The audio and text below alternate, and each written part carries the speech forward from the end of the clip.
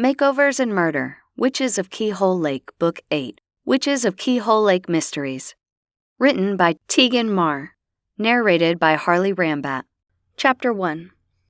I hopped around a puddle of slush and yelped when I landed on a patch of ice. Windmilling my arms as I scrambled to regain my footing, I let a few words fly that would have made my Aunt Addie's head explode. I was officially sick of winter. Even though the weather didn't get too brutal in southern Georgia, the mud and freezing rain made me crazy. I was a warm weather girl, and the whole winter thing, layers of clothes, wind so cold it hurt to breathe, and dealing with the slick roads and sidewalks, was not my cup of tea. The weather had been alternating between snow and freezing rain all week, and I was ready for a break. The thought had no sooner crossed my mind than a gust of damp, icy air slapped me in the face, slithering its way down my neck and into my coat. Shivering, I pulled open the door to the clip and curl, anxious to get out of the cold and into the toasty interior of the beauty parlor. "Shut the door!" Coralee, the owner, exclaimed when the wind swept it out of my hands. "It's freezing out there." "I'm trying," I said, pulling it closed. "Stupid wind caught it." I wiped my feet on the mat, then stepped onto the gleaming tile and started peeling off layers. "Man, am I ready for spring," I said, hanging my coat and scarf. "You and me both," she replied, spraying a hefty dose of Aquanet in a cloud around the woman sitting in her chair. "That's why I decided a pre-spring makeover special was in order. A little sprucing up warms the soul." Belle, the resident ghost and former owner of the shop, nodded, her shimmery beehive wobbling a little as she did. "Something needs warming up, that's for sure. I can't even feel the weather anymore, and I'm tired of it. Everything's all gray and dreary." Since Coralee just gave a little nod, I assumed her current client couldn't see or hear Belle. Most people couldn't, and considering Belle's next comment, that was probably a good thing. "That color looks like crap on her. Honestly, Coralee, I don't know why you let her talk you into doing it." The robust spirit curled her nose. "It makes her look pale and old, and I hope she doesn't tell anybody you did it." I had to agree with her, though I did it in silence. The woman in the chair was probably 50 with a reddish complexion, and the black hair color did nothing for her. Coralee pinched her lips together and sighed, then gave the woman her hand mirror and spun her around. "Oh my goodness!" the woman exclaimed with glee, moving the mirror around so she can see her hair from all angles. "You outdid yourself. Coralee, I'm going to be the talk of the night at the book club this evening." Belle snorted. "She's not wrong about that, though I doubt it'll be for the reason she thinks. If your luck holds, she'll keep her yap shut, and they'll all think she went to that shop in the discount store instead of here." The girl squashed that dream almost as soon as Belle uttered it. Preening, she said, "You can be sure I'll tell everybody who's responsible and send them your way." I cringed and Belle threw her hands in the air. "There goes that then. The best thing you can do is tell people she held you at gunpoint." How Coralee managed to keep quiet all day and pretend her opinionated predecessor wasn't there was beyond me, but somehow she managed to tune her out without missing a beat. I couldn't have done it. "I'm glad you like it, Betty, and you don't have to tell anybody. Just let 'em think it's your natural color." Coralee gave her a wink that implied Betty's secret was safe with her. I had no doubt she meant it. Smart of her to appeal to the woman's ego. I smiled as Elise popped out from the back, her trademark smile lighting her face. She did nails full time and filled the gaps when Coralee was too busy to keep up with the hair end of things. "Hey, Noelle, how are you today?" She always seemed to lighten the air around her, infusing it with a little bit of her sparkle. "I'm good, Elise. How about you?" "I'm doing okay," she said, smoothing a fresh towel over her manicure table. "I'd be doing better if the weather would clear, but what can you do? Come over here and let's get you started." The door behind me whooshed open, and two brunettes pushed into the shop, one statuesque and the other shorter with a little extra padding. Both were dressed to the nines, though they were a couple of decades behind in style. I didn't pay much attention to them because my back was to the door and I was chatting with Elise. After several minutes, though, I realized there was trouble in turn 2 when the woman's catty remarks caught my ear. I stopped what I was saying and turned toward them. The woman was smirking beneath the cape as she looked at Coralee in the mirror. "I'm just saying, it's a good thing I went away to college. Otherwise, you and Buddy wouldn't be a thing, and I'd probably be married to him right now.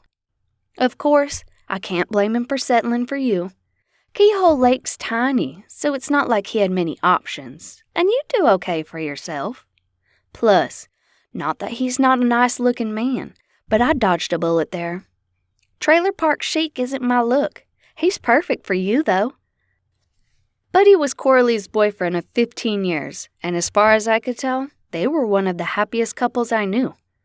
My breath caught as I waited for the hammer to fall. No way was Coralee gonna let that slide. "Get out," Coralee growled after a few seconds. I was glad to see she'd stepped back. At least she was giving the woman a chance to leave in one piece. "You can't throw me out," the woman exclaimed. "My hair's only half cut." "Tough," Coralee barked. Her eyes narrowed as she pointed toward the door with her scissors. "No charge. Trust me, Loretta. If you insist I finish, I'll shave you bald. And you better believe if I run into you again, I'll skip the scissors and rip it out by the roots." I'd seen Coralee mad a time or two, but this time was different. She was loyal to a fault, and talking badly about somebody she cared about, let alone the man she loved, would put you on her bad side faster than you could say Jack Robinson. She was shaking, and her cheeks were the color of the cherry pie I'd made the night before. I was afraid she was going to bust a vessel, but I wasn't sure if it'd be her own or Loretta's. Belle hovered over her. "Calm down, Coralee. She's not worth it. And you're better than this. Don't let her get to you." Belle furrowed her brow. "What's wrong with her anyway, coming in here out of the blue and stirring the pot that way?" Loretta took her time getting out of the chair, and I pulled my hand out of the bowl of lavender water and dried it on my jeans, afraid I was going to have to hold Coralee back. It's a good thing I did. As Loretta sauntered toward the door, she glanced over her shoulder with a cat that ate the canary expression. "Better be careful with that temper, Coralee. It's not a good look on you. If I remember, Buddy likes a nice laid-back woman." Coralee curled her lip. "I've heard your best position is laid back." I laid my hand on her arm. If Loretta kept it up, she was going to find herself on the wrong side of a wrecking ball. Loretta turned, smirking. After a second, she dropped a 10 on the counter, then looked around at the pink walls and 80s-era fashion posters. "Put that towards some modern artwork or something. Come on, Priscilla. There's a spa on the outskirts of town where I can get a good cut." The place she was referring to offered free wine, and we always figured it was so the clients wouldn't balk at paying their exorbitant prices. Coralee ground her teeth together but didn't say anything. She did point at the door, though, and I figured if Loretta had any sort of survival instinct at all, she'd make a hasty use of the exit while she could. 2 steps from the door, Loretta slipped on something, a wet spot, I suppose, and fell with a resounding thud onto the tile. Her friend rushed forward and tried to help her up, but she pushed her hands away. "Stop, Priscilla. I don't think I can move." Loretta lay still for a moment, then put her hand to the back of her head, moving nothing but her eyes. Her friend squatted down beside her, anxious. "Lor, are you okay?" I stepped away from Coralee. I figured with the object of her wrath sprawled on the floor, the danger of her losing her cool and putting the boot to Loretta was past. She took a couple steps toward her, then scowled. "Get up, you big cow." I can't," Loretta whined. "My neck and my back hurt." I rolled my eyes, unable to believe what I was seeing, even though it was right in front of me. "Seems to me it'd be your backside that was hurting if anything," Coralee said, glowering down at her. "It's not like you don't have plenty of padding. Now seriously, get up and get out. You're blocking the doorway. Here, Loretta, let me help you up, Priscilla said, taking her hand while she shot dirty looks at Coralee. Steady now, just take it slow. Loretta let her help her, but made a big show of groaning as she climbed to her feet. When she turned toward Coralee, the malicious glint in her eye was unmistakable. I hope you have good insurance, Coralee. Why, leaving the floor wet like that is just plain negligent. She looked around the shop, then back at Coralee, her lip curled. I wouldn't bother putting that 10 toward decorations. You're going to need it for your lawyer. With that, she hobbled out the front door, mumbling something to Priscilla about going to the hospital. Once she was gone, Coralee pulled in a deep breath and slowly let it out. Poor Elise was still sitting behind the manicure table, her eyes round as an owl's, and Belle was hovering by the window, probably making sure Loretta was gone for good. Coralee reached for her coffee cup, her hand shaking. Should you call the cops or something? I asked, not sure what the protocol was for something like that. Coralee flapped her hand. Nah, she's a windbag. She's not going to sue me. Okay then, I said, doubtful. If you say so. But what was that all about? I wondered what on earth could have upset her like that. She was usually a water off a duck's back type of person. That was Loretta Higgins, the girl who dated Buddy before me, way back in high school, she said, taking a sip then smoothing her clothes. She's been gone for the last couple decades because she married some fancy-pants lawyer and moved to Atlanta. I have no idea what she's doing back here. Belle humphed. No good, that's what she's doing. That girl's trouble with a capital T. Always has been. Are you sure she wasn't serious about suing you? I asked. Coralee didn't seem nearly as upset about that as maybe she should have. Coralee shrugged. I have insurance. It's not like she lost an eye or broke a leg. You shouldn't have even let her in, Belle said, scowling. I know, Coralee said, sighing. But the last thing I expected was for her to drag up high school crap. I should have known, though. She always was catty. So she's your Olivia? I asked. Olivia Anderson was a bully and had been my enemy since kindergarten. Whenever we ran into each other, it was pretty standard for it to devolve into snide comments, catty insults, and even some hair-pulling or punch or two. Coralee shook her head and furrowed her brow in thought. No, not to that extent. I mean, we didn't get along, but we never had any serious run-ins like you two do. A few name-calling episodes, maybe. Well, it sounds like she's got some serious sour grapes, for whatever reason, Belle said, floating away from the window and back toward us. That's usually at the root of that kind of behavior. Maybe so, Coralee said, rubbing a hand over her face. But if she had to sink her teeth into somebody's behind, she would have done better to pick somebody who wouldn't knock 'em out for her. As Elise motioned me back to the table, I couldn't help but hope the woman had learned her lesson and steered clear of Coralee, because there was no way my friend would let her off the hook twice. Chapter 2. Elise had just pulled my hand from under the dryer when Leanne texted me and asked if I could help her out for an hour or so. Angel, the girl who worked for her, had the flu, and Brew for You, the coffee shop Leanne owned, was slammed. I started to drive because the weather was crummy, but if she was busy, there was no way I'd find parking. Since Brew was only a block and a half up the street, I decided to hoof it. When I walked in the door, it was all I could do to push my way through people to get to the front desk. What's going on here? I asked Ray as I rushed to pull my apron from the peg behind the counter and tie it on. No clue, she said. We were having a typical weekday when the place just filled up. The masses were getting restless, so I didn't waste any more time. I jumped to the espresso machine and started making the drinks as she called them out to me. I'd worked there since day one, so I knew the menu by heart, even when somebody wanted one of her special blends. As an accomplished earth witch, she combined herbs and spices that could do almost anything. My favorite one, Loca Mocha, would give you energy for hours without the lag after it that came with most energy drinks. Within 20 minutes, we had the front cleared and people were happily filling the tables, sipping tea or coffee and munching on my pastries. "Looks like you're going to have to do some baking tonight," Rayanne said, motioning to the decimated pastry case. "They cleaned us out." "Wow," I said, wiping down the espresso machine. "I just filled that up yesterday afternoon." "I know," she replied, "but at least they didn't go to waste." I didn't want to mention what happened at Coralee's within earshot of others, so I held off until the place cleared out half an hour later.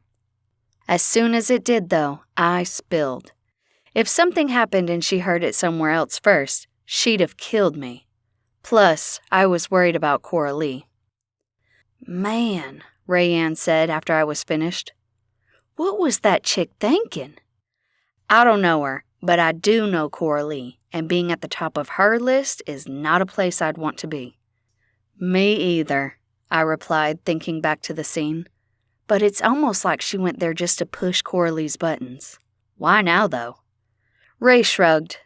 "You never know what motivates people, especially people like that." "I guess you're right," I said, shaking my head.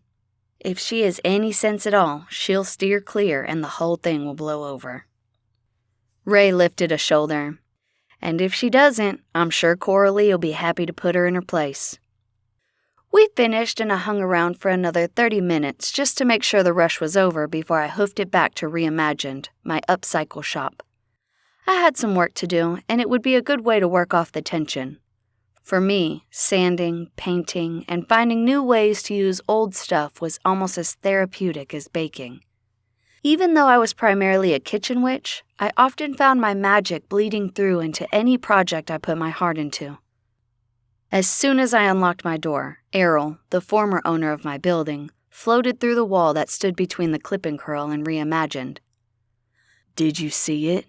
he asked, hovering along beside me as I went behind the counter and stashed my purse under it. "Coralee's tail all twisted."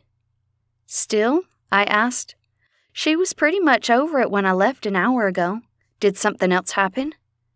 "No, but she's been perseverating a little. Belle's trying to distract her by finding stuff that needs doing." I could understand that. I was the same as she was. It took a lot to rile me, but once I was mad, I needed some time to get over it. "She'll be right as rain by the end of the day," I said. "All she needs is some space and a little time to cool off." Errol chewed his lip and shimmered a little, something he did when he was upset or worried. "I sure hope so." "Is there something you'd like to watch on TV?" I asked. "I'm gonna go in the back and work." "Yeah," he said, smiling as he turned his attention to his favorite thing on the planet. "There's a mystery marathon on Hallmark Mysteries. I love those." I switched it to the channel he wanted, then left him to it so I could get some work done. When we'd found his murderer, we'd also found most of his stuff, and the big screen TV was the one thing he'd asked to keep. I'd mounted it for him so he could watch it whenever he wanted, but he had to wait for somebody with corporeal fingers to change the channel for him. Luckily, between me and Coralee, that wasn't usually an issue. The previous weekend, I'd picked up an antique armoire at an estate sale. One of the doors had been missing, but it had great bones. The legs were scrolled. It had beautiful trim work, and it was solid oak. They'd put it in the trash heap because of the door, so I picked it up for a song. I figured it could turn into a knick-knack case or bookshelf. I grabbed a screwdriver and went to work removing the one surviving door, then cleaned all the dust and cobwebs off it. Before I knew it, I'd settled into my rhythm and the world around me disappeared. When Hunter's notification tone sounded from my phone, I was surprised to see it was after 5. My hands were covered in a fine layer of dust, so I wiped them on my jeans before sliding my finger across the screen. He wanted to go to dinner.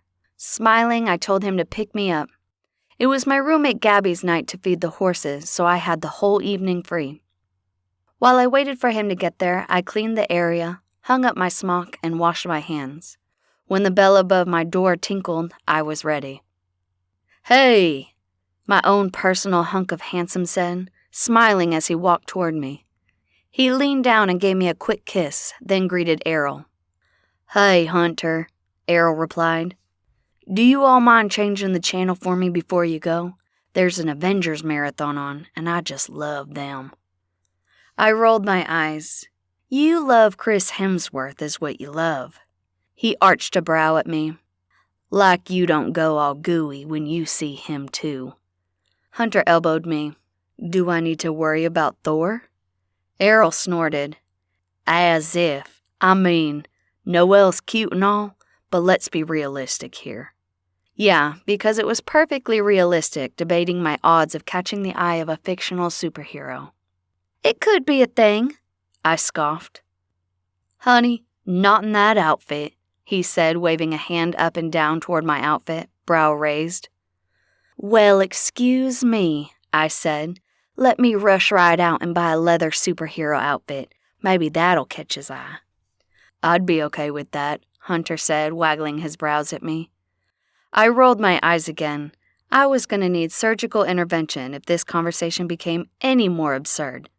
"I'm sure you would, babe. Maybe for Valentine's Day." He laughed and picked up the remote, switching it to the channel Errol asked for.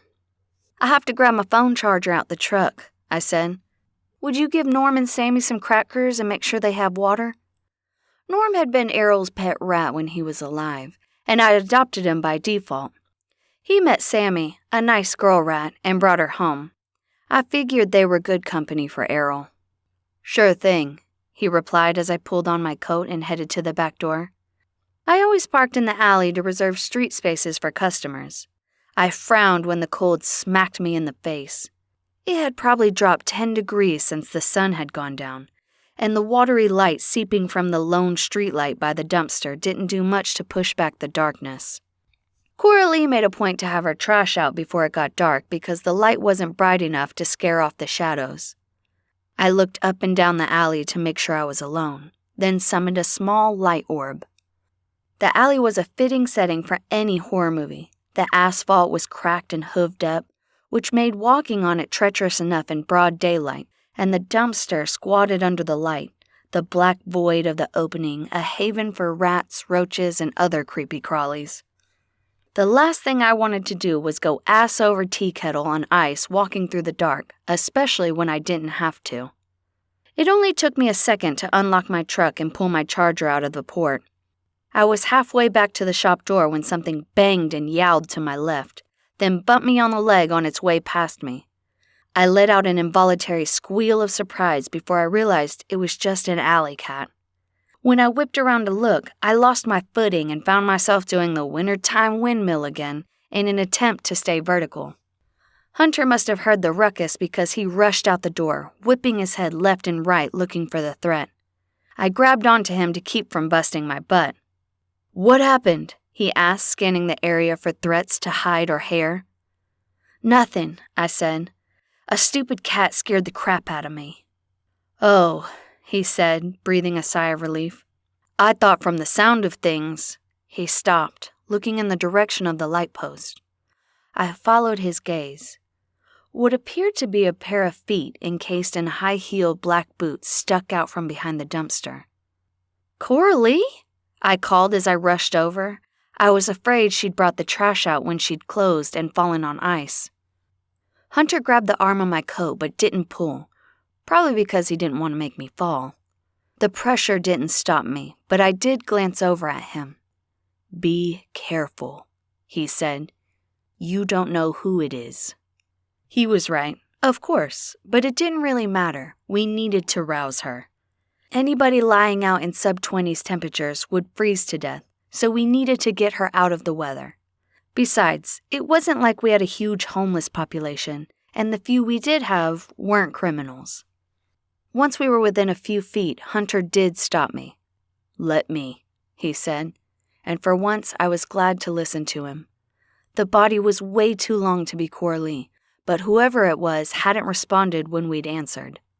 I was happy to leave it to law enforcement at that point. "Ma'am?" he called, bending over her. She didn't respond, and it was so dark I wasn't going to let him reach in there blind. I summoned another light orb and sucked in a breath when it glinted off something silver sticking out of her back, reflecting the red of her wool coat and a pair of scissors. Though the light was poor, the coat and boots were distinctive. I'd seen them earlier, at Coralee's. Unless I was wrong, I knew exactly who that was, and I closed my eyes, afraid my friend was in some serious hot water. Chapter 3. Hunter's face drained of color, and he pinched his lips together. "You know her?" he asked as he reached down to check for a pulse. "Yeah," I said, unable to tear my eyes off the body in front of me. I moved my hand a little and directed the ball closer to the woman's head. Luckily, or not, she was on her stomach with her face turned our direction, so when the light moved over her, it only took me 2 seconds to confirm my worst fear when I saw the pale face and sightless eyes staring up at me. I cringed and looked away. Well, I don't know her. I just know who she is, sort of. Her name's Loretta something. She was in Coralee's at the same time I was today. I left it at that for the moment, not wanting to throw Coralee under the bus until I'd had a little more time to process. Hunter nodded, then reached for his phone. While he made the necessary calls, I went back to stand by the door of my shop. The last thing I wanted to do was stand outside with a dead body, but I wasn't going to leave him back there alone either. Apparently, we had a killer on the loose. Since we were right by the courthouse, it didn't take long for more cops to show up. As soon as they did, I went back inside. When the door clicked shut behind me, I leaned against it, shaking. Somewhere in the back of my brain, I realized shock was probably setting in, but there wasn't much I could do about it. Errol took one look at me, then swooped through the back wall, probably to check on Hunter. A minute or two later, he drifted back through, concern etched on his face. "Honey, you need to come in here and sit down." I followed him, the shock starting to wear off as the warmth of the shop chased away the chill. "Please tell me that isn't the woman who sent Coralee over the edge today," he said after I'd come around a little. I pulled in a deep breath and blew it out through my cheeks. "I'd love nothing better, but I'd be lying. It's her." Errol began to pace back and forth midair. "Does Hunter know about the argument yet?" I shook my head. "Not yet, but I have to tell him." I looked up at the man who'd become one of my closest friends. "Yes," he said. "You definitely do. Stick to the facts, though. Leave out the emotion. He knows Coralee. He doesn't need anything else to fill in the blanks." I pulled out my phone and called Leanne. This wasn't exactly something you texted. When I gave her the rundown, she insisted on coming right away. "You don't have to do that," I said. "I'm sure they're almost finished up, so we'll be at the farm. Or at least I will be. I'm sure Hunter will have to do all the paperwork and whatnot." She agreed to meet me there in half an hour, and we hung up. I chewed on my lip as I stared at my phone, debating the dilemma of whether or not I should call Coralee. I decided I should. She was my friend. The least I could do was give her a heads up. "Hey, Coralee," I said when she answered. "Listen, I'm not quite sure how to say this other than just to come out with it." The radio was playing in the background, so I assumed she was driving. "Maybe you should pull over." "Why?" she asked, her voice suddenly full of worry. "Are you okay? Did something happen to you or Leanne or Shelby? Who's hurt?" "No, everybody's fine," I replied, then realized that was a lie. Loretta was definitely not fine. "Then I'm all right," she replied. "What's up?" I took a deep breath and dived in head first. "Hunter and I just found Loretta out back in the alley behind your shop. Somebody up and stabbed her in the back with a pair of hair scissors." She was so quiet for a minute that I checked to make sure the call hadn't dropped. "Coralee?" I asked, worried. "I'm here," she answered. I don't know what to say. I'm not sorry she's dead. I reckon by I'm sure sorry they found her behind my place like that." "Yeah," I said, my tone dull. "Me too." "Sugar?" she said in a soothing tone. "Are you all right?"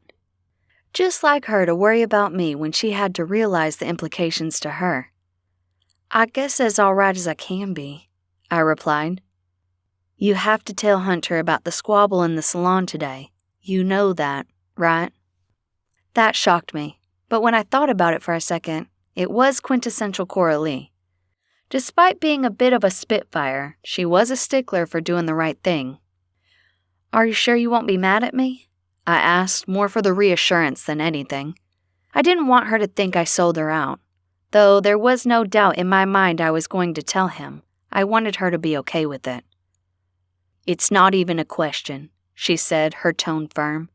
He's gonna find out anyway, so it may as well be from you. I got nothing to hide. She said it with conviction, but I knew she had to be scared. After all, that very afternoon, she'd threatened the chick that was currently lying dead in the alley behind her shop. Okay then. I pushed my hair back from my face and put a hand on my forehead. If you want, you can come to the farm. Ray's meeting me there. Nah, that's all right, sugar. Thanks for the offer, but I'm almost home and Buddy's waiting for me. I'll be just fine. Okay, if you change your mind, you know where we're at. I do, sweetie. Now go help your man find who did this before my own hot-headedness bites me in the ass. As far as I was concerned, that was the least I could do. Chapter 4. Ray and Shelby were waiting for me when I got home. Ray handed me a glass of wine. I thought you could use this, she said. You ain't kidding, I said, taking a gulp. If it weren't for the colossal hangover, I'd go straight to the scotch. Max, who had been snoozing on his bed by the fireplace, clopped in, ears splayed flat and furry brows drawn down. I hope you're not referring to my Glenlivet, he said. I won that fair and square beating Errol at chess, and it's mine. I raised my brows and looked at him. Really? And who pours it for you and pays the bill so you have a nice warm place to drink it? Your point? He asked. I pulled in a deep breath, exhausted and unwilling to engage him, especially since I had zero intention of touching his scotch. I did needle him a little, though. Fine, you win, I said, waving my hand and adding a touch of defeat to my tone. I'll leave your booze alone.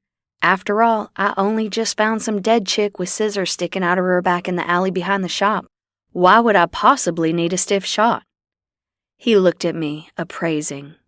Did you really find a dead body? Or are you just saying that to gain my pity, and thus access to my Glenlivet? I shook my head and looked at the ceiling. You got me. I'm making it all up just to get to your stash. I scowled at him. Of course I found a dead body, and it was awful, in more ways than one. Apparently, Shelby hadn't already heard about it. You're serious? She said, sitting up straighter in her chair. You really found a dead body? She did, Ray answered for me as I downed the rest of my wine and poured another. And it was a woman Coralee argued with earlier today.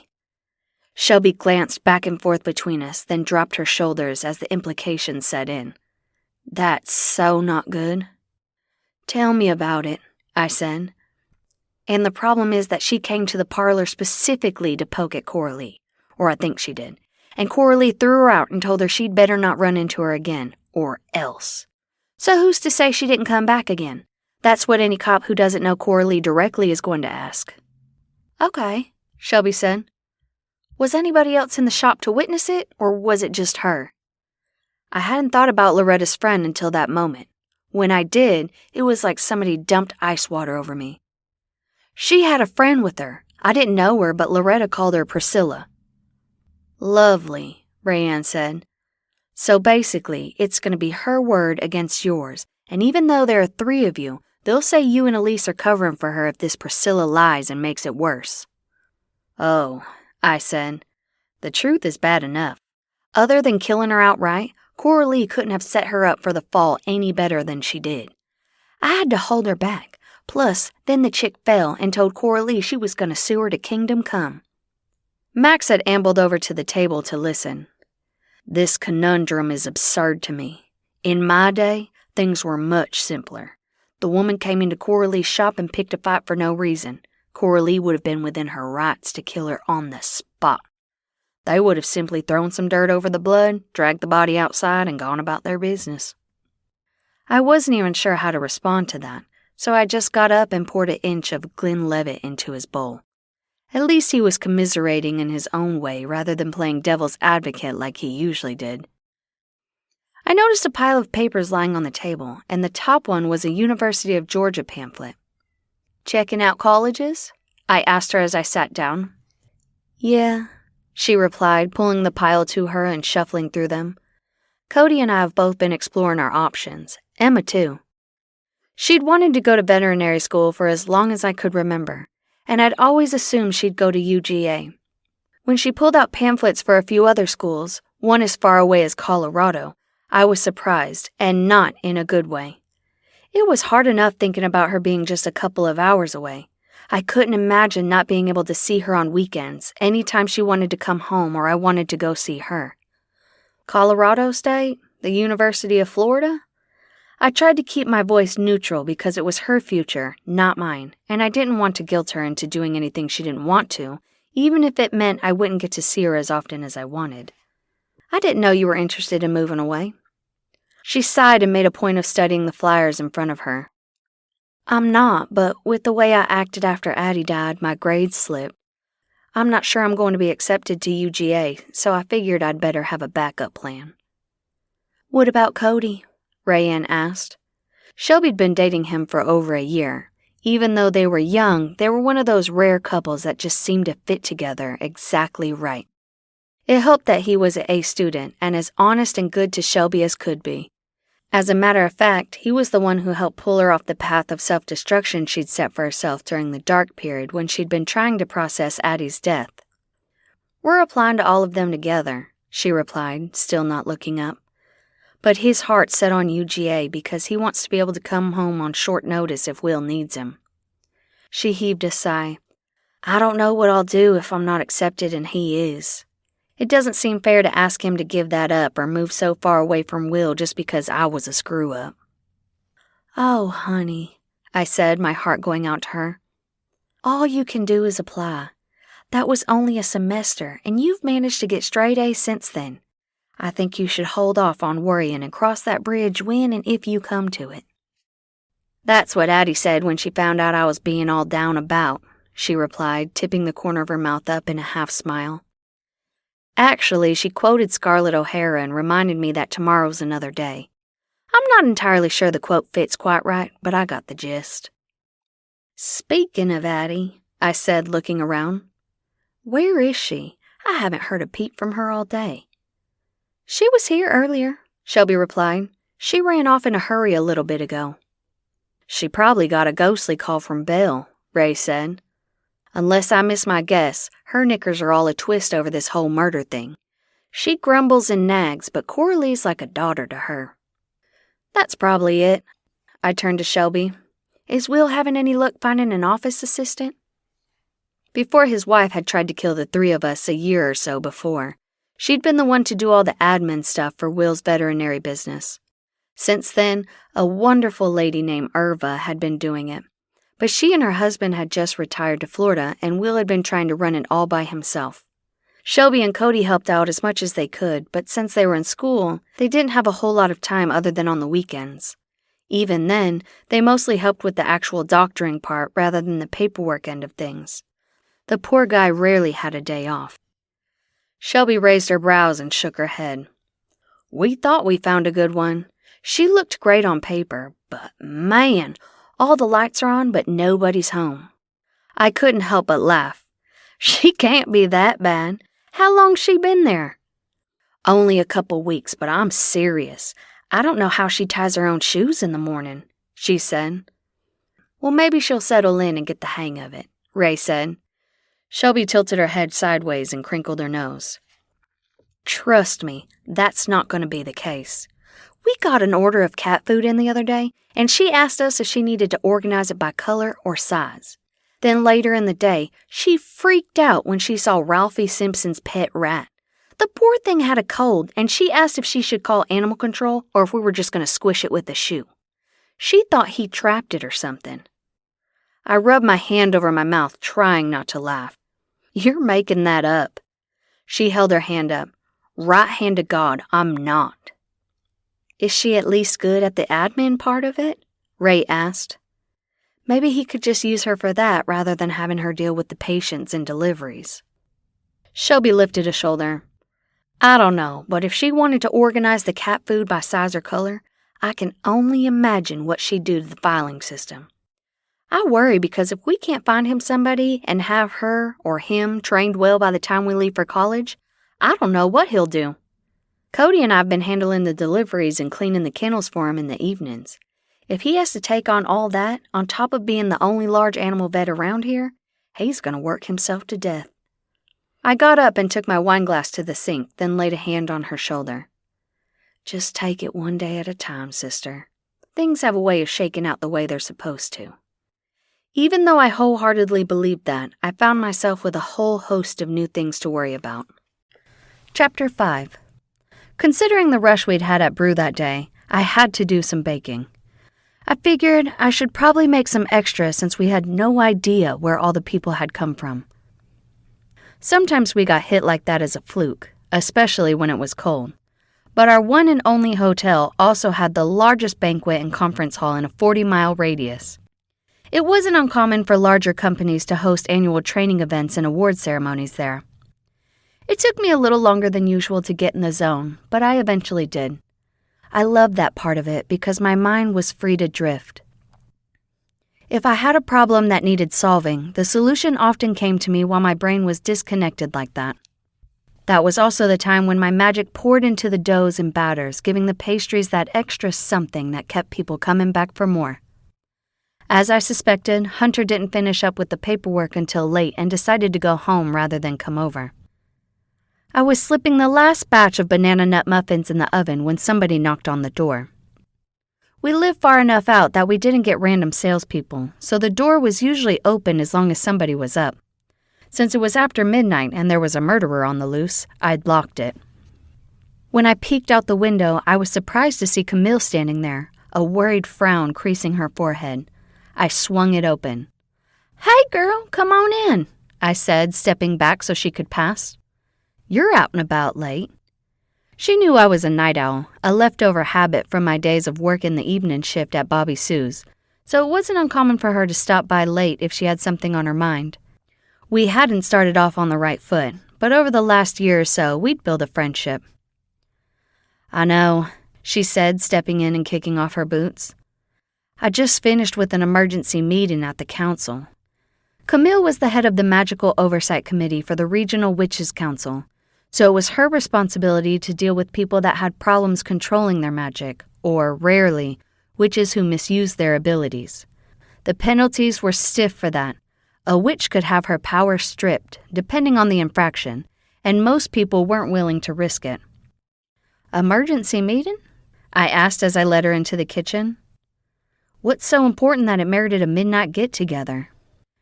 "We've had more grimoires stolen," Camille said, taking a seat at the table and massaging her temples. "And more witches, powerful ones, killed in the process. Some of them helped your aunts and mom squash the rebellion.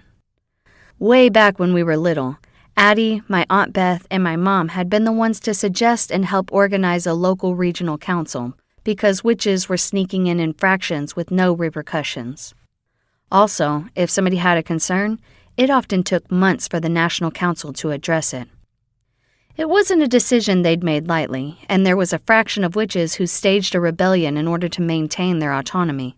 And, you guessed it, they were the ones slipping in the no-nos under the radar. The Flynn witches, along with a handful of other local good witches, took them down but not before they damaged Aunt Beth's magic and inadvertently blocked Shelby's, who was in the line of fire when they cast the spell at Beth. "Do you think it's somebody left over from then?" I asked. She shook her head. "No, it can't be. We tracked all of them down, and they've all died since then. There's not a single one of them left, and none of them had kids to pass the crazy gene to." That figured, because nothing was ever that easy. "So then who?" I asked. "No clue," she replied. "We don't even have anybody on the books who we think may do something like that." I handed her a glass of wine and a strawberry turnover. her personal favorite since she joined the dark side and expanded her diet beyond salads and quinoa. "What are you going to do?" "I have to go to Atlanta and investigate," she said around a bite of pastry. "I don't want to leave this to somebody else, especially considering we're not sure who's involved. I hate to think it could be anyone on the council, but it's not worth the risk." "Oh, when do you have to leave?" "As soon as I leave here," she replied. "Emma's staying the night with Becky tonight, but I was wondering if she could stay here while I'm gone." Emma was her daughter, and she and Becky were Shelby's two best friends.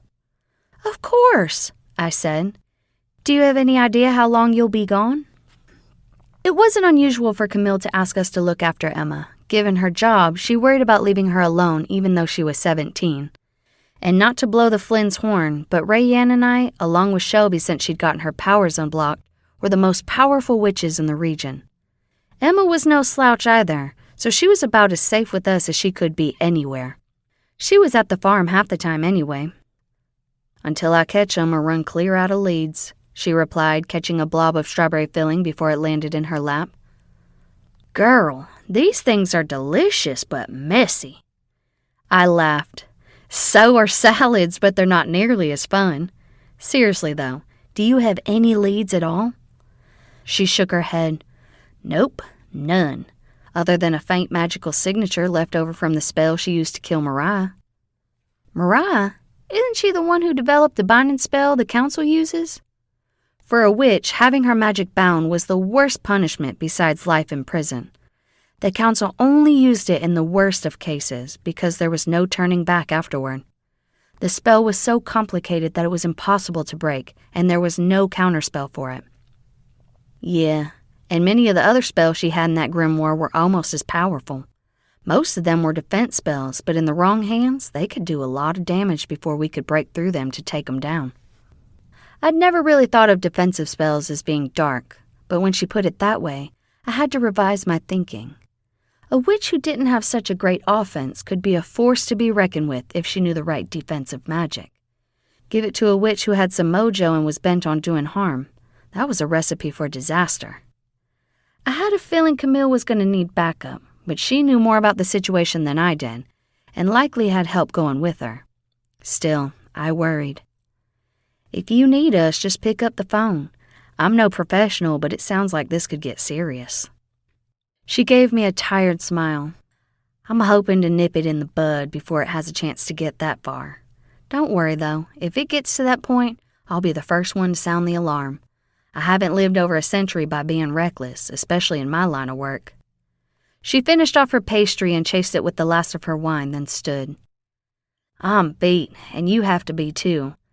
I'm going home to get some rest so I can get an early start in the morning. Call if you need anything." She paused and her face was troubled. "But if you do, please mask your number. I don't want them to know where Emma is." I gave her a hug. "Don't worry about us. We'll make sure she's not left alone, and woe be to anybody who tries to harm a hair on her head. I promise." After she left, I pulled the muffins out of the oven, then swished a hand to set the dish rag and broom in motion. I was too tired to clean, and I needed to come up with a plan just in case things went south. Chapter 6. Since Leanne was clear out of pastries rather than just low, that meant I had to be at Brew by 6 the next morning so she'd have them when she opened. It was supposed to be my morning to feed the horses, but when Gabby had gotten home the night before, we traded. I was grateful. Just a few months before, I'd have been up at 5 because there wouldn't have been anybody to trade with. We'd gone to high school together but had lost touch over the years. When she moved back to town, she decided to board her horse, Mayhem, at the farm. Her ex-boyfriend ended up face down in a pile of horse manure in Mayhem's stall shortly after, which is a story in its own right. But the result was that Gabby moved into one of our spare bedrooms and traded most of her rent and board out by helping Shelby and me with the horses. As far as I was concerned, it was a good trade, especially on mornings like this. Before I left, I scrawled a note on an envelope and stuck it to the chocolate syrup, where Shelby was sure to find it when she made her morning chocolate milk. I needed to let her know that Emma was coming if she hadn't already talked to her at that point, and to tell her they needed to stick together. If I'd learned anything over the past year, it was that it paid to be cautious and that there was safety in numbers. We'd weathered more than one attack, either magical or mundane, and each time we'd come out on top because we stuck together. Of course, it would be even better not to wander into the sights of crazy people to begin with, but c'est la vie. I trudged through the door of Brew at 20 to 6, just in time to have a cup of coffee and something to eat before we met the masses. Early mornings were hit or miss, but there was always a handful of regulars that showed up every morning at 6 on the dot. Ray was one of those horrible morning people who hit the floor with a smile and a spring in her step. I was not. She took the pastries from me and motioned toward a cup of coffee sitting on the counter without saying a word. Loca mocha, triple shot, extra whip, she said, my favorite. You're a peach, I told her, grasping the cup of gold. I swooshed my hand and opened the pastry case for her. After pulling out a couple of blueberry muffins, she muttered a few words and the pastries began floating from the box, lining themselves up in neat rows in the case. Once she set them in motion, she grabbed the muffins and her cup off the counter and joined me. Camille came to see me last night, I said after taking a few sips of my coffee. Ray pulled some of the sugary top off her muffin and plunked it into her mouth. What for? I explained the reason for Camille's visit, and Ray looked thoughtful. And she has no idea who's behind it or why they're doing it. Nope, I replied, tearing into my own breakfast. All she has is the magical signature, but if she doesn't have anybody to match it to, it's worthless. Ray waved a hand. It's probably one of those backwoods feuds. You know they crop up every few decades. I haven't heard so much as a whisper of discontent at any of the gatherings, or from anybody Mom sells herbs to. Despite her damaged magic, which Addie suspected may be mostly physiological, Aunt Beth was a whiz in the garden and one of the most knowledgeable, talented earth witches in the region, maybe in the country. She sold potions, herbs, and blends to all sorts of people, both witches and regular folks alike. She had a lot of connections, and if she hadn't heard anything, then there either wasn't anything to hear, or whoever was plotting was doing a bang-up job of keeping it under wraps. I fervently hoped it was the former. Back to our biggest problem, though, Ray said. What about the murder last night? Did Hunter find anything? Nothing good, I replied, chasing down a bite of muffin. There wasn't anything that screamed out our murderer's name. He's waiting to hear back from the lab, I guess. Ray was quiet a few seconds, then cast an eye at the clock. We still had 10 minutes. What about Coralee? I shrugged. She doesn't have an alibi because she sent Elise home early, and Belle was doing something with Addie. Not that Belle could have cleared her anyway. At this point, I'm hoping the coroner or the lab finds something that sends them looking in another direction. They don't have anything on Coralee other than the fight. Well, that and the fact that the woman was stabbed right behind the clipping curl with a pair of hair scissors, she said. Yeah, that doesn't exactly help her case, I agreed. But it doesn't convict her either. Ray wadded up her napkin and finished her coffee. You know what we need to do? What? My brain still wasn't firing on all cylinders, but I was getting there. We need to find somebody who has it out for Coralee, she said. And we need to find out more about this Loretta woman. Do you even know her? Nope, I replied, getting up to make myself another coffee before we unlocked the doors. I've never seen her in my life. Me neither, Ray said, tapping her cup in thought. We need to find out what we can about her. You know as well as I do, people aren't going to be willing to dish with Hunter. Facts, yes. Good gossip? No. And I have a feeling this is going to take a little more than cold hard facts if we're going to clear Coralee. She had a point. Human behavior was tricky. If I'd learned anything about murder, it was that you couldn't rule anybody out just because they didn't seem like the killing kind. There was no such thing as the face of a murderer because when it came down to brass tacks, everybody had a breaking point, and Loretta had pushed somebody beyond theirs. That's who we needed to find. Chapter 7. Ray's second employee, a witch named Lavana, came in at 7, so I was able to leave it to them. She'd been working there long enough that I was confident that no matter how busy they got, the two of them could handle it. Just in case, I told Rayanne to call if she needed me. The weather had turned crappy again. The wind was blowing and it was spitting freezing rain. I pulled my beanie down to cover my ears and huddled into my coat, then made a run for it to my truck. I usually just drove up the alley and parked behind my shop, but something about seeing the spot where the woman had been stabbed gave me the willies. Instead, I cut out onto Main Street and pulled right in front of the store. I figured with the weather the way it was, I wasn't likely to get any browsers, and I didn't have any appointments scheduled, so it wasn't like I was losing any business by taking up the space. I'd expected Coralee to be closed, but her neon light was on, and the place was lit up like a Christmas tree. I decided to poke my head in to see how she was doing. "Hi, girl," I said, grateful for the warm blast of air when I stepped through the door. "You're open early. How are you doing?"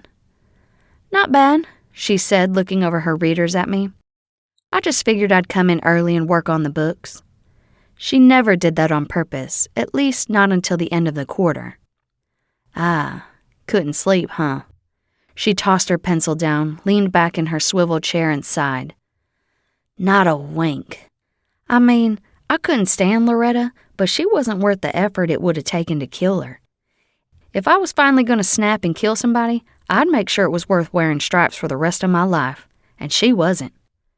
I pulled up another chair and sat down beside her. "Do you have any idea who may have thought it was worth the effort? Either to see her dead or to set you up?"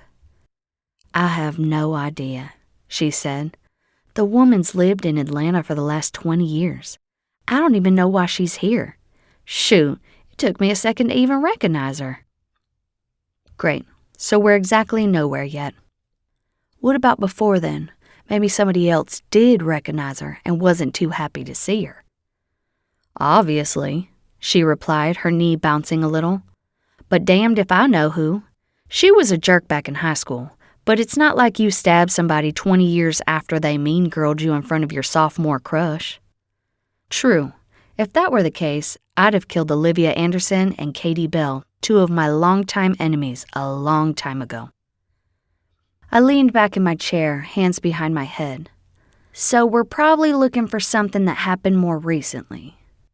"I'd think so, but then again, I'd have never thought she'd turn up dead to begin with." Something occurred to me that may help us narrow it down. "Were they your scissors?" She shook her head. "Nope, that's the first thing I checked, just to make sure my fingerprints weren't going to turn up on them." "What about Elise's?" "Nope, not hers either. I just went through hers and they're all there." She looked me in the eye.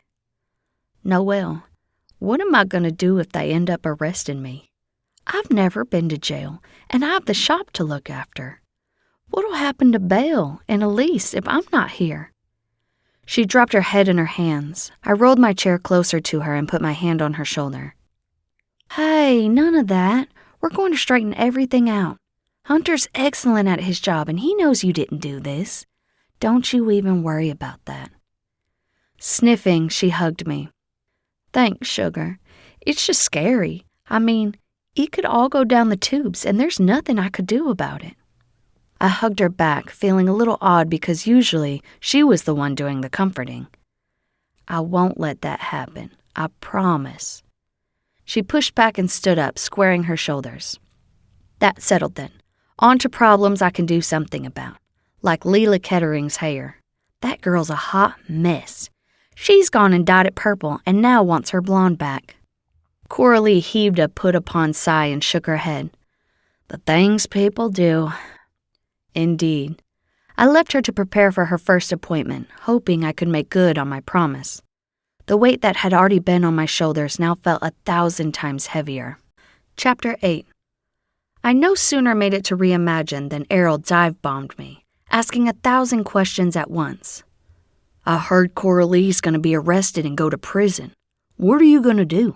What does Hunter know so far? Did that Loretta woman deserve it? Belle's been gone since last night and nobody else knows anything." I held up my hands. "Whoa there, Trigger. Let me at least take off my coat and put my purse away." While I was behind the counter, I pulled out the goldfish box and shook a few crackers out for Norman and Sammy. I was shocked when Sammy came forward and took one from my hand without so much as a pause, then looked up at me and gave me the same toothy grin Norm always did. She'd been coming around to the idea of living with people, but that was the first time she'd taken it from my hand. Usually, she hung back and waited for me to put them on the counter. "Hey, girlfriend," I said and smiled back at her. "Very cool. Here, have another one. When you're done messing around, Errol said, his tone stern, I'd like to know why our friend is going to prison and what you aim to do about it. I scowled at him. Don't get your panties in a wad. I'm getting to it. First, she's not even a suspect yet, I said as I made my way to the kitchen. But you and I both know she's at the top of the list. They may not have arrested her yet, but come on. A 5-year-old can string together the pieces here. Shoot, if I didn't know Coralee myself, I'd say it's a slam dunk. I know, I said. It doesn't look good, but if the way Loretta acted toward Coralee is any indication, I'm sure we won't have any problem finding somebody else, or several somebody else's, that wanted to wring her neck too. Yeah, well, the problem with that, he replied, floating along beside me while I fired up the coffee pot, is how many people would have followed her around behind this particular building and stabbed her with a pair of hair scissors. That's a valid point, I said, realizing there was only one person besides us that knew about the altercation or was at least there for it. That put a significant damper on things. The only other person who knew about it, as far as I know, was the girl she came with. She called her Priscilla. Then I say that's a good place to start. What was she doing in town anyway? I shrugged as I hit the start button on the espresso machine. She didn't say, or if she did, I wasn't listening. Man, that looks good, he said, eyeing the rich black liquid pouring into my cup. But why aren't you heating milk? Focus, I said, not wanting to admit to him that I was trying to shave a few calories off my day. My jeans were getting a little tight, and he hadn't been shy about pointing it out a week or so before. We're brainstorming how to keep Coralee out of jail, not worrying about what coffee I'm drinking. Maybe I just feel like something a little stronger and less sweet. He narrowed his eyes at me. You're dieting, he said, smugness creeping into his voice. That's good, though. Hunter's a fine-looking man with a good job, and he hasn't put a ring on it yet. Better stay in fighting form until he does. I rolled my eyes at him. Hunter loves me for more than just my looks, I said. As a matter of fact, I'd venture to say he'd stick around even if I did get chunky. Well, you're well on your way to finding out, he said, brow raised. Hey, that was mean, I exclaimed. And it's not exactly like you're svelte there. I'm dead, he pointed out. Well then, I snapped. I'll take you as an example in what not to do, lest I find myself on the other side of the daisies carrying around junk in my trunk for eternity. Amusement flitted across his features as I took a sip of espresso. Whatever it takes, sugar. You won't be the first person by a long shot. Now, back to Coralee. I shot her a text asking if she knew what Loretta did for a living, and the first response she offered made me snort. The only place the woman could have filed taxes on that would have been Vegas. Rather than text back, I called her, laughing a little. Flatbacking it was probably a hobby rather than a profession. What did she do for a living? She's a real estate agent, she replied. She's in town for a conference, staying over at the Marriott. Since Keyhole Lake was centrally located between Atlanta and most of the rural towns and had only one hotel big enough to host a conference, we usually saw at least one a month. That explained why Leanne was so busy yesterday morning, and I groaned because that meant I'd probably be baking again that night. Still, money was money, so I wasn't going to complain. Plus, baking was good quiet time for me, and it would give my mind time to process everything that was going on in my life. Is her husband with her? I asked. Statistically, 9 times out of 10, it was the spouse. She didn't say, Coralee replied, but I don't suppose it would be too hard to find out. Have you asked Hunter? No, I said. You know how he is about me interfering in things. He's a good cop. But if it's somebody as simple as the husband, he'll surely find out. Still, it couldn't hurt to ask. Maybe there's some dirt there. We hung up and I turned my attention back to work. I had to go over to Bobby Sue's at some point because Justin was staying the night at the farm, but I needed to get some work done first, and he was still in school anyway. The bakery money was great, but Shelby had several years of college and vet school ahead of her, and I wanted to help out as much as I could. Chapter 9. 3 hours later, I'd finished turning an old chifforobe into a cute display cabinet. I'd hated to do it, but the doors had been so damaged that there was no salvaging them. Still, as I ran my sandpaper over the white paint to give it the shabby chic look that everybody seemed to love, I was happy I'd saved most of it from the dump. I took a few pictures of it from different angles and took a couple minutes to add it to my website along with a brief description and price. I was getting a decent handle on the market and managed to keep my prices at the high end of what people were willing to pay. That way I had room to haggle without losing my shirt while giving the customer the satisfaction of talking me down some.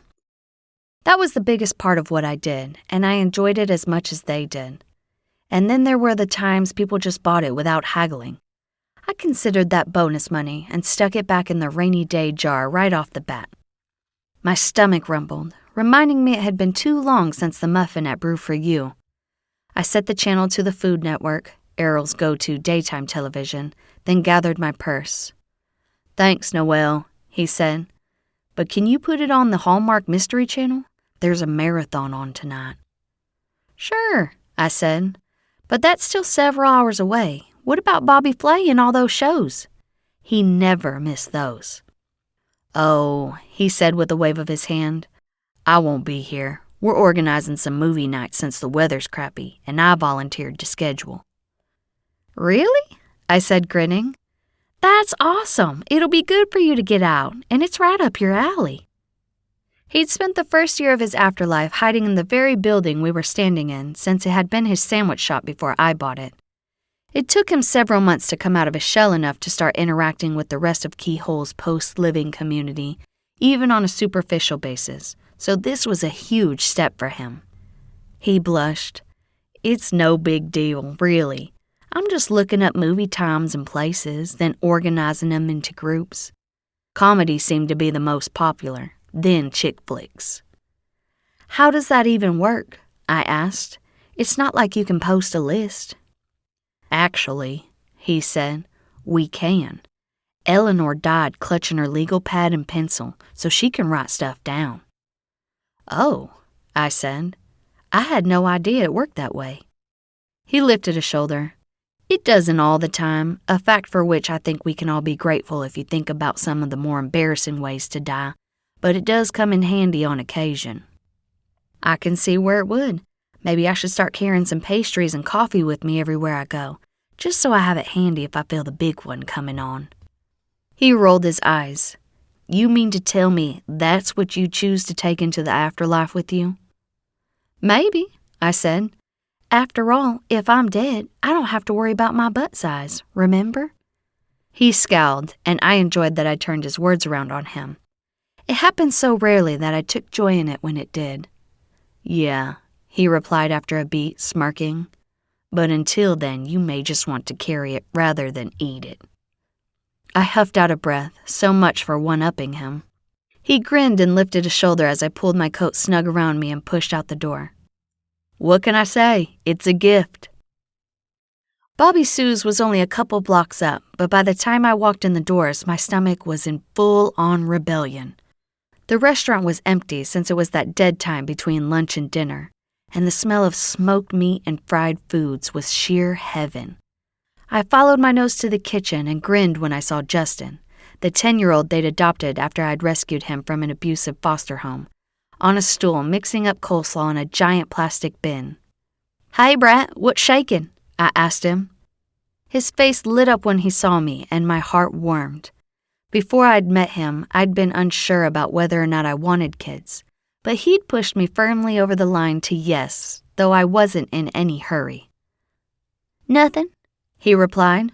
"I got an A on my spelling test and my math test. Errol said we could go mudding this weekend if it warms up enough. If not, we're going to see a movie over in Eagle Gap." "You earned it," I said, patting him on the shoulder on my way to the barbecue table where Errol was separating ribs. "I'm proud of you." I snatched a steaming piece of meat off the table and Errol lowered his brows at me. "That's a good way to lose a finger," he said. "Make yourself a plate and stop eating straight from the trough." I laughed and did as he said. "Where's Bobby Sue?" Errol motioned with his head toward the cooler.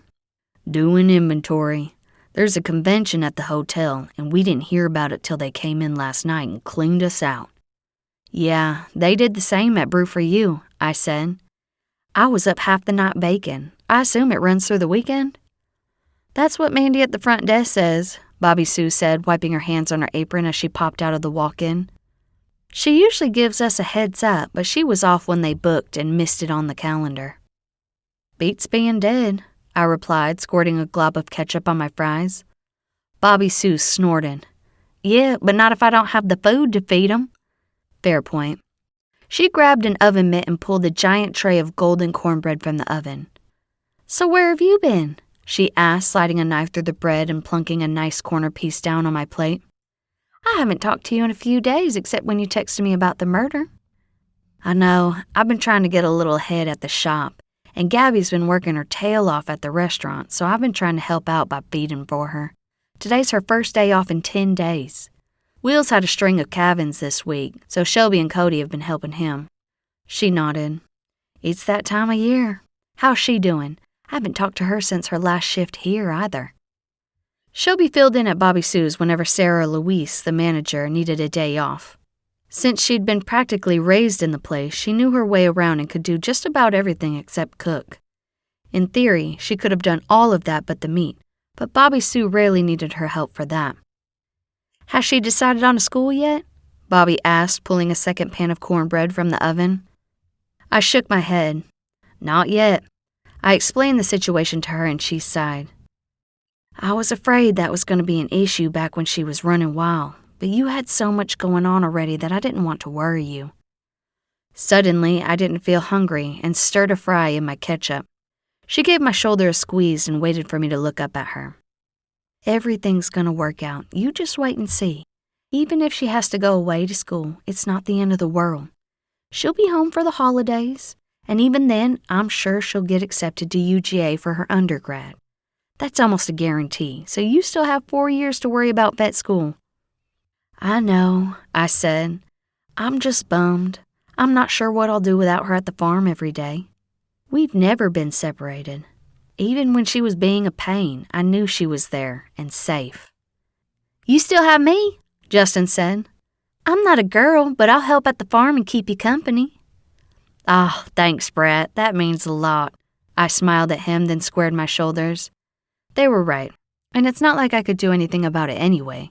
So I shoved it to the back of my mind and determined to enjoy the time we had left before everything changed. Chapter 10. Bobby Sue made plates for the 3 of them, and we sat down at a little table in the corner of the restaurant to eat before they got slammed for the night. Sarah came in just as we sat down and made a plate for herself, too. Are you doing okay? She asked me, spreading a napkin on her lap. As okay as I can be, I guess. A little too wigged out to park my truck back there just yet. Just the thought of it gave me the willies, which didn't make much sense. The logical side of my brain knew the murderer likely wouldn't be back there, and it's not like I was scared of ghosts. Still, ugh. I get that, she said. Even in broad daylight, it has to be weird. You were at Coralee's when they had their little run-in, weren't you? I nodded. The woman was a tool. It was like she was intentionally poking Coralee for a reaction. Bobby Sue shook her head. You'd think she'd know better. They never got along in high school, but there was never any doubt who'd come out on top in that match. She was always too worried about breaking a nail, which is a little ironic when you look at what Coralee ended up doing for a living. Yeah, Coralee said they didn't get along, I said, separating a couple of ribs before tearing into my meal. But she also said they never had any serious issues. No, they didn't. Though I do have to say most people were surprised when Loretta started dating Buddy. She was a little uppity because her family had money, and her daddy was a fancy-pants lawyer. Buddy doesn't exactly fit into that category. That he didn't. Buddy was a salt-of-the-earth type of guy. I couldn't even picture him in a tux, let alone imagine him in a setting where he'd have to decide which fork to use. Now, if you wanted an in-depth analysis of the latest NASCAR technology, he was your guy. They just had different skill sets. I think she did it to piss off her daddy, Errol said, and Bobby Sue nodded in agreement. What about the girl who was with her? I asked.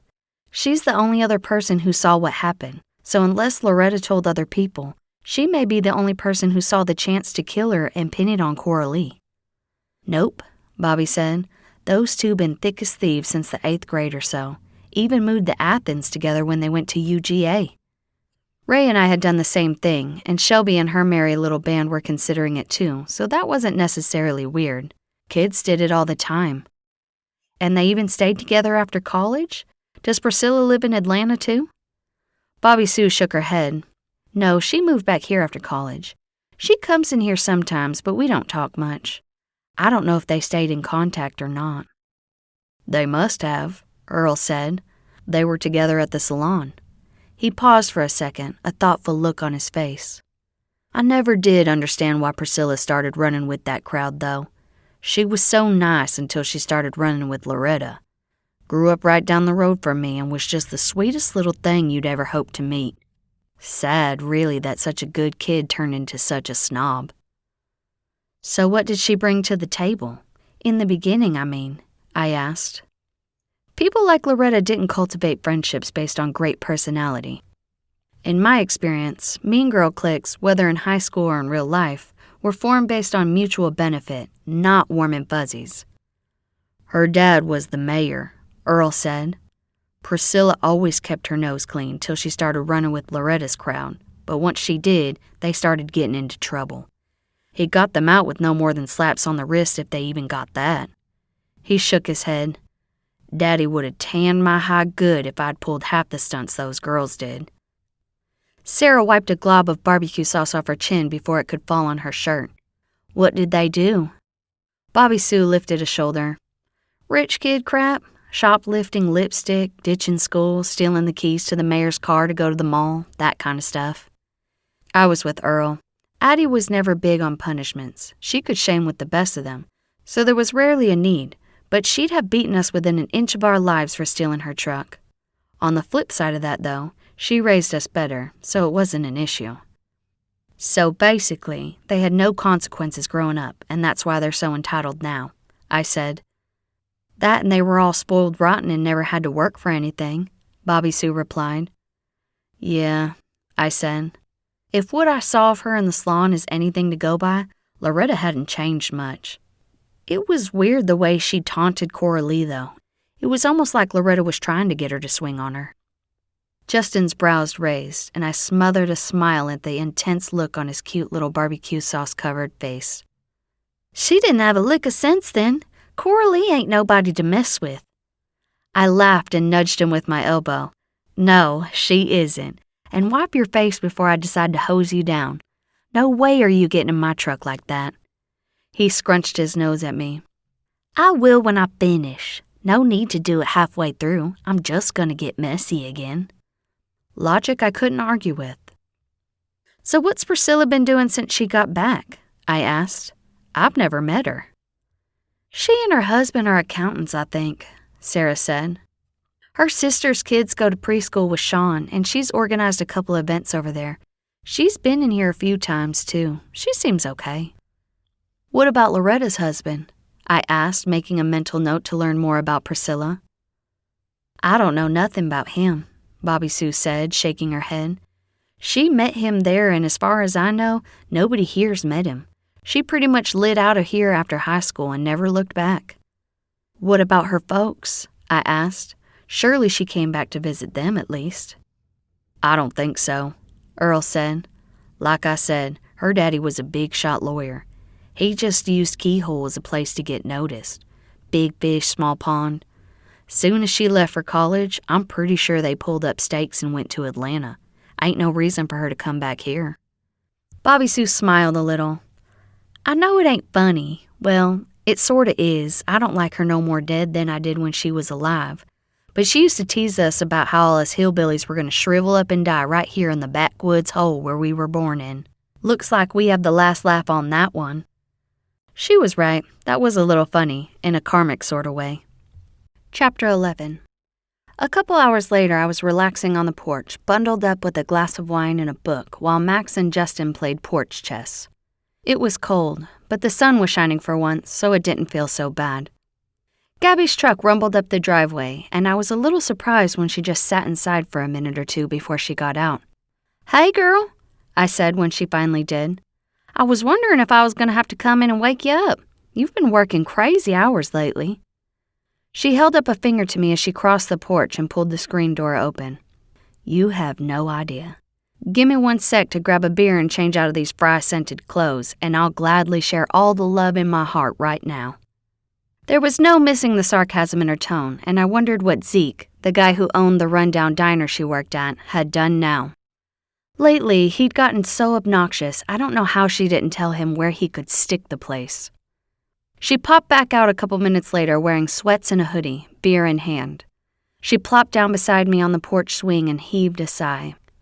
"Someday you're gonna have to bail me out of jail just like you did Ray, except I'll actually be guilty." "That bad?" I asked. Did he do something freshly ashhole-ish, or just one more of the same old garden variety bull? "Same thing, different day," she said. "He's not smart enough to come up with new ways to make my life hell. Thank God." "Do you want to vent or forget about it?" I asked, willing to go either direction. Gabby shook her head and took a long pull off her beer. "I just want to forget about it till next time I have to go in. Maybe if I pretend he doesn't exist, fate will make it so." I arched a brow. If only it worked that way.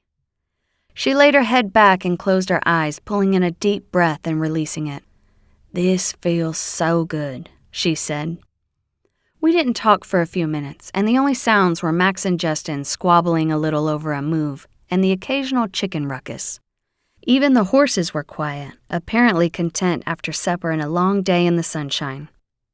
"You want to know what he did?" she asked, but it was a wind-up rather than a question. "He docked me 15 minutes and took me out of the rotation for a turn because I stepped outside to call my bank before they closed. I only had 2 tables, and both of them were taken care of. That's what I get for doing him a favor by going in at 6 this morning when his breakfast server was a no-show." "I know it's rough," I said, "but why do you stay there? Bobby Sue would bump you up to full-time, I'm sure." "I know," she said, sighing. "I'm going to have to go talk to her again. It's just that I make good money there and the hours are decent." I scoffed. There isn't a planet where leaving for work at 5:30 in the morning is decent. She leaned over and gave me a gentle shoulder bump, but she did smile a little. "You know what I mean. I don't have to work till midnight to make $100 or better. It allows me to actually have a semi-normal social life." I cocked a brow at her. "Yeah, but is it really worth risking a murder rap?" Her eyes got all starry and she blushed a little. "Maybe." Realization dawned. "You're going out with Mustang Guy again." A couple months before, Gabby'd been in a fender bender with a guy named Michael, and they'd hit it off. He lived in Eagle Gap, the next town over, so other than one get-together, they hadn't been out since. She lifted a shoulder. "Yeah, so what? It's just dinner. Everybody eats, and he's gonna be here overnight on business, so we may as well eat together." "I expect details," I said, pointing my finger at her. "And I was considering pulling together a girls' night tomorrow night to see if we can put our heads together and figure out who may have motive to kill Loretta. Right now, things aren't looking so great for Coralee, but Hunter's digging. I think we should take advantage of the grapevine to get the dirt that won't show up on paper while he gathers facts, cop style." "Good idea," she replied, pushing up from the swing. "But tomorrow's when Michael and I are going to dinner, so I won't make it. If I hear anything at the restaurant, I'll be sure to let you know ASAP. Now I'm going to go wash off the stink of old grease and desperation. I'll be back down in a bit. Have you eaten?" "Yeah, but it's been a couple hours. I think Hunter's bringing something over later. If you're hungry now, I brought leftover ribs and baked beans home from Bobby Sue's." She grinned. "I'll take you up on that as soon as I get out of the shower." After the door slapped shut behind her, I pulled out my phone. It occurred to me that if she was a realtor, she probably had a website or at least an online presence. Sure enough, when I Googled her, the first hit was her company's website.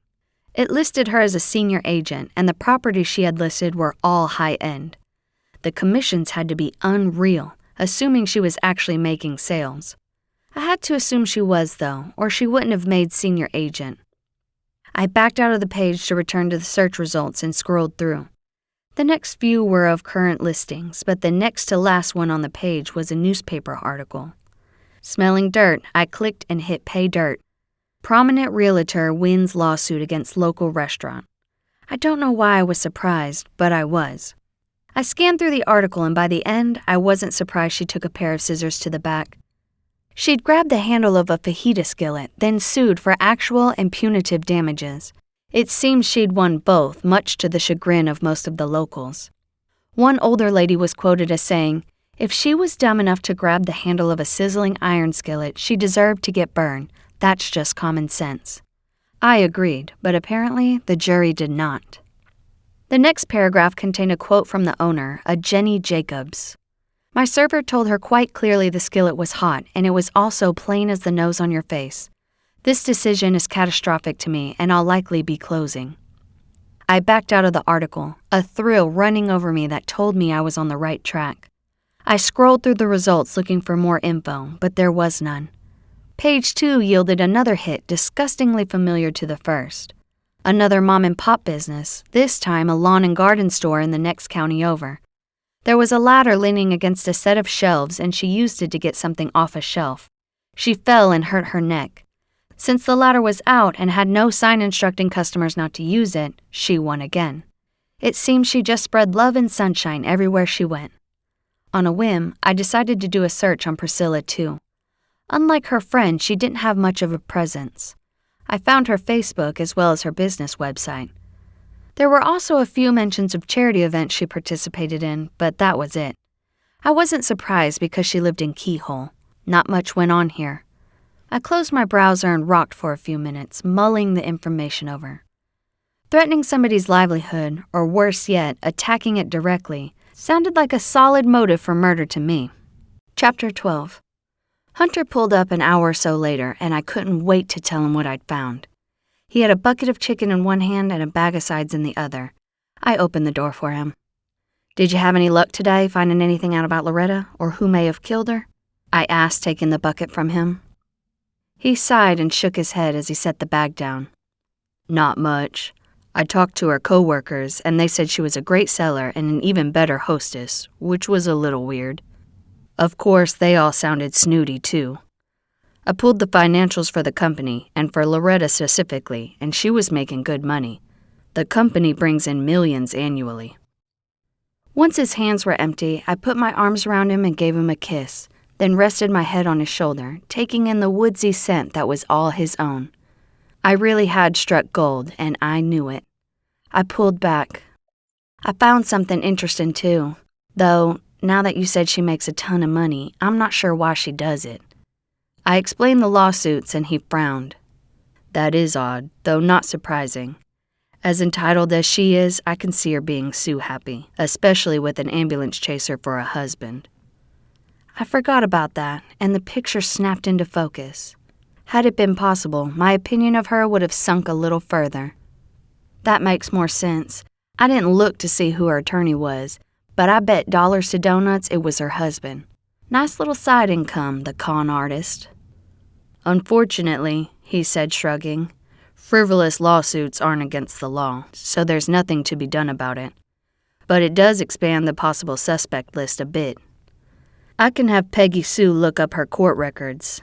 It may be a needle in a haystack, though, if she's spreading herself over a few counties. I'll ask her to throw the net wider than Atlanta." "That's pretty slick of her, though," I said. "I'm sure judges would take an exception if they saw a pattern emerging." "Probably," Hunter said. "Most of the decent ones I know aren't huge fans of personal injury attorneys, so they probably would have thrown it out. I'm a little surprised the hardware store's attorney didn't catch the restaurant lawsuit." I shook my head.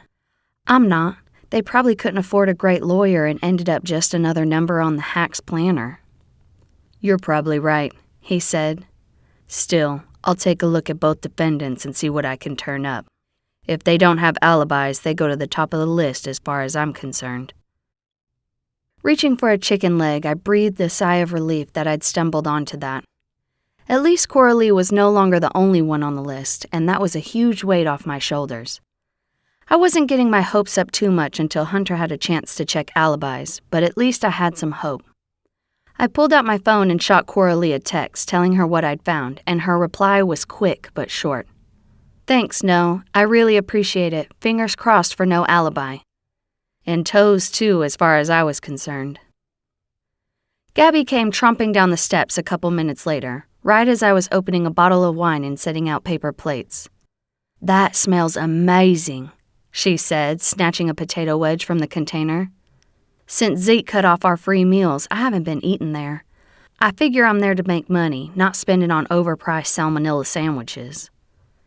Shelby, Emma, and Cody pulled in, and once they were inside, I called for Justin, who was in the living room playing video games. Max had trounced him in chess, as usual, so he'd given up after the second game and come inside to warm up and play something he knew he could win. "I'll be there in a minute," he called back. "I only have one life left." Didn't we all? By the time Justin was finished and the other three had washed up, I had the table set. Max ambled in, his tail swaying and his ears wobbling. "I don't suppose you got any boneless chicken, did you?" "Actually, I did," Hunter smirked. "So you have nothing to complain about tonight." "Sure he does," Shelby said, reaching for one of the chicken strips. "I call dibs on half of them." Max scowled at her. "Those are mine, you gargantuan beast. Keep your fingers to yourself." Hunter held up a hand. "I got plenty, so there's no need to fight." He turned to Shelby and lowered his brows. "You only did that to rile him up." She pasted on her most innocent smile. "I'd never." A group snort echoed around the table. "You always pick on him," Justin said, plucking a couple tenders out of the box and tearing them into pieces before he slid back and dropped them into Max's bowl. "Would you rather I picked on you?" Shelby asked, snatching a potato wedge off his plate. He took a swipe at the back of her hand with his fork.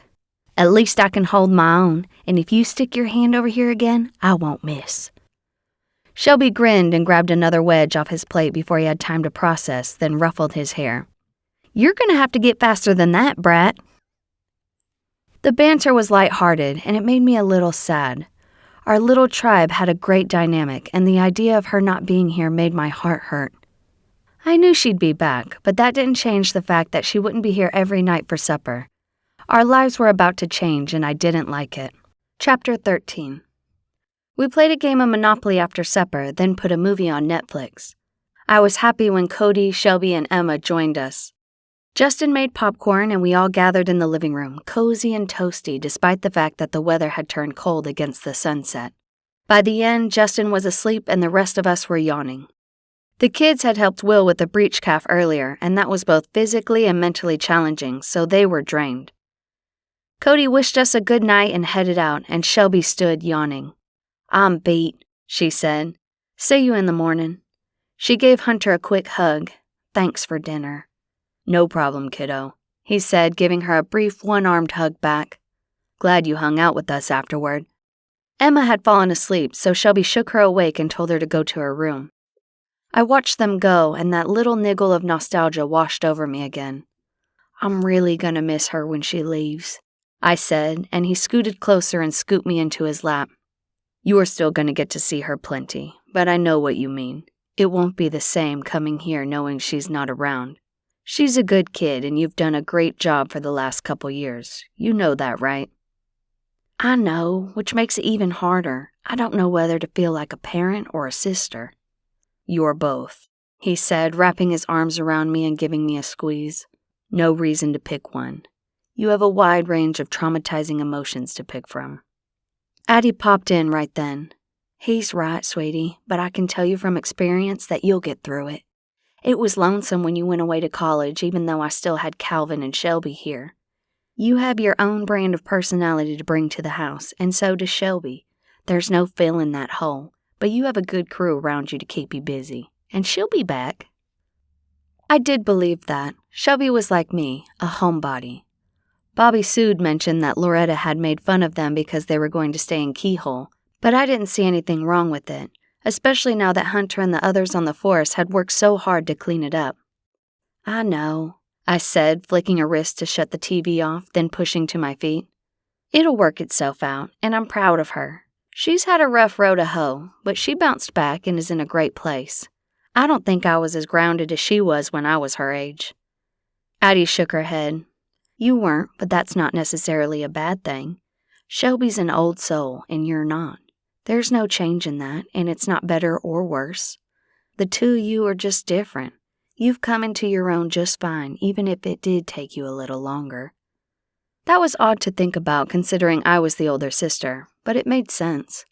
Except for her bout of rebellion when Addie died, Shelby'd always taken everything in stride. I have to go, Hunter said, and I slipped off his lap. I want to get a head start on tracking down those lawsuit defendants before I call up to Atlanta PD. What lawsuit defendants? Addie asked, and I gave her the rundown on what I'd found, and also what Hunter had learned about her, or rather hadn't learned about her, from her co-workers. She rubbed her chin, something she was prone to do when she was thinking. I'd also check to see if she's done it anywhere else. Folks like her don't stop conning people once they figure out they can get away with it. I'm already on it, Hunter said. I'm gonna have Peggy Sue do some digging in the morning. If anybody can track that sort of thing down in a hurry, it's her. That was a fact. I don't know how she did it, but the woman was a magician when it came to fact-finding. You look plumb wore out, she said to me. Get on up there and get some rest. Make yourself a cup of chamomile and lavender tea to take with you. I'm gonna go do some eavesdropping. Hunter gave her a wary glance. He had a healthy respect for her stealth and always worried she was around but not visible when we were doing something he didn't want to share with the world, or anybody for that matter. Eavesdropping on who? She rolled her eyes. Trust me, boy, you don't do anything that merits watching. I kept my eye on you for 3 months after you started sniffing around Noelle, and so did Bill. You're about as exciting as watching paint dry. I'm going to go over to the hotel and see what folks at that conference are saying about all this. Even though they say flowery things about her to you don't mean that's how they really feel about her. Ain't nothing like somebody dying for true feelings to come out. I just gotta find the right folks to listen to. As usual, she was right. None of them were going to say anything bad about her to Hunter. They knew he was looking for a suspect just as much as he was looking for information. Of course, nothing Addie overheard would be admissible in court, but we sure could use it to connect the dots. And right now, we had a whole lot of starting points, but no idea where any of them led. I walked Hunter to his truck, then made my tea as Addie'd suggested. I was tired, but my mind wouldn't slow down. I wasn't a huge herbal tea fan, except when it came to sleepiness and hangovers. I took it to bed with me and sipped it sitting up in my bed. I pulled out my laptop and did a little more researching just to see if I could dig up anything else that would give Peggy a head start in the morning. Just as Addie'd suggested, I found out she actually had a haters Facebook page. It was cleverly disguised as a private watch group, but the couple snippets that came back in the search intrigued me. I sent a request to join the group after answering a couple questions, including if I was a small business owner in southern Georgia, and if so, had I ever been a victim of a frivolous lawsuit. I answered yes to the first and no to the second, and my request was approved within a few seconds. The information on the page was interesting and ranged from people who skipped on their tabs to corporations looking to tear down historical landmarks to build condos. A quick search of Loretta's name took me to a post that was a few months old and started by some woman named Serena Blackwell. According to the post, Loretta had come into a restaurant and dumped a bowl of soup in her own lap, then tried to sue her for negligence. The court had thrown it out. A couple other people had responded with similar stories. One was a farm owner. Loretta had refused to sign his waiver before going for a horseback ride, then made a huge scene when he stood his ground and wouldn't let her ride. I had a waiver similar to this that everybody had to sign before they were allowed on a horse, so I knew what he was talking about. People sometimes took offense, but then I'd clarify by asking if they'd sue me if they fell off and broke their arm. The answer was inevitably no, and I'd follow it up with, okay, then what if you broke your neck? That got me a signature pretty quick, and I'd never had an issue. This guy thought she protested a bit too much. My mind drifted back to the incident at Coralee's, and I couldn't help but wonder if she had been trying to get Coralee to swing on her, then decided to take a spill instead. It would be about the only way she'd be able to get her hands on the place, considering Coralee owned it lock, stock, and barrel, and didn't really have any kind of product that would be worth much when it came to a lawsuit. What would she sue her for? A bad bob? That would explain the dirty look Loretta fired at me when I held Coralee back and the fake groaning and whining when she fell. Finally, my eyes became so heavy I couldn't hold them open anymore, so I closed my laptop and snuggled deep into my covers. Chapter 14. I slept like crap that night and woke up feeling out of sorts. My dreams had been a strange mix. I had lost my business to a lawsuit when some woman tripped and fell through a seashell coffee table I had at Reimagined.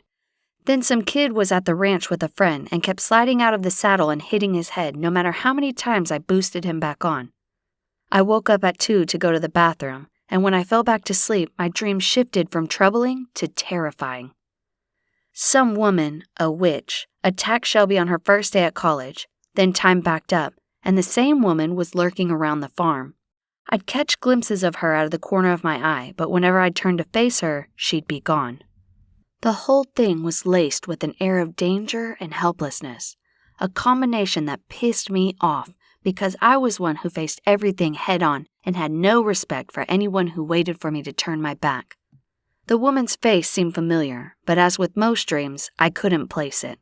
By 4:30, I'd given up on the idea of getting any rest and climbed out of my bed.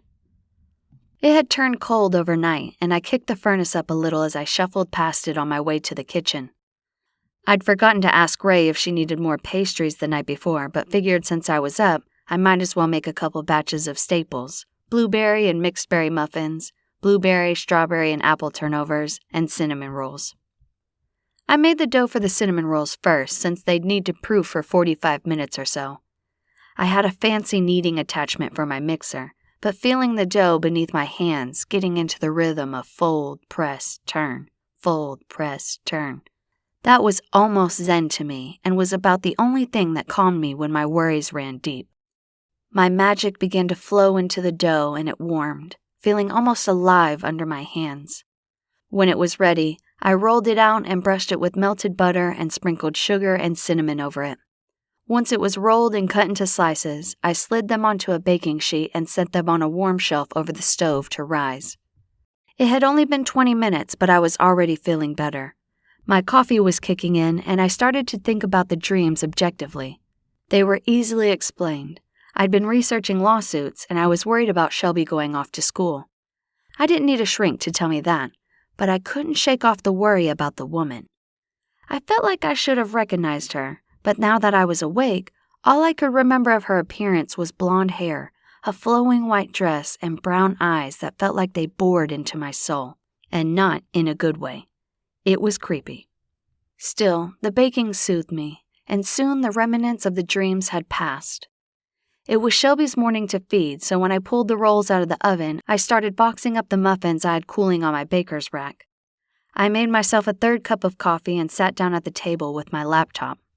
I figured I'd catch up on social media and maybe watch some cute animal videos on Reddit while I waited for the rolls to finish cooling enough to ice them. You can never go wrong watching a guinea pig fail on his wheel or seeing a dog ride a skateboard. Facebook just made me shake my head. It seemed to be a day for politics and personal drama, as usual.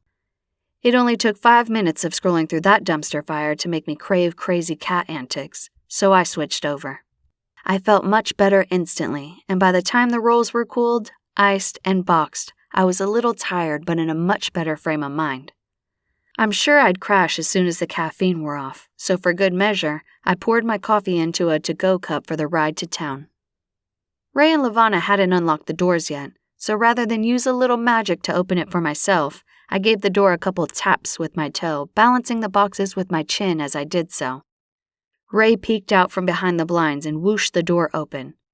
As always, the overhead lights were still off, and the glow from the cooler gleamed off the black faux marble counter. Levana sat at the end with a cup of coffee and half-eaten muffin in front of her. Ray pulled a couple boxes off the top for me. "What are you doing up so early? You're like the opposite of a morning person." "I know," I replied, but I slept like crap and decided to get up and do some baking to settle my mind. "Bad dreams?" Levana asked as she flicked a wrist to open the pastry case for me. "Yeah, but they were weird and jumbled," I said. "I think it's just a combination of everything: Coralee, Shelby leaving for school, and the trouble Camille's dealing with. I'm on overload and it's bleeding over into my dreams." "I know about Coralee and Shelby," she replied, "but what's going on with Camille?" "Somebody's been stealing grimoires in the Atlanta area. At first it was just stealing, but now a couple uber-powerful witches have been killed protecting theirs. At least one of them was a woman who fought with Addie, Beth, and my mom back when the local council was being organized, and the spells in their books are crazy dangerous in the wrong hands. Ray went on to tell her about the fight that had damaged Beth's magic and blocked Shelby's until she'd hit her head the previous summer. She pressed her lips together. "That's not good," she said, stating the obvious. "Especially if the witch, or witches, doing it are powerful enough and skilled enough to pull off the spells. Do you have any specifics?" I shook my head. "Not much, but I know one of them is a binding spell, and some of the others are defensive spells Camille says can be used to do some serious damage if they're used offensively." "Yes," she said, her forehead creased. "A witch bent on doing harm can twist almost any spell into something dangerous, especially powerful defensive spells. Wards can be used to cloak illegal activity, or even kill somebody who's trying to locate the item or person it's hiding. Spells meant to bind the powers of dangerous witches work equally as well on the powers of good witches trying to stop evil." "Have you heard from her?" Ray asked, handing me a muffin. While we'd been talking, she made me a cup of Loca Mocha, her best energy blend, and I smiled when she handed it to me. She knew me well. "I haven't, but she just left yesterday," I said, climbing onto a stool beside Lavanna and pulling the paper off my muffin. "You remember how it was last time she was gone. We wouldn't hear from her for days at a time. I'll give it a minute before I get worried. I figure she's probably settling in and getting a lay of the land. Besides, we have enough to worry about with Coralee." "Speaking of," Ray said, "have you found any other suspects or reasons why somebody may have killed Loretta?" "Actually, yes," I replied after I'd chased a bite of muffin with my coffee. I told them about my findings from the night before, and silence reigned for a few minutes while we thought about it. "But you said she makes a lot of money selling houses," Lavanna said. "So what's the importance of the lawsuits? What's her motivation if it's not lack of funds?" Ray shrugged. "Some people just can't get enough money," she said. "Perhaps," Lavanna said, though she didn't look convinced. "But there are other options, too. Power, thrill-seeking, greed, revenge, straight-up meanness. It doesn't have to be about the money necessarily, and this woman strikes me as a person who would have been motivated by any of those. Were I to postulate, I'd say there was more than just money behind her actions." She had a point. Loretta was making a ton of money for doing practically nothing. Why would she go to such an effort to make the same thing she would off a few nice house sales? I could, however, see her doing it for one of the other reasons. If I had to pick, I'd say it was a combination of power, meanness, and revenge. From what I'd seen at the salon, she was big on all three. Or what if Loretta wasn't making as much money as it appears? Maybe she owed the wrong people money, Ray said. "No," I replied around a mouthful of muffin. Hunter tracked down their financials. She was sitting pretty where money was concerned, and I'm sure he would have had mentioned big withdrawals if there were any. I'm with Lavanna. I think she got more than just money out of the lawsuits, and maybe if we figure that out, we'll find our killer. Or at least somebody to shine the light on other than Coralee. As far as I was concerned, that was all that mattered. Chapter 15. I finished breakfast with the girls and decided to head to Reimagined rather than go back home. I was afraid that once I was there, I'd go back to sleep, and I had too much to do to lie around all day. We'd made arrangements to go out for a girls' night, and I shot a group text off to the rest of the group on my way. When I pushed the door open, I was a little surprised when Errol didn't dive-bomb me right off the bat. I called out to him, and he swept through the wall with a look of relief on his face. "Holy moly, Noelle! You scared the daylights out of me. I thought you were the murderer." I tilted my head at him while I tried to follow his convoluted logic. First, why would the murderer use the key in the front door, assuming they were coming for me? And second, why should you be scared? It's not like they can hurt you. "Well," he said, crossing his arms and scowling at me, "the odds of it being the murderer are higher than the odds of it being you at this time of day. And why wouldn't I be scared? Maybe the murderer's a witch and was coming to banish me or something because they're afraid I saw their face." I cocked a brow at him. Banish you? Really? I don't even know if that's actually a thing.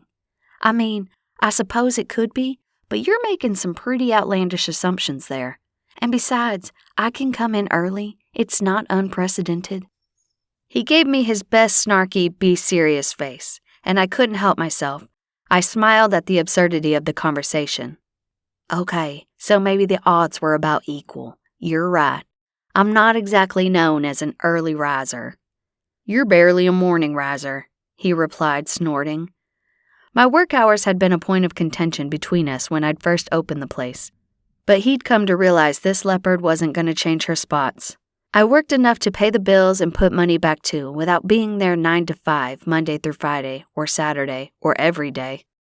I wasn't going to hire somebody, and I wasn't going to make set hours.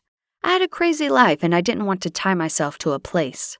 Besides, the vast majority of my sales came from my website anyway. I made a face at him. You are correct. I'm unapologetically not a morning person, and believe there's something fundamentally wrong with anybody who hits the floor with rainbows flying out their butt before it's even daylight. It's not normal. Ray's a morning person, he pointed out. She is, I agreed, and she's a weirdo. Nobody else in our family is like that. Maybe not, but surely you're not implying that makes the rest of you normal. Oh, hell no, I replied, shoving my purse under the counter and reaching for the crackers. Neither Norm or Sammy appeared, so I figured they were probably still sleeping. But she has a few more bats in the belfry than the rest of us do. Keep telling yourself that, he said. I wouldn't say it out loud, though, because nobody will believe you. He followed me through the bat-wing doors into my work area.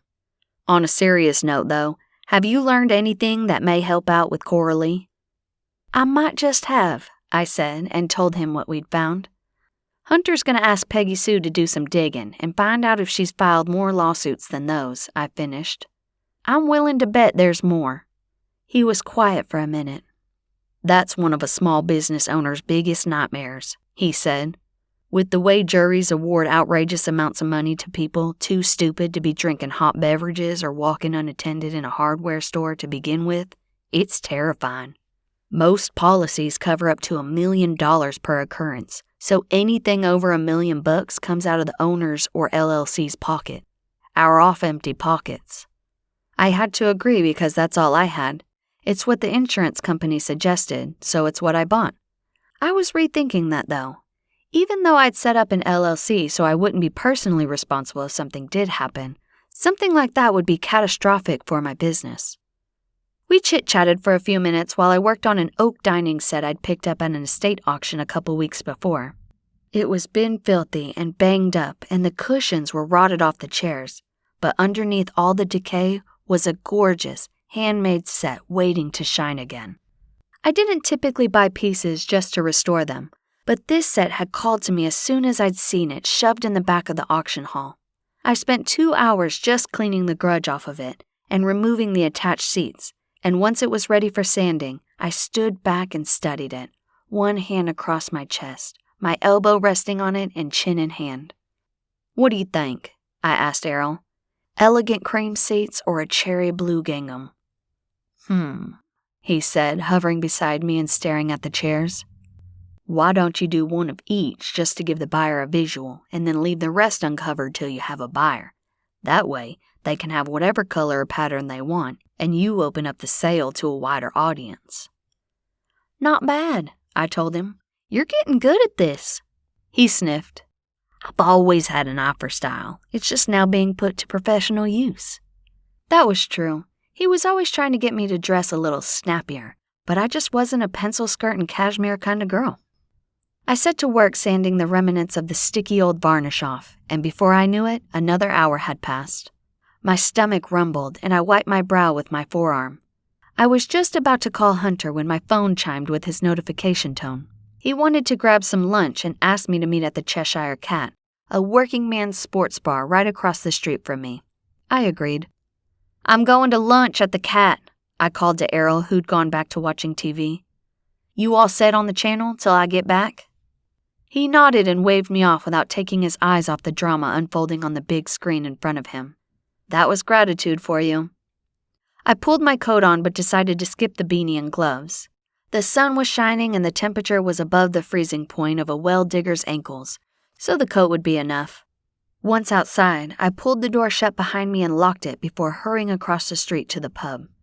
Once inside, it took my eyes a few seconds to adjust to the darkness.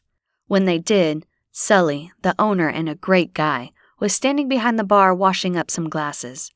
His face split into a wide grin when he saw me, and I grinned back. "Sully!" I said. "What's up?" He shook his head and dried his hands on a bar towel.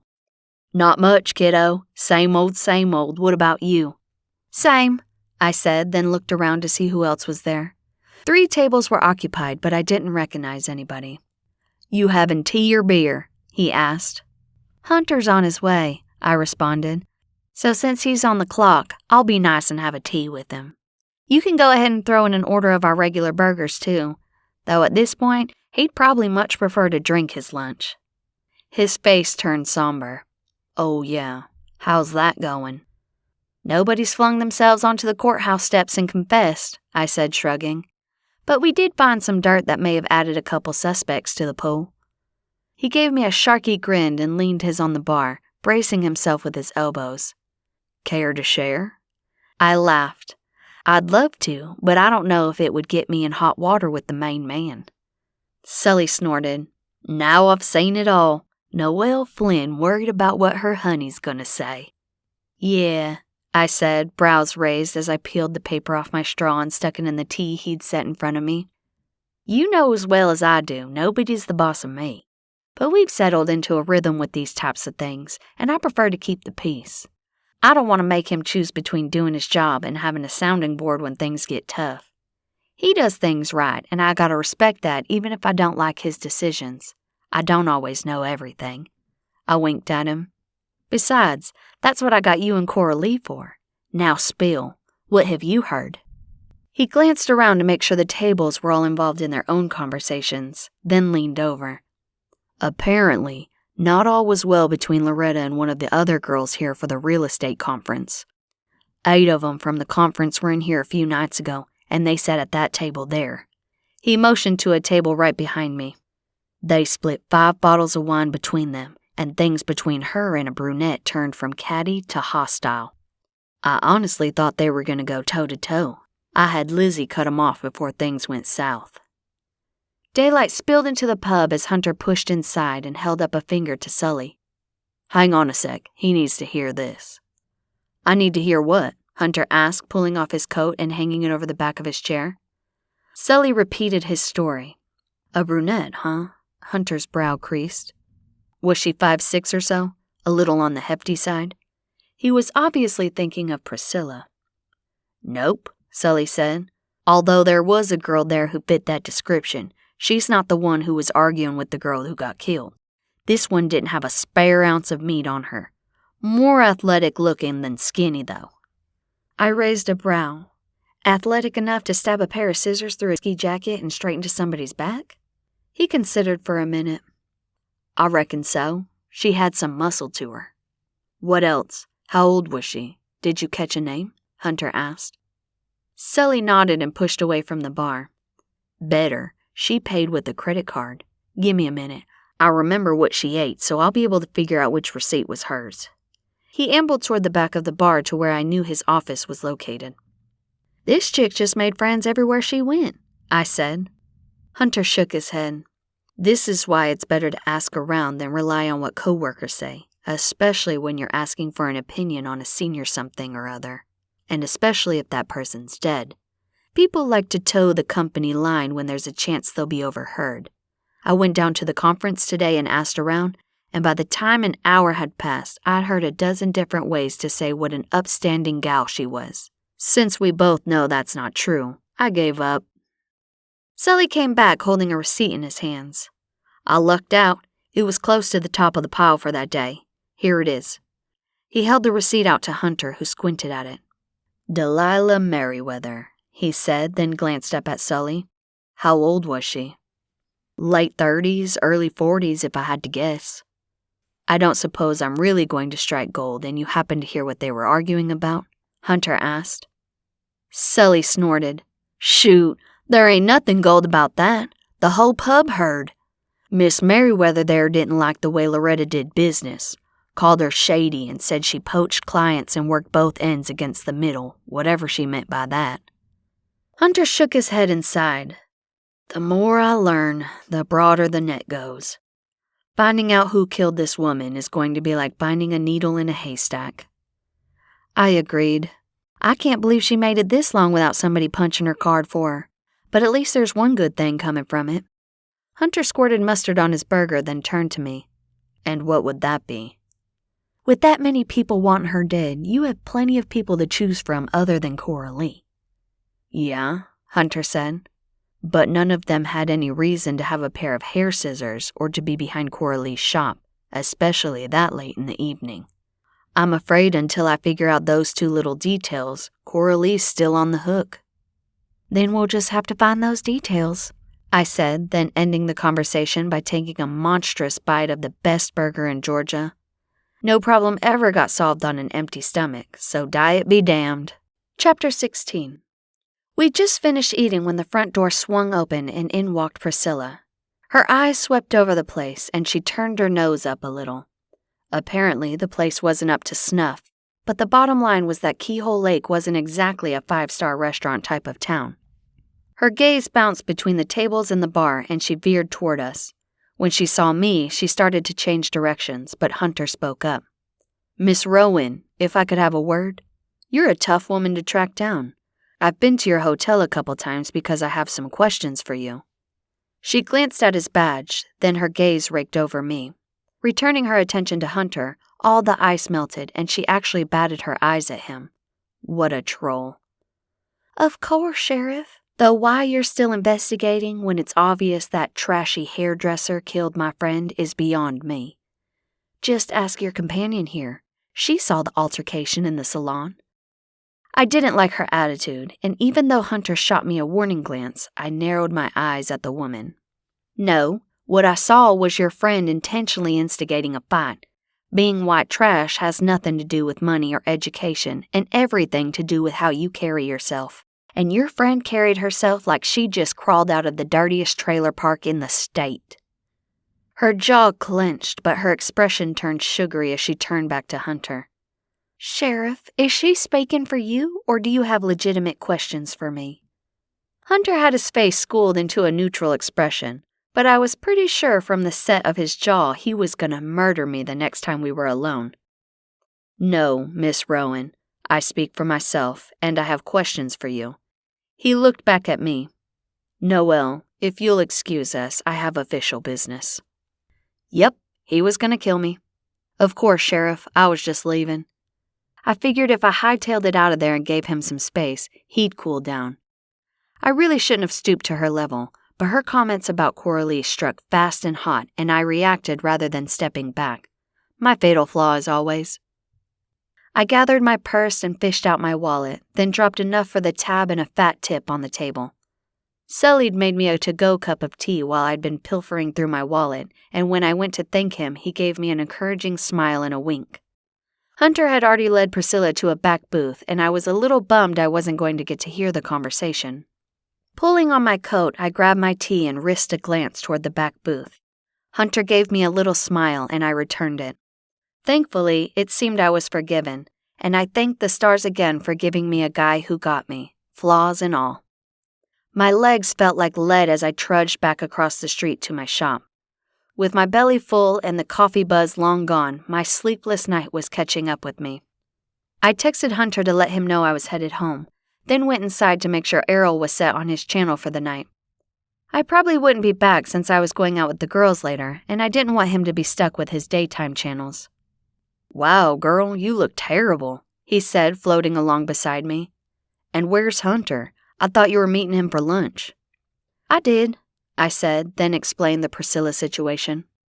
Well, why didn't you say that right off the bat? He said, waving a dismissive hand at me. Leave the TV on the Hallmark Mystery Channel. Thanks. I'm gonna go eavesdrop. Before I could even reply, he'd popped out of sight. I was glad he was finally coming out of his shell, but it seemed Addie and Belle were rubbing off on him, and I wasn't sure that was a good thing. Ray texted while I was checking Norm and Sammy's water bottle to tell me we didn't need any more pastries for the next day. On the way out the door, I checked our group text. It looked like we were going to have almost a full house for girls' night. Anna Mae and Coralee were coming, and so was Bobby Sue. Luis, another friend of ours, was going to be there for at least a little bit just to get some adult company sans the baby. He was adorable but exhausting, and of course, Ray and Lavana were going to be there. With all my business taken care of for the day, I turned the truck toward home and more specifically, my bed. I wasn't 5 minutes later that Errol popped into my truck, instantly dispersing my haze of exhaustion. No matter how many times he and the others did that, there was no suppressing the startled response that came with being alone, then suddenly having somebody pop into existence out of the blue. "That woman's hideous," he said, scowling as I took a deep breath. "How so?" I asked. "Was she being mean to Hunter?" "Oh, no, honey," he replied, flapping a hand at me. "She was the opposite of mean. She did everything but drag him into the back room.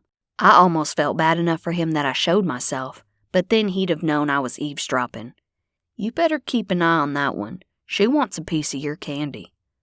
I rolled my eyes at him. "My candy, as you say, is perfectly trustworthy, so I'm not worried about how sweet her tooth may be. Now, did you overhear anything good?" "No, wait. Tell me everything you heard, and I'll decide for myself if it's good." "I'm perfectly capable of picking the wheat from the chaff when it comes to gossip," he said. "I'm not denying that," I said, "but we're not talking about gossip here. We're talking about facts." He couldn't argue that, so he started at the beginning. When I first popped in, he was just asking generic questions. How long had she known Loretta? What was their relationship? Did anybody have a reason to harm her? That sort of stuff. She answered pretty much like you'd expect, except for one thing. She said they'd been close friends since school and still were, and they sometimes worked together. I tilted my head. They work together? She's an accountant, not a real estate agent. I'm not sure where they'd intersect unless she does her taxes or something, but if that were the case, she'd say Loretta was a client, or she worked for her, not with her. I know.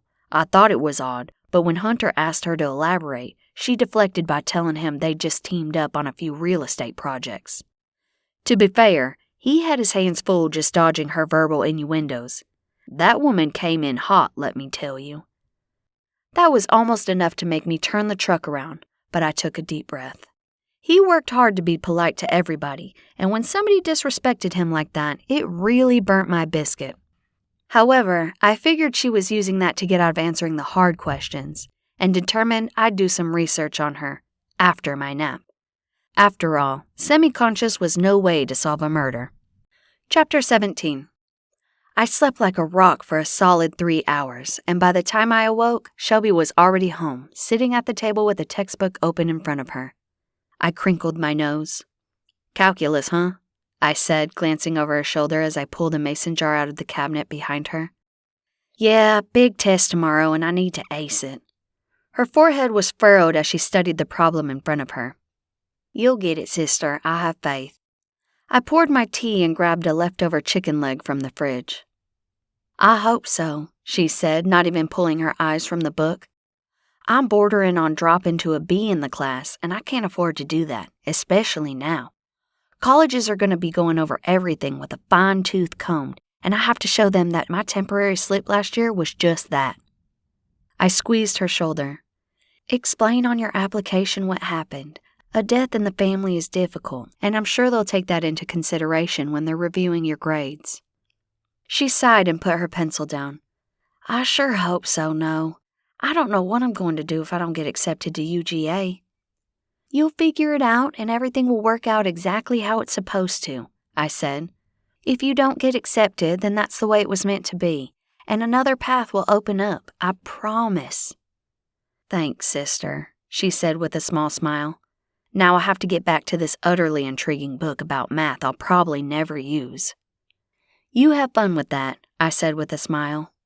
"Oh, and we're going out for a girls' night tonight, so I won't be home. What are your plans?" "I'm going to go over and help Cody clean the kennels.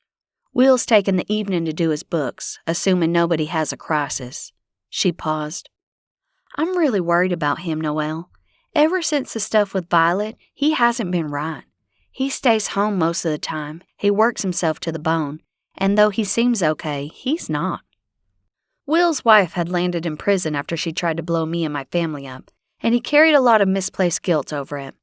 Not to mention, he lost his wife and found out everything he'd believe about her and his marriage had been a lie.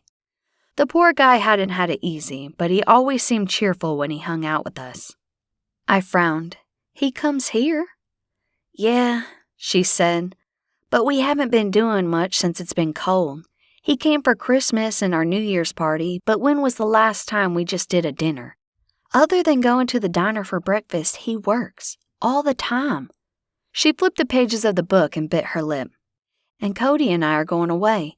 We need to make sure he's going to be all right when we do. I pulled in a deep breath and let it out through my cheeks. Will was one of those people who always seemed fine. He was a still waters run deep type, so he didn't wear his emotions on his sleeve. The only time I'd seen him really rattled was during that time period and for several weeks after he'd been in mourning.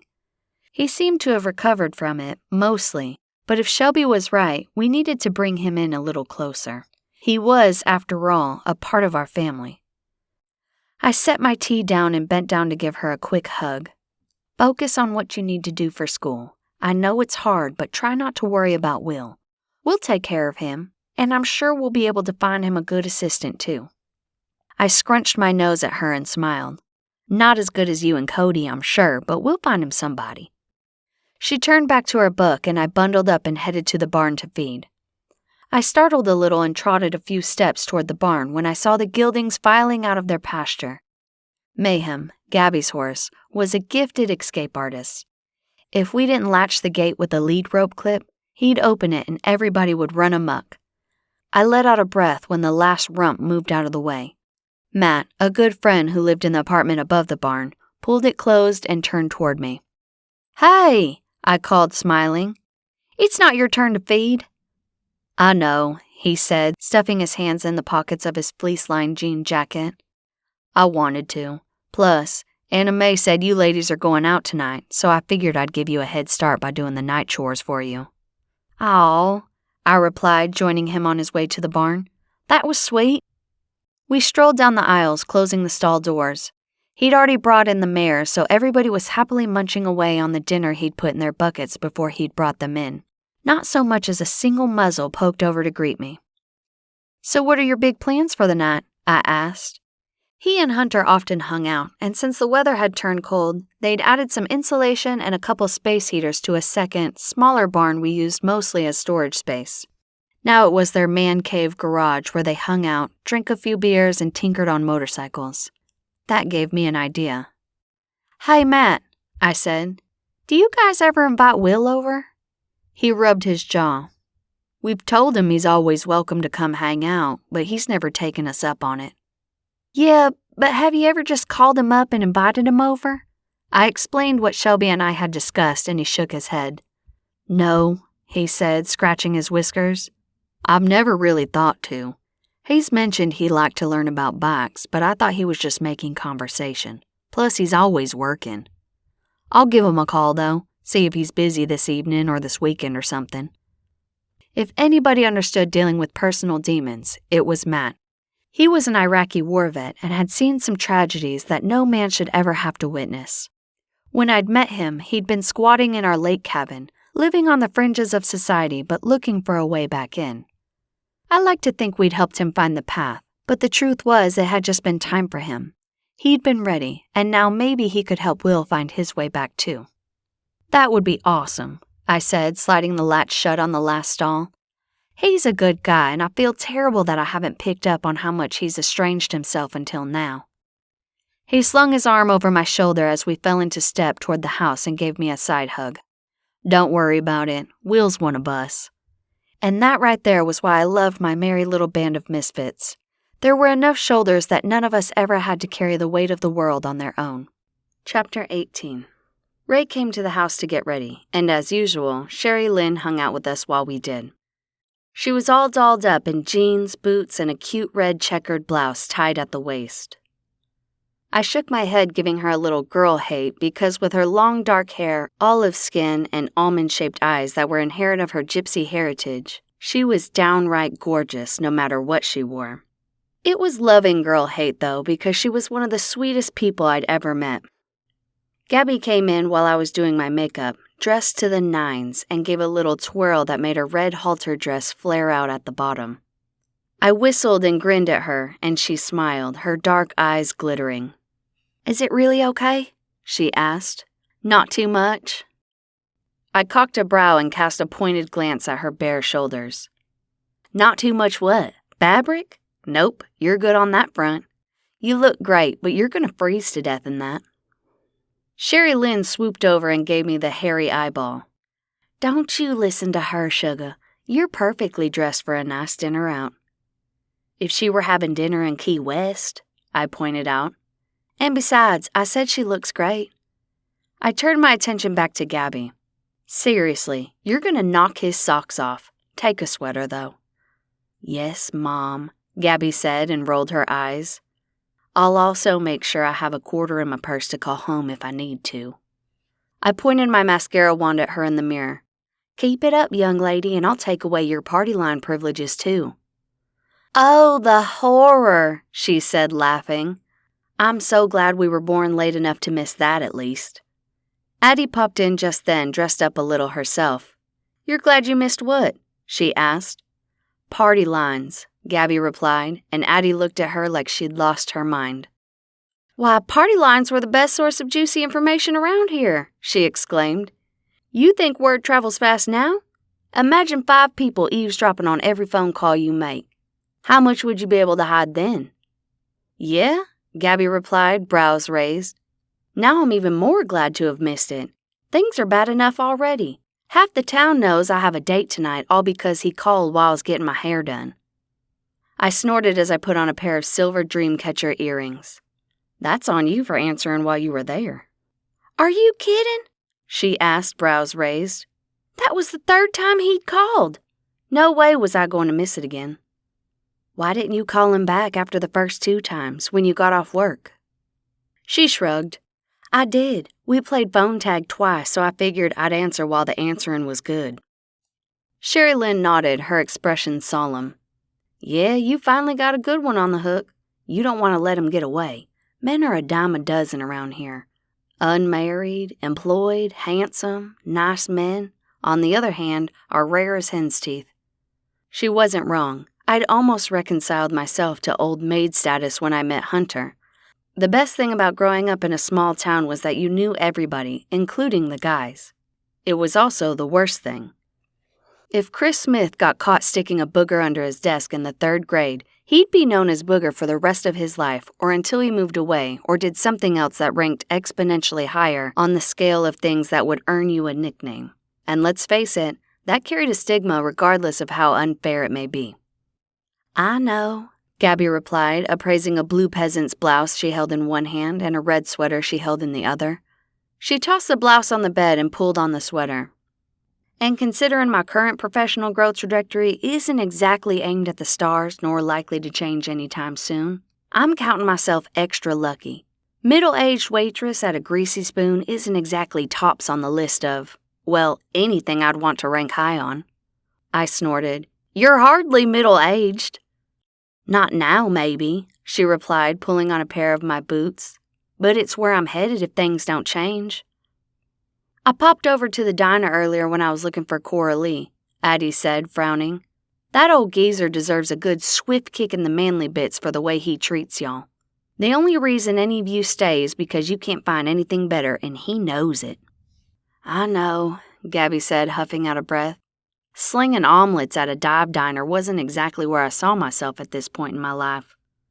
"Yeah, well, you do what you gotta do," Sherry Lynn said, her expression a mix of sadness and compassion. She, more than anybody, knew all about that. A series of tough breaks when she'd been alive had landed her smack center stage at Tassels, the local gentlemen's club. Literally. "You do," I said, and thinking about Tassels reminded me of something.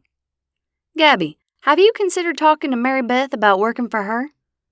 Jim Simpson, the slimeball who'd owned Tassels and most of the rest of the east side of town, had been arrested a few months before on conspiracy, tax evasion, second-degree murder, and a cornucopia of other charges.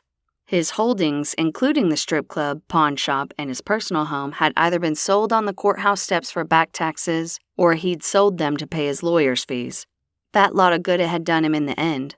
He was never getting out of jail, and as far as I was concerned, that was too good for him.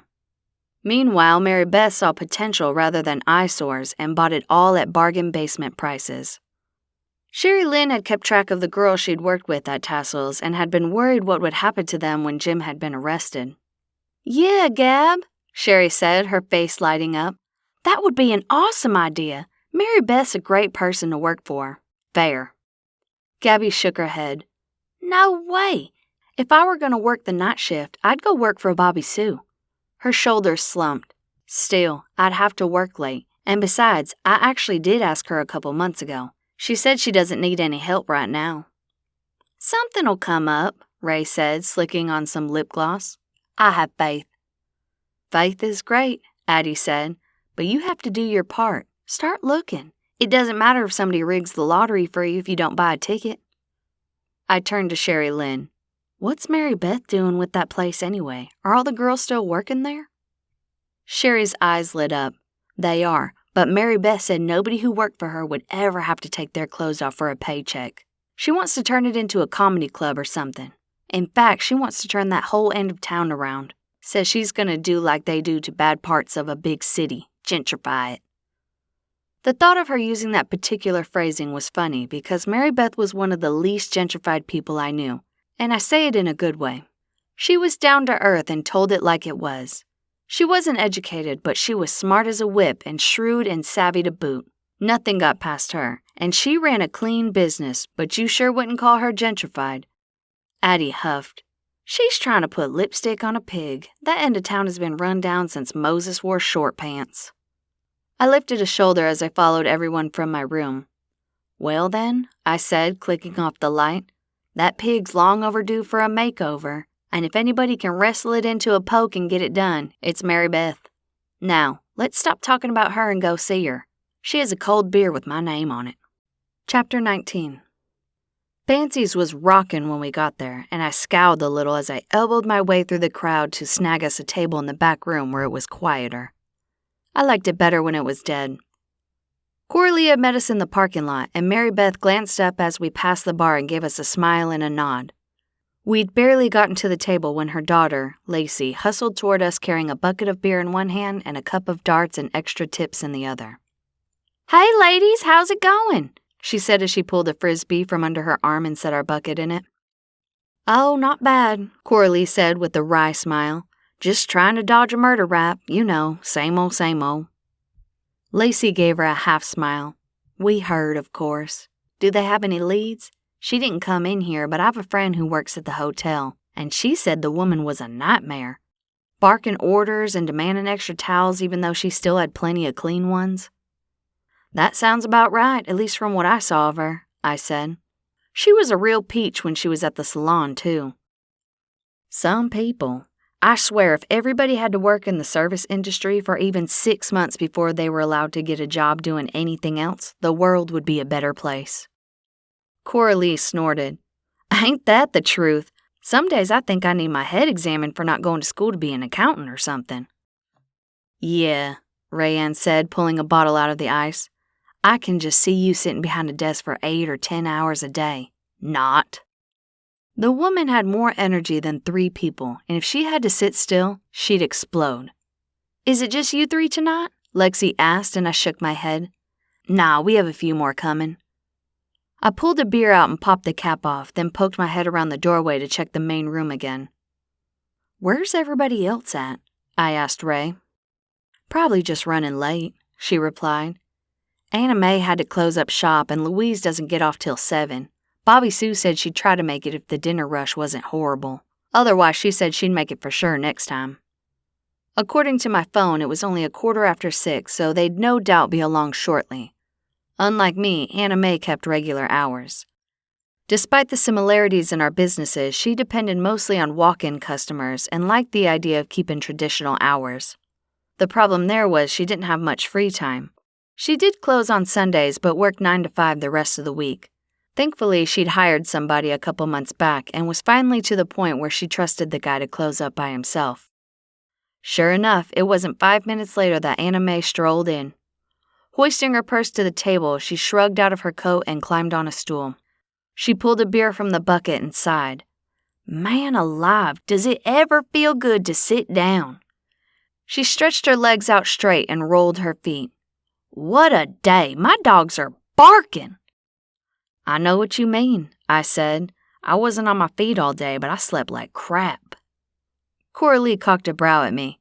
I didn't exactly sleep like a baby either. She took a long pull off her beer, then studied the bottle, picking at the edges of the label. I've been running it through my head and just don't get it. I mean, I get why somebody'd want to offer, but I don't get why she was in the alley behind the shop or how somebody knew she'd be there. Yeah, that part bugs me too, Ray said, then turned to me. Is Hunter absolutely sure she was murdered there? That hadn't occurred to me, and I held up a finger as I pulled my phone out of my pocket. That's an excellent question, I said, excitement bubbling in me as I fired off a text to Hunter. He should be off by now if he didn't have any more leads. Let's see what he says. Somebody hollered for Lacey. The natives are getting restless, she said. I'll be back by in a bit. Coralee sighed as she shuffled off. I called a hairdresser friend of mine in Atlanta that lives in roughly the same part of town as Loretta on the off chance she knew her. No such luck, but she promised to start some buzz about the murder and see what she could dig up. Otherwise, I have no idea where to turn. I've asked everybody here I know, and though she wasn't well-liked, she hadn't really crossed anybody's mind in years. Once she left, she didn't stay in touch with anybody but Priscilla, as far as I can tell. Leanne started sorting the darts, looking for 2 sets with tips straight enough to play with. I've heard mostly the same thing, she said. But I've had lots of people from the conference in all week, and I've been asking around a little. She wasn't popular with her colleagues. Apparently, she had a tendency to poach clients or just ride the coattails of other realtors. She'd either convince the people to let their contracts run out, then sign them with her company, or more often, just wait for the listings to pop up and pounce on them. She got half the commission for basically doing nothing but showing up to a viewing. So maybe somebody got tired of it, I said. Maybe so, she replied. But if she's pissed anybody off that bad, I haven't heard of it. Listen to this then, I said, and told them the story about her lawsuits. Coralee whistled. So do you think that's why the stupid cow goaded me? Then fell on her fat butt to get me to hit her so she could get my place? I lifted a shoulder. Maybe. From what I've researched so far, it sure wouldn't have been out of character. It would explain the look she sent me when I helped you calm down, I replied. If looks could kill, I'd have been dead on the spot. I didn't notice that, she admitted, and I laughed. No, I said. I bet you didn't. You were too busy trying to convince yourself not to pop her a good one. She looked a little sheepish. I never did say thanks, by the way. I don't know why I let her get to me like that. My phone dinged with an incoming text, and I glanced at my phone. It was from Hunter. What'd he say? Ray asked, craning her neck, trying to read it for herself. I shook my head. He says her coat was so heavy it absorbed what little blood there was. Apparently it didn't bleed much, outside of her anyway. He says all they can say for sure is that she'd been dead for an hour or so, but even that's hard to say for sure because of how cold it was and how much she was bundled up. So basically, she may or may not have been killed there, and there's no way to tell for sure how long she'd been that way, Coralee said, disappointment etching her features. I'm sorry, sweetie, but yeah, it looks that way. I was disappointed too, but it had given us something else to pick at. Maybe we should go to the hotel tomorrow and dig around a little, I said to Ray. She was off, so she'd be able to go with me. I think that's a good idea, she replied. But what's our excuse going to be? It's not like we can just show up. I grinned at her. Why, we're taking them pastry, compliments of Brew for you, I said. I like it, Ray said, giving me a sly look. Investigating and getting a tax write-off at the same time. I figured you'd like that. Taxes had been the bane of her existence since she started. It was never easy starting your own business, and the first year she'd been open, it had taken everything she made to pay off her business loans and still have enough money to live on. "Okay then, everybody," Anna May said with a sharp nod. "Are we ready to put this day behind us and drink some beer and play some darts?" "Hear, hear," Coralee said, and that's exactly what we did. Well, right after we ate our weight in wings. I smirked as I dragged an extra saucy drum through the blue cheese. Take that, Errol. Chapter 20. I didn't have any trouble falling asleep when I got home. Just the opposite. I crashed hard, my sleep dreamless, until it wasn't. My dad was standing in our back meadow, smiling and reaching for me. The sun was shining and a warm breeze tickled my cheek. Warmth and welcome washed over me. When I was almost to him, his expression changed from happy and loving to anxious as he glanced over his shoulder at the tree line behind him. "You have to run," he said, the sense of urgency in his voice making the hairs on the back of my neck stand up. "Take Shelby and go." It was then that I noticed how haggard he looked. In all my other dreams, he'd looked happy. And I was sure he had at the beginning of this one, too. Now he looked old and tired and terrified. "Why, Dad?" My gaze followed his, and I searched the shadows for whatever was causing him such angst. Nothing moved, but I noticed the birds had stopped singing. "Where have you been?" "Noelle Grace," he snapped, turning a harsh gaze back to me. "None of that matters. They're coming. You have to go, and you have to take your sister with you. Anywhere, as far away as you can get." Shadows skittered across the meadow, and in an instant it went from sunny and warm to misty and gray.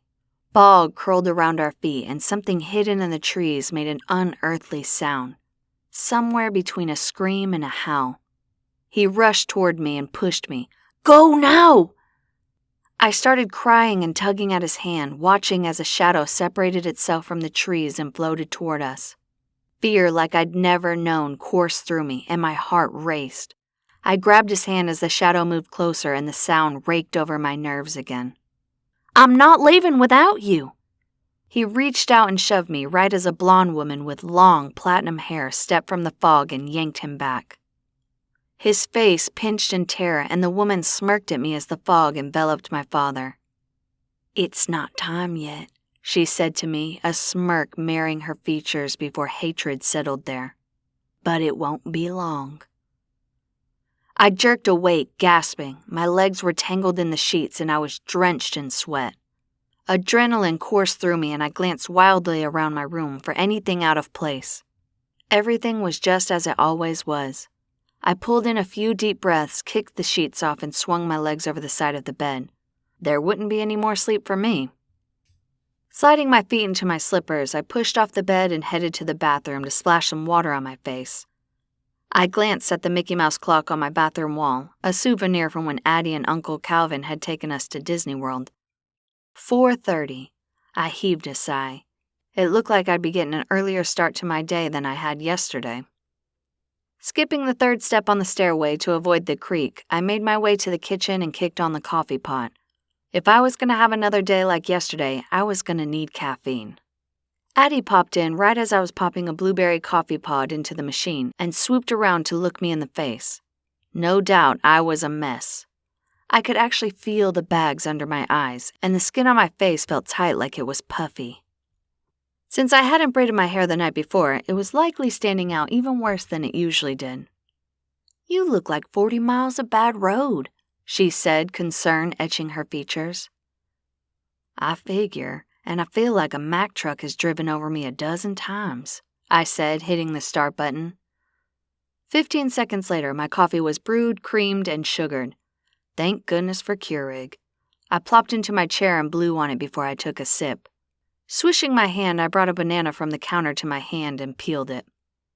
Addie smiled a little as I did. Ever since the 3rd grade, when I'd learned that monkeys peel their bananas from the bottom, I'd done the same thing. I figured they were the pros, and it really did work better. "So what's got you sucking down caffeine at this time of day?" she asked. "Another nightmare," I said, picking at the strings on the banana. The fear I'd felt in the dream skittered down my spine again, and my appetite fled. She furrowed her brow. Another nightmare? This isn't a one-off occurrence. No, I said, breaking the banana into pieces. I've dreamed about him a few times over the past 6 months or so. And you're just now telling me? Why? She slammed her arms across her chest and scowled at me, but the worry in her eyes was evident. I lifted a shoulder. Most of the time they're just jumbled and skipped around all over the place. It usually happens when I'm stressed or worried about something. You said usually. Tonight was different? Yeah, I said, barking out a mirthless laugh. You could say that. She waited a couple seconds, then glowered at me, tapping her toe midair. Well, are you going to tell me how it was different, or should I just start guessing? It wasn't jumbled at all. As a matter of fact, it didn't even feel like a dream. She shook a gnarled finger at me. You more than anybody know such things aren't to be taken lightly. You should have called me right off as soon as you woke up. Ain't no such thing as coincidence. I taught you better. She started pacing back and forth, floating across the table, then back again. You mean, you think maybe it really wasn't a dream? But how? Daddy's gone. Addie shot me her best, don't be a dunce look. No, your daddy left. That's different than being gone. I leaned back in my chair, gobsmacked. She was right. I guess somewhere along the line I'd made peace with Daddy leaving by convincing myself he'd died. In a car wreck or a boating accident, or maybe a piano fell out of a window and took him out. Whatever. I'd been a daddy's girl. The only reason he wouldn't have come back for us would have been because he was dead. Addie tilted her head at me, then compassion filled her eyes as dawning struck. Oh, honey, I'm sorry. I didn't know that's how you dealt with it. She put her arms out to hug me, then realized she couldn't. She folded them behind her back instead. I pressed my lips together. So now that we've dispensed with that notion, why do you think he contacted me like that? For that matter, how would he contact me? Daddy didn't have any magic. She didn't say anything for a few seconds, just resumed her pacing. I don't know the answers to either of those questions. She paused and studied me for a minute. How somebody could contact you is easy. You're a telepath, and we've never had reason to keep that a secret in the witch community. You shield yourself during the day, but you're vulnerable at night. I didn't like the sound of that at all. The idea of somebody crawling around in my head at any hour gave me the heebie-jeebies. I shuddered. So the odds of Daddy being the one to instigate the communication are slim to none, right? She nodded. Though for the life of me, I can't imagine why whoever it is would want to show you their hand before they're ready. That's easy, I said. Hubris. The one thing all the bad guys we've dealt with had in common was arrogance. They were totally convinced they'd come out ahead in the end, that their plan would work. She rubbed her chin and nodded. You may just be onto something there. Describe this witch to me again. Any doubt I had that she was a witch had flown out the window the moment I'd accepted that the dream wasn't a dream. I described her again, this time giving Addie every detail I could remember. Recognition lit her eyes as I talked, then disbelief. She shook her head. I knew a witch who fit that description to a T, but there's no way it's her. She's dead. No, I said. This woman was no older than my age, maybe even a little younger. She cocked a brow. You know as well as I do, looks can be deceiving. She could have an extended lifespan, or she may have been wearing a glamour. She pulled in a deep breath, then released it. She didn't strictly have to breathe anymore, but it was a habit she hadn't given up. I was glad. Being around somebody who didn't breathe, even if they were on the other side of the daisies, would have been weird. Well, I said, did she? Did who what? She asked, distracted. Did the witch you're talking about have a longer than normal lifespan? She pinched her lips together and raised her brows. Maybe, but I'm absolutely certain she's dead. And how would you know that for sure? I mean, weirder things have happened. Maybe whoever told you she was dead was wrong, or if you saw her get hurt, maybe somebody healed her. She shook her head. Trust me, honey, the woman's deader than a hammer. How can you be certain, though? I mean, if she fits the exact description. Addie turned to me.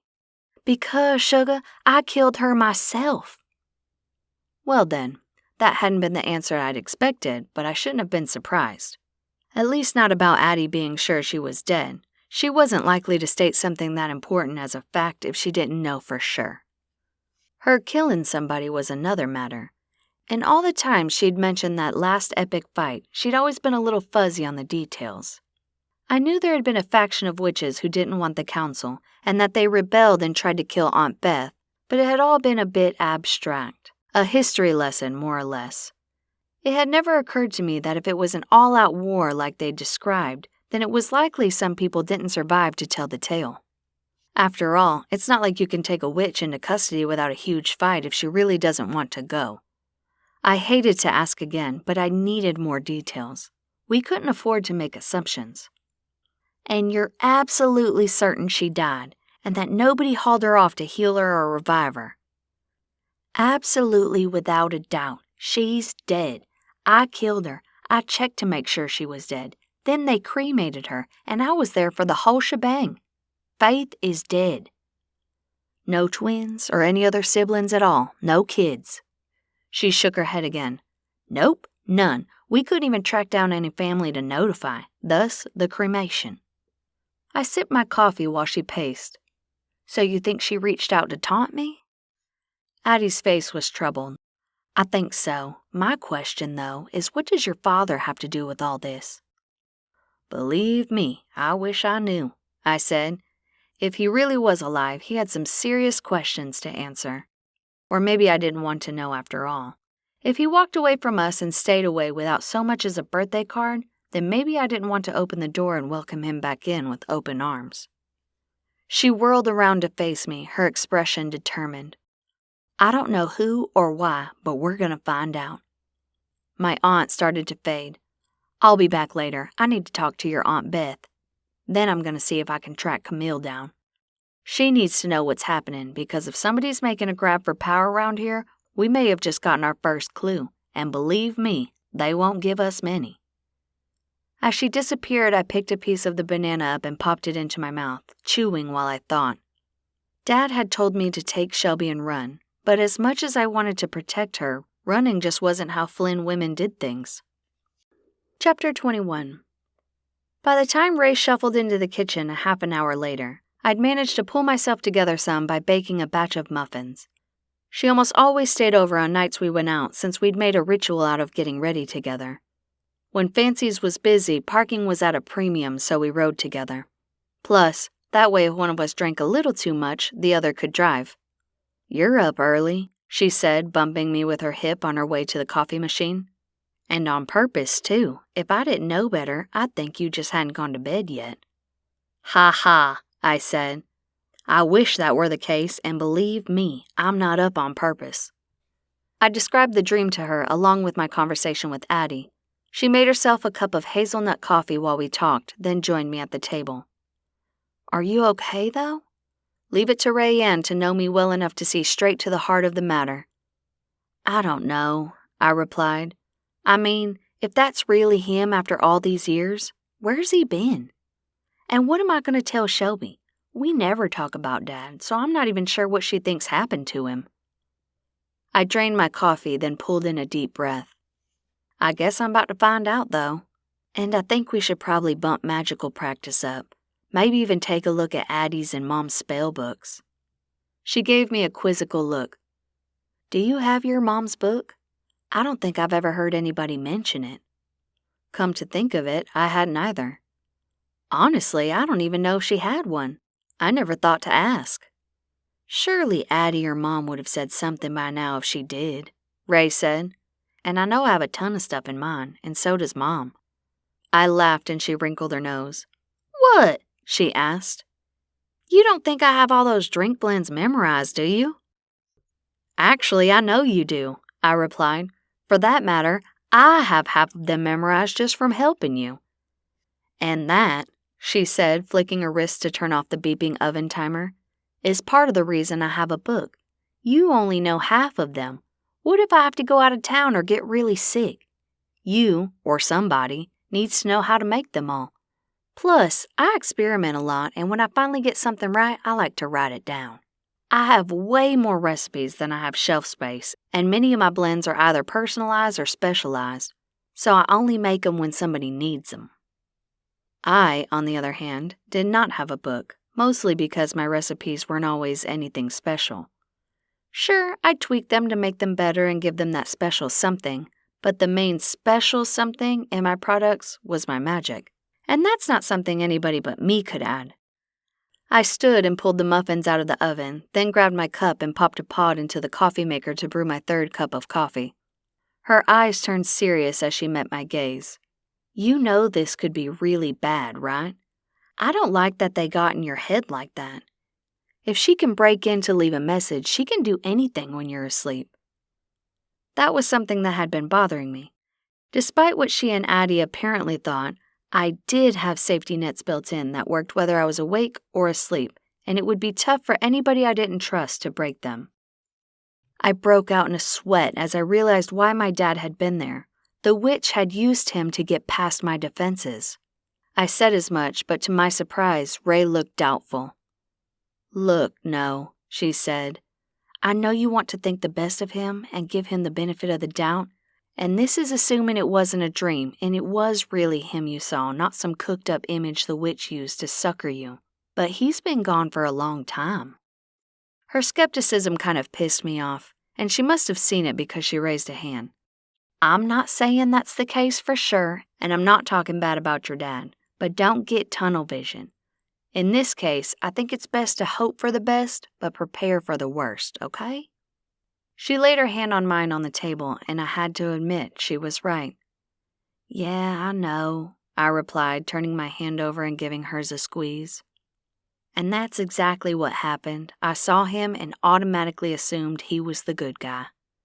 And he may be if it was some kind of telepathic communication, and if it was him. I looked up and her eyes were full of commiseration. Just don't get your hopes up, okay? I don't want to see you go through that heartbreak again.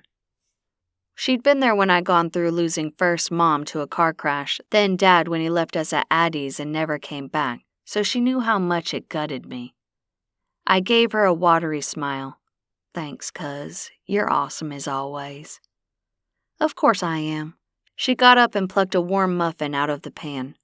You're gonna have to tell Shelby about this. You know that, right? I pulled in a deep breath, then released it through my cheeks. Yeah, I suppose I should. Ray shook her head. Not should. You have to, today. If this is a real thing, and I think we'd be stupid not to assume it is, then she needs to be aware.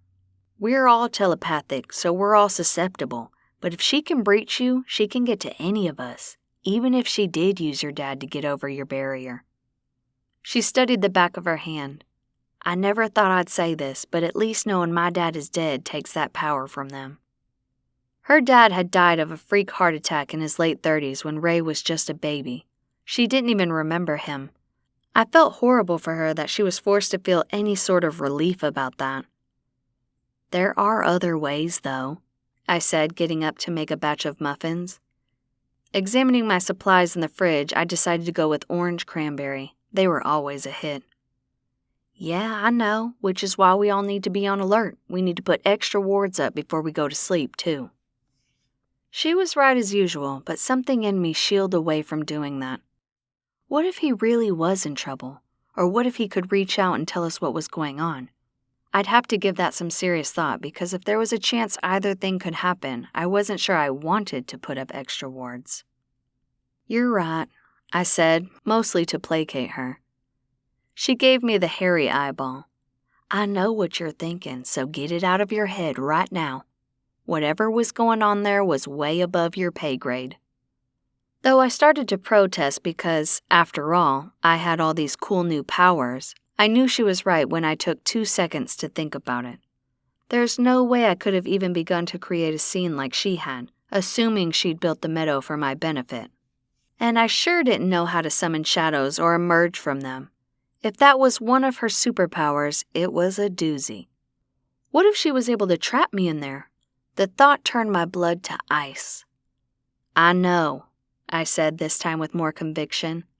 I'll start putting up extra wards at night. And I meant it. There was no dream worth dying, or worse yet, being trapped in my own head for the rest of my natural life. Chapter 22. I made the muffins, then helped Shelby feed the horses so she could get a head start on getting ready for school. I decided there was no time like the present to tell her about the dream, and Ray was right, she needed to know. Ripping the Band-Aid off was how Addie taught us to do things, so I didn't waste any time. Once I'd told her about the dream and summarized my conversation with Addie and Ray, Shelby was quiet for a few seconds. "Are you okay?" I asked. "Yeah," she said, squinting. "I guess it's just not as big a deal to me as it is to you, Dad appearing in a dream, I mean. To me, he's just an abstract idea. I don't even remember him and probably wouldn't recognize him if I passed him on the street. I haven't romanticized his leaving because I don't have any real emotional attachment. I mean, I wish he'd have stuck around, but it's not like he left a gaping hole in my life when he went. I was only 3. When she put it like that, it made sense. We'd never really talked much about Dad. Addie and Beth had shared a lot of stories about Mom with us, and of course Dad was included but rarely central to any of them. I gave her a side hug. I just wanted to let you know what was going on. Whatever's up feels big to me, and I have to wonder if it's not tied to the stuff Camille's working on. In any case, until we know more, we need to beef up our wards and keep practicing our magic." She groaned. "I have a good handle on things, and so do you. Ray's got her whole super growth thing under control, too." We've gotten lax with our practices for exactly that reason. "I don't know," I replied. "Call it a gut feeling, but I think we need to learn to work together a little better and maybe broaden our scope to see exactly what we can do. Up till now, we've just been practicing controlling it. Maybe it's time to push the limits a little." She shot me a sideways glance and grinned. "Does that mean you're going to let me blow things up on purpose?" One of her skills was wind magic, and she could literally compress the air and hit an object so hard that it blew up. I raised a brow at her. "Maybe so. Blowing things up may come in handy if we have something bad coming at us, and if you have to use it, I'd rather you be able to focus it so you don't blow up a house instead of a flower pot." She rubbed her hands together. "Then let's do it. How's this evening?" "Perfect," I said, laughing. Our goal up to that point had been not blowing things up, but maybe we'd been remiss in not practicing the other way too, just in case. Her phone chimed with a text and she checked it. "Oh, crap! Cody's on his way to pick me up and I haven't even showered yet." "Better get on the stick then," I said. "Yeah, I better. Catch you this evening," she replied before making a mad dash for the house. Ray was dressed and ready when I made it back in the house. Since we only had 2 bathrooms, time was at a premium when all 4 of us were there.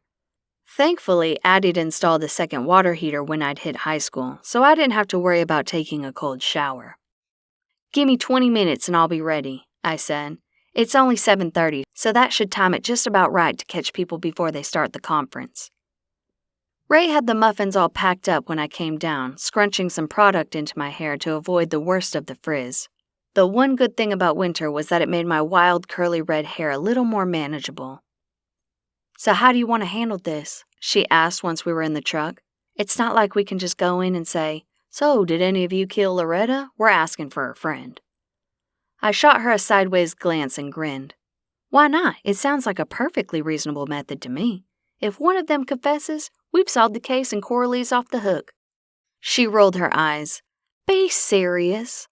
I think the best way is to use the soft opening. Start with asking some general questions about the conference, then lead into the murder." She looked so serious I had to laugh. "You've given this a lot of thought, I see. Should we use the group method or cull 'em from the herd and interrogate 'em separately?" "Maybe start with the group, then corner people." "How about we just take the muffins in and play it by ear? I'm guessing the murder is all they're going to be talking about, even though it's been a couple days. That's some good fodder, and I doubt the buzz has died down much." I was right. When we got there, Rachel, the girl who worked the front desk, smiled when we walked in. "Hey, ladies," she said, her brown eyes lighting up. "What are you 2 doing on this side of town? Not that I'm complaining." I held up the basket. "Just bringing some muffins to the conference folks. We figure it's good business for Brew for you." She adopted a knowing expression. Here to get dirt, huh? Trust me, you won't find a shortage. That woman was not well liked. I don't think I've met hardly anybody who had a single nice thing to say about her. Really? Ray said. That's unusual. Some people are a little controversial, but they usually have their cliques. She did, Rachel replied, tucking a strand of hair behind her ear as she leaned a little closer. They have the standard mean girl group, and she was apparently a Gold Star member. I was here when she checked in, and 2 other equally hateful women met her in the lobby. I swear, if I was a witch like you, I'd have gave them warts. She slapped a hand over her mouth and tried to walk the statement back. She wasn't exactly the sharpest tool in the shed and had a tendency to just open her mouth and let whatever was in her brain fall right out, unfiltered. She had no idea I was a real witch, but speculation had gone on forever about my family. Some folks choose to believe it, some choose not to, and the rest really didn't care one way or the other. Obviously, Rachel fell into the first group. She was younger than me, but older than Shelby, so neither one of us had gone to school with her. We just knew her from around town since her mama ran the local laundromat. I'm so sorry, she rushed to say, her round face scarlet. I don't know what got into me. Sometimes I just... We smiled and waved her off. That was far from the first time it had happened to us, and we just learned to deal with it by neither confirming nor denying. That way, nobody would be lighting any bonfires, but they wouldn't mess around our property either, just in case. Anyway, she said, motioning toward the conference room, go on in. There are already folks in there drinking coffee and shooting the breeze, so now's your chance. Sure enough, when we poked our heads into the doorway, several small clusters of people were scattered throughout the room. Rather than just set the muffins on the table, we figured it would be better to walk the basket around the room and offer them individually. Maybe we'd find a good opening. The chance came even quicker than we could have hoped. The first group we approached, 3 middle-aged women and a man, were already talking about it. Personally, I can't believe it's taken this long for somebody to kill her, one of the women said. Me either, said another, giving me a brief smile and a nod as she plucked a muffin out of the basket with 2 bony fingers tipped in long burgundy nails. Though it's perfectly suiting how they did it, seeing how she spent her whole life stabbing people in the back. That got my attention. The woman seemed to have a real axe to grind. Did you know her? I asked, and all 3 of them appeared startled that the waitstaff knew how to talk. Sorry, I said. It's just, Keyhole Lake's small, and the murder is the talk of the town. The man nodded, and I was surprised to find his expression warm. I'm from Eagle Gap, so I know exactly what you mean. Had this happened there, it would be the same way. Miss Bonyfingers raked her gaze over me. I suppose you know the woman who killed her, then? I gritted my teeth to keep from saying something I'd regret as the urge to defend Coralee jumped to the forefront. Ray nudged me with her elbow, and I zipped my lip. I wasn't aware they'd made an arrest, she said. The woman flapped her hand, the light flashing off all the rocks on her fingers. Whatever. The woman who allegedly killed her. In the interest of completing our mission, I forced a smile. I can't imagine why Coralee would want to kill her. Other than the exchange in the salon, I don't think they've even spoken in a couple decades. Surely there's somebody in Loretta's current life that would be more likely a suspect. The man nodded. You're right, of course. The woman was horrible. I work with a lot of people from Atlanta who are looking to get out of the rat race and move to a smaller town, and also younger people looking for just the opposite, to get closer to Atlanta where they have better job opportunities. His face clouded over. It seemed I couldn't make a move without running into her. There were even a couple of times when I arrived at a showing only to have her show up too. She'd lead the clients to believe they needed local representation. She outright stole my commission both times. Oh, wow, I said. Did she do that frequently? A second woman, one who looked much kinder than the first, nodded. She did. Just last week, Leanne Cooley was all set to close on a $2 million listing. The commission from that would have been right around $120,000, and it was her listing, so she wouldn't have had to split it. Bless her heart, she's on the verge of losing everything, and her mama's been sick on top of it. She'd busted her hump on that listing, and at the last minute, Loretta came in and snatched it away from her. Leanne still got half, but by rights, the whole shebang should have been hers. Ray and I exchanged a glance. People had killed for a whole lot less than that. The third woman, the one who hadn't spoken yet, leaned in. "And you're never gonna guess what I heard this morning," she whispered, then gave us all time to move in close enough to hear. "What?" Bony Fingers whispered, her eyes big. "Before she was a realtor, Leanne was a hairdresser." The woman gave a conspiratorial nod, the one practiced by every gossiper who swears she's speaking the gospel. "And is this Leanne here this week?" The guy nodded and motioned with his head. "That's her right over there in the yellow sweater." I tried to act casual as I glanced in the direction he indicated. The only person in yellow was another middle-aged woman with huge hair, wearing enough makeup that she probably kept L'Oreal in business. Ray pulled back the basket of muffins and pasted a smile on her face. "You all have a great day and be sure to come see us at Brew for You, my coffee shop. We're located right on Main Street. You can't miss us." We barely heard the thank yous as we beat as hasty a beeline as possible without being too obvious towards Miss Leanne Cooley, the proud new owner of the top spot on our suspect list. Chapter 23. We smiled as we approached and Ray held out the basket. "Would any of you care for a muffin? Baked fresh, courtesy of Brew for You." Leanne was closest to us and smiled. "Oh, I was there yesterday morning for coffee. I had the Loca Mocha, and I swear I had energy till noon and didn't even feel the caffeine crash afterward." She plucked a blueberry muffin from the mix. "I also had the most amazing turnover. Whoever runs that place should hang on to the pastry chef." I smiled.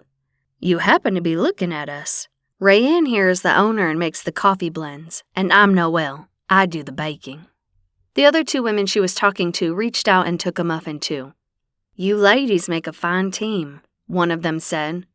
"We've actually decided to add you to our list of attractions for the next time we have a conference down here." "Yeah," the third woman, a chunky little girl in her early 20s, said.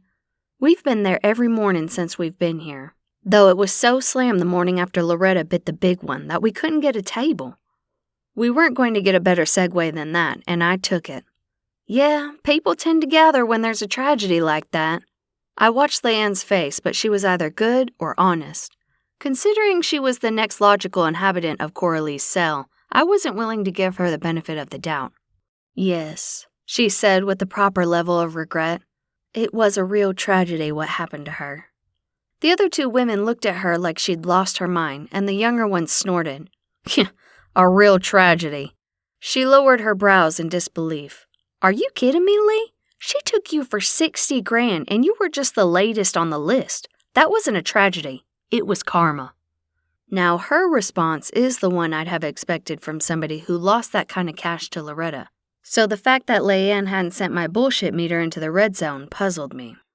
"Sure, I couldn't stand her," she said, peeling the paper from her muffin, "but I didn't wish her dead." The third woman raised a penciled-in brow. "I'm not ashamed to say I had, on more than one occasion. She never got me directly, but I hate people who pull the crap she did. There's such thing as professional integrity, and she didn't have so much as an ounce of it in her body. I say she got what was coming to her. I just hope that poor hairdresser doesn't go down for it. There are way too many people with more motive than she had, and I, for one, don't think she did it." I liked her. She spoke her mind, but more importantly, she was the first one I'd heard say they didn't think Coralee was guilty. I held out my hand. "It's nice of you to say that. We know she didn't do it, but we're afraid she's going to go to jail for it anyway if they can't find a better suspect." The shorter woman huffed and waved a hand toward the room. "There are 100 people at this conference, and Loretta probably put the screws to at least half of them at one point or another. As far as I'm concerned, that's 50 people with more motive than your friend." Considering I was standing next to the ideal suspect, I didn't want to put too fine a point on it by asking for names. But I couldn't help but notice that Leanne didn't make eye contact and didn't contribute anything to the conversation. I glanced at Ray, who nodded. "Ladies, enjoy your conference, and it was nice talking to you. Come down and see us again before you leave." Miss Pencilbrows nodded and smiled, her hazel eyes warm. "Count on it, and we'll be back at the end of July for the summer conference, so put us on the calendar." We went around the room distributing muffins and listening for clues, but people were either regurgitating info we already had or weren't talking about it at all. We emptied the rest of the muffins onto an empty platter on a table and made our way back to the truck.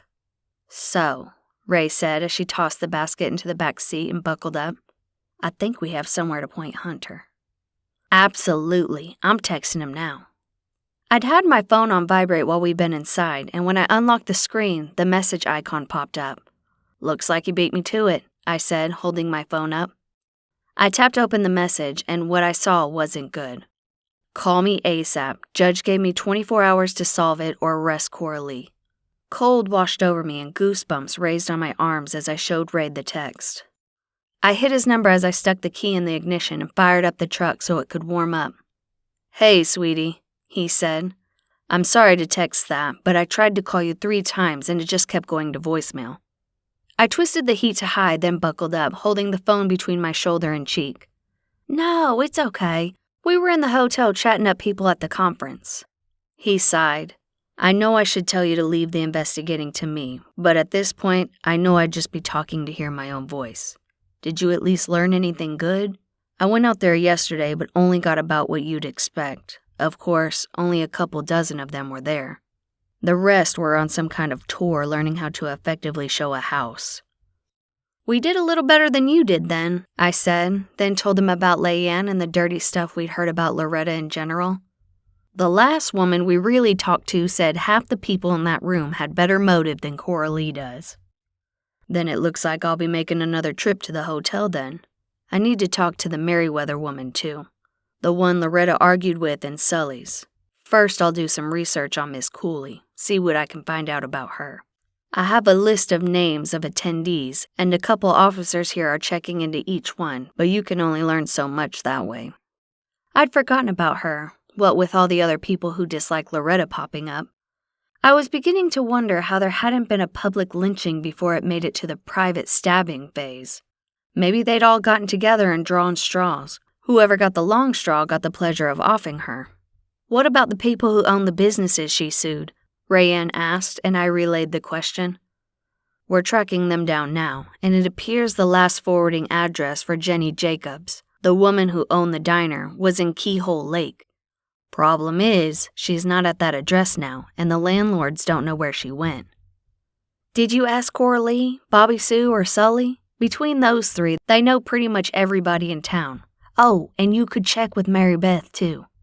"I haven't yet, but it's on the agenda next. Or it was. I just got the info back a little bit ago. Now I need to go to the hotel. I want to catch them before they have a chance to leave, because I heard tomorrow is the last day." "Fabulous." I tapped my fingers on the steering wheel, thinking.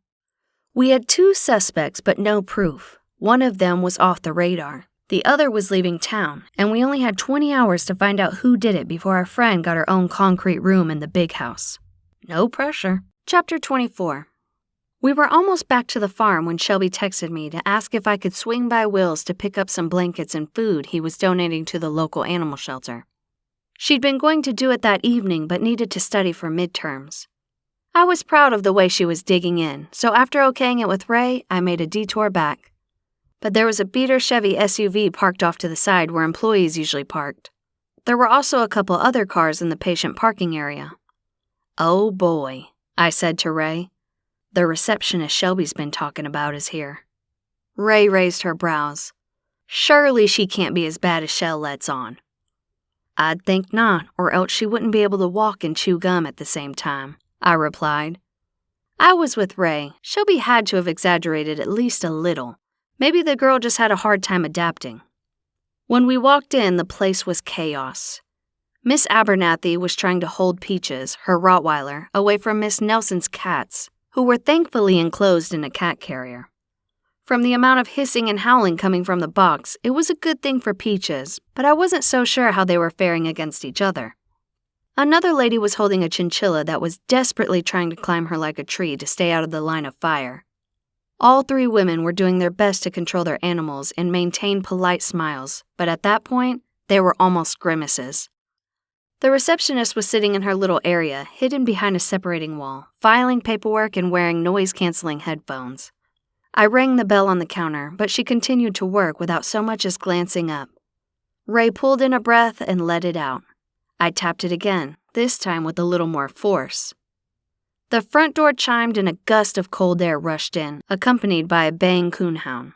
The poor owner looked for a place to sit, but there really wasn't anywhere left to go. He looked at me helplessly and I held up my finger. "Miss Abernathy," I yelled over the din. "Come with me, we'll get you in a room." Will had 4 patient rooms, and I checked the closest one, just a few feet from the reception area. Sure enough, the table was gleaming, and a box of gloves was sitting on the stainless steel exam table. Will signed that the area had been disinfected and was ready for the next patient. I opened the door wide, and she pulled a still barking Peaches along behind her and gave me a grateful glance, followed by a glower toward the clueless receptionist, who hadn't even noticed me yet. I took a quick peek into the other exam rooms and was glad to see they were all clean, too. Rayanne picked up Miss Nelson's cat carrier and lugged it into the second room, and I got Chinchilla Lady into the third. The minute everybody was out of sight, the coonhound quieted down and the man was able to sign in on the log sheet. I told him we would be right with him. I didn't want to fill up the fourth room in case an emergency came in. The receptionist finally looked up over her horn-rimmed hipster glasses and stood, pulling down the hem of her sunflower yellow retro 70s miniskirt. She pulled off her headphones and tottered toward me in 2 high platform boots. "Excuse me?" she said in that snotty way only kids who thought they had some power could pull off. "May I ask who you are? You can't just come back here." "Yes," I snapped, irritated that she even thought to get huffy when I just pulled the office back from the brink of disaster. "I can. Somebody had to." I felt a little bad for being snippy, but come on. Noise-canceling headphones when the place was about to fall down around her ears? She flapped her mouth open and shut a few times, then examined me closer, looking suspicious. "Are you related to Shelby?" "Yes, I'm her older sister Noelle, and this is our cousin Rayanne," I said, wondering if she was ditzy or just didn't care about the job. "We're here to pick up donations Will's making to the animal shelter." "Animal shelter?" she echoed, her face blank. Ray rolled her eyes. "Oh, for Pete's sake, is Will here?" The girl tilted her head, and I couldn't figure out if she was deciding to get smart or if she just didn't understand the question. "I think so. He was a little bit ago. Maybe he's in the back. I know somebody brought a sick dog in a little bit ago, and he said something about starting an IV and keeping it overnight." I gritted my teeth and did my best to smile. "Well, can you tell him we're here?" "Do you have an appointment?" she asked. "I don't want to bother him if you don't. He's very busy." Rather than run the risk of choking her, I just pulled out my cell and scrolled through until I found Will's name. "Hey, no," he said when he picked up. "Shelby said you were coming to pick up the blankets and food. Thanks. Normally I like taking it myself, but I'm slammed today. I just stepped out back to the hospital to get a dog settled in." "Yeah," I said, my voice went wry. "I put Peaches in room 1, Miss Nelson and her cats in room 2, and some lady with a freaked-out chinchilla in room 3. There's a guy here with a coonhound in the waiting room." "Thanks," he said. "But isn't Allie up there?" So her name was Allie. "She is, but it was easier just to call you." He sighed, and I could picture him running his hand through his hair. She seemed so nice and trainable when I interviewed her. I'm not sure how she pulled it off, but for now, at least somebody's up front until I can find somebody more suited to the job. "Barely," I said. "I know," he said, discouraged. "I thought I'd give her a couple weeks to settle in. See if she'd work out. Apparently that's not going to be the case." "I think that's a safe bet," I replied. "Where are the blankets and food? You keep doing what you're doing. We can get them."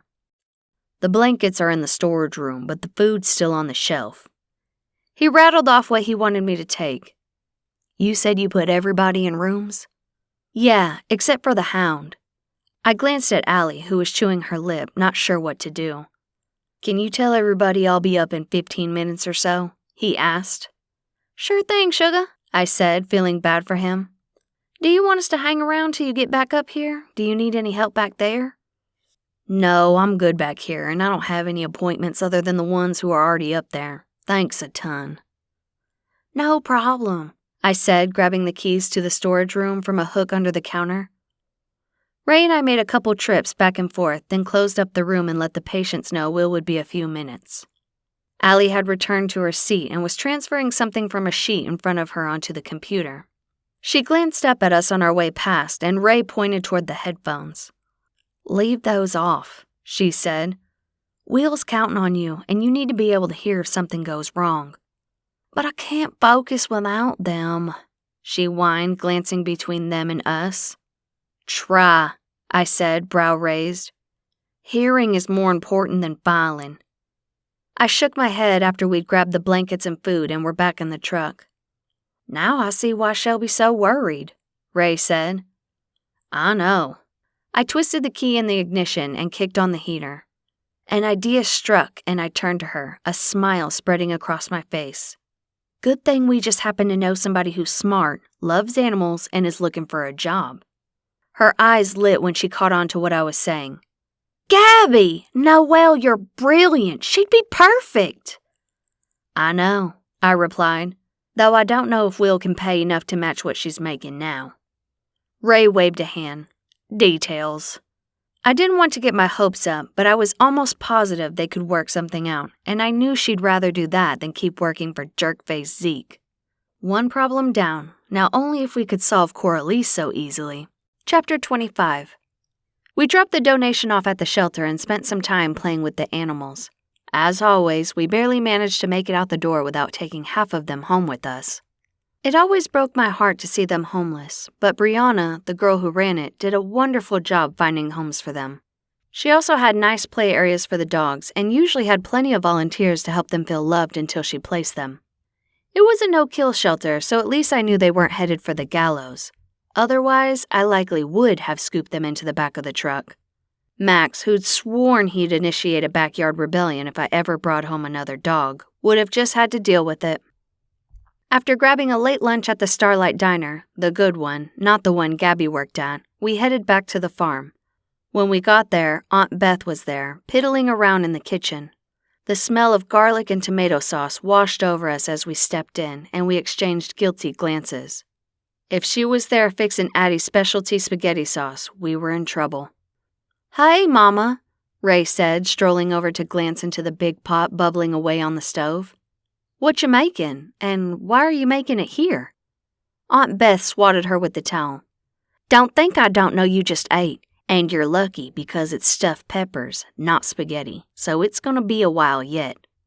Ray furrowed her brow and narrowed her eyes. "How do you know we just ate?" Beth and Addie both had a way of knowing things, and though they always wrote it off to the whole moms have eyes in the back of their heads thing, we'd always suspected they had some sort of magical GPS on us or something. Sometimes it was uncanny and terrifying. Addie, who was hovering over a chair keeping Beth company, tried to look mysterious but couldn't quite smother a smile. "No, she's not tracking you, and I'm not stalking you. You just have a blob of mustard on your shirt, Rayanne." Ray glanced down at her shirt, then grinned sheepish. "Oh," she said. "I knew that." "Sure you did, honey," Aunt Beth said, her eyes twinkling. She took a seat at the table and made a curly-cue motion with her finger that sent the wooden spoon stirring in the pot in a lazy, swirling pattern. "So what are you girls up to?" We gave them a brief rundown of the day, and Addie nodded. "You're on to something there with Gabby," she said. "It's the perfect solution for both of them." Just then, the front door swooshed open, and Emma and Shelby stepped in, both of them sniffing the air. "Man, it smells good in here," Shelby said, making her way to the stove after she kicked her shoes off. "Spaghetti or stuffed peppers?" "Peppers today, spaghetti tomorrow," Beth said. She always chopped the leftover stuffed peppers up into the juice and turned her peppers into spaghetti sauce the following day, assuming there were leftovers. The stock pot was huge and probably had a dozen peppers in it, all stuffed to bursting with what equated to giant meatballs. But when you threw Hunter and Matt and usually Cody into the mix, it didn't take long to tear through a bunch of groceries. A thought struck. "Is Cody coming for dinner, Shelby?" She lifted a shoulder. "He's coming to study, so he'll probably be here to eat. Why?" As usual, Ray read my mind. "Have him invite Will," she said. "Okay," Shelby replied. But why? Just because, or do you have a reason? Well, he's always welcome to supper, I said. But this time we have another reason, too. We met Allie today. I have to admit, I figured for sure you were exaggerating, but she's at least as bad as you'd said. So we have another, better candidate. Oh, yeah? She replied, grabbing some glasses from the cupboard and pouring a couple glasses of tea for her and Emma. Who? Gabby, Addie said. She'll be perfect. We'll need somebody who knows what they're doing, and she needs a job where she's respected and doesn't have to work nights. Shelby wobbled her head side to side. That's actually not a bad idea. Though I don't think Will pays enough to make up for what she's making now. Do you think he has the wiggle room to up what he pays a little? Ray asked. Shelby snorted. If it means replacing Allie with somebody who can actually run the place, I'm sure he'd at least consider it. He's already tied a knot in the end of his rope. I'm not sure how much longer he can hang on. I know, Ray said. We saw, poor guy. Shelby pulled out her phone and texted Cody, and within just a few seconds her phone chimed with a response. She took a big gulp of tea, then glanced at it. They'll be here around 6. She glanced at Beth. Does that work? Beth nodded. Perfect. Yeah, Emma said, grabbing a bag of chips from the pantry. That'll give us time to practice our magic before they get here. Then we can all study afterward. I went up and changed into something I didn't mind getting horse slobbers on, then headed to the barn. I'd just brought the mares in from their pasture when Gabby pulled in. Hey! She called, setting her purse on the porch and heading my direction. Looks like I'm just in time. She shoved Mayhem back from the gate and opened it up, letting him and the other 4 geldings through. They'd all been there long enough that they knew the routine. One by one, they clomped toward the barn and meandered into their own stalls, heading straight for their feed buckets, which I'd filled before I'd started bringing the horses in. All we had to do was shut the stall doors behind them. Gabby slapped Mayhem, whose stall was at the far end of the barn, on the rump as he went in, and he turned and gave her a welcoming nudge with his muzzle before withdrawing and stuffing his face into his bucket. So, I said as she clipped his stall shut, I had a grand idea today that'll get you out of the meat locker over there and into something that suits you much better. Oh, yeah? She asked, tossing her boy an extra flake of hay. And what's that? I don't have the skills to be a surgeon or the patience to be a babysitter, and as far as I can tell, those are about the only open jobs in the county right now. Well, technically this job isn't open yet, but it's about to be, I said. At least if you and Will can come together on things. She turned to me, her eyebrows drawn together. Will? What's he have to do with anything? He happens to be in desperate need of an office manager who knows her stuff, I replied. I've never worked in an office before, she said. I don't know anything about running a veterinary practice. I'm sure there are profession-specific programs and all sorts of things. I snorted. Trust me, the bar is pretty low at this point. Besides, you can learn all that. You have a degree in business, so you can help him out with the books, too. And enough common sense not to put a Rottweiler, 2 cats, and a chinchilla in the same space. She grinned. That's awfully specific. I explained what Ray and I had witnessed earlier. The girl doesn't have the sense God gave a wooden goose, I finished. Trust me, you'll be fine. Wow, she said. Yeah, I can't really mess it up worse than that. We each grabbed a broom and she started on one side of the alley and I started on the other. I'd be willing to give it a shot, she said, scrubbing a wet spot with her broom that had turned loose sawdust into a sticky mess. Assuming he could match what I'm making now. What's he pay? That I don't know, I said, frowning when I hit a similar spot of stubborn dirt. Another crappy thing about winter, when you combine Georgia mud and sawdust, you got something even stronger than Coralee's Aquanet.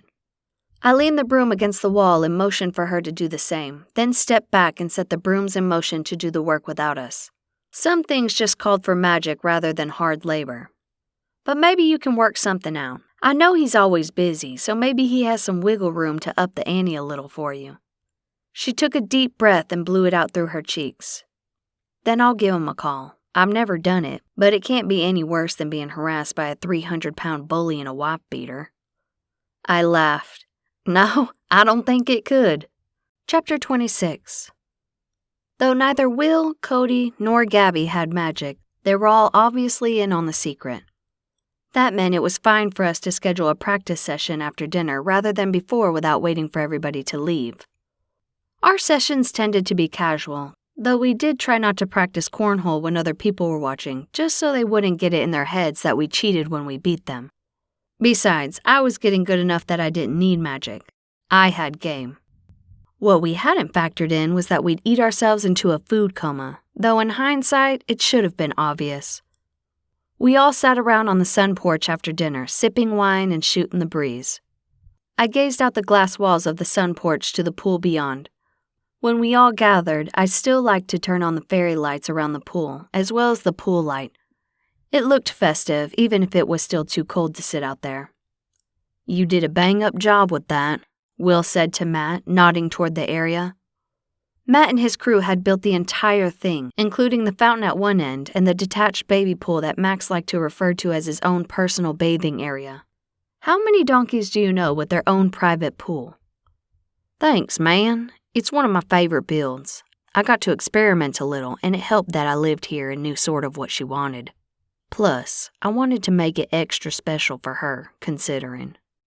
He was referring to the fact that I'd insisted he move into the apartment over the barn rather than leave him in the lake cabin. And for some reason, he credited me with his current job as foreman of the biggest construction company in town, even though all I'd done was make the introductions. It had just been a matter of the stars aligning, and as far as I was concerned, I'd gotten the better end of the stick. I got a gorgeous backyard area, pool included, for basically cost, and an awesome friend who went out of his way to help me around the barn. And Hunter got a best bud out of it too. Wins all around. "I'm considering putting in a pool next summer, so maybe we can get together and knock some ideas around," Will replied, and I took that as my opening.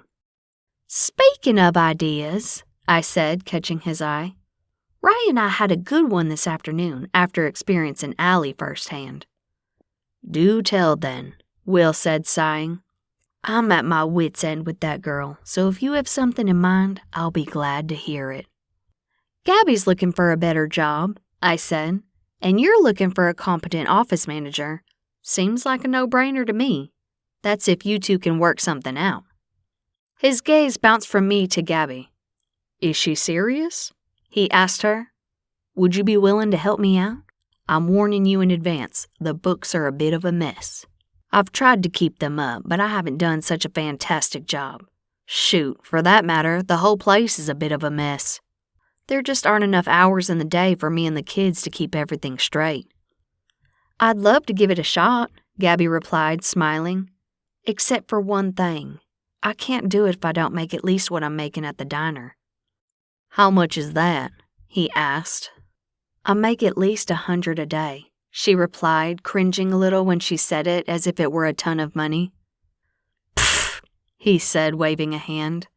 "If you can come in and make sense out of the chaos, I'll double that.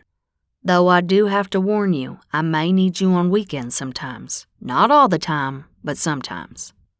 She was practically glowing, she was so excited. "Deal.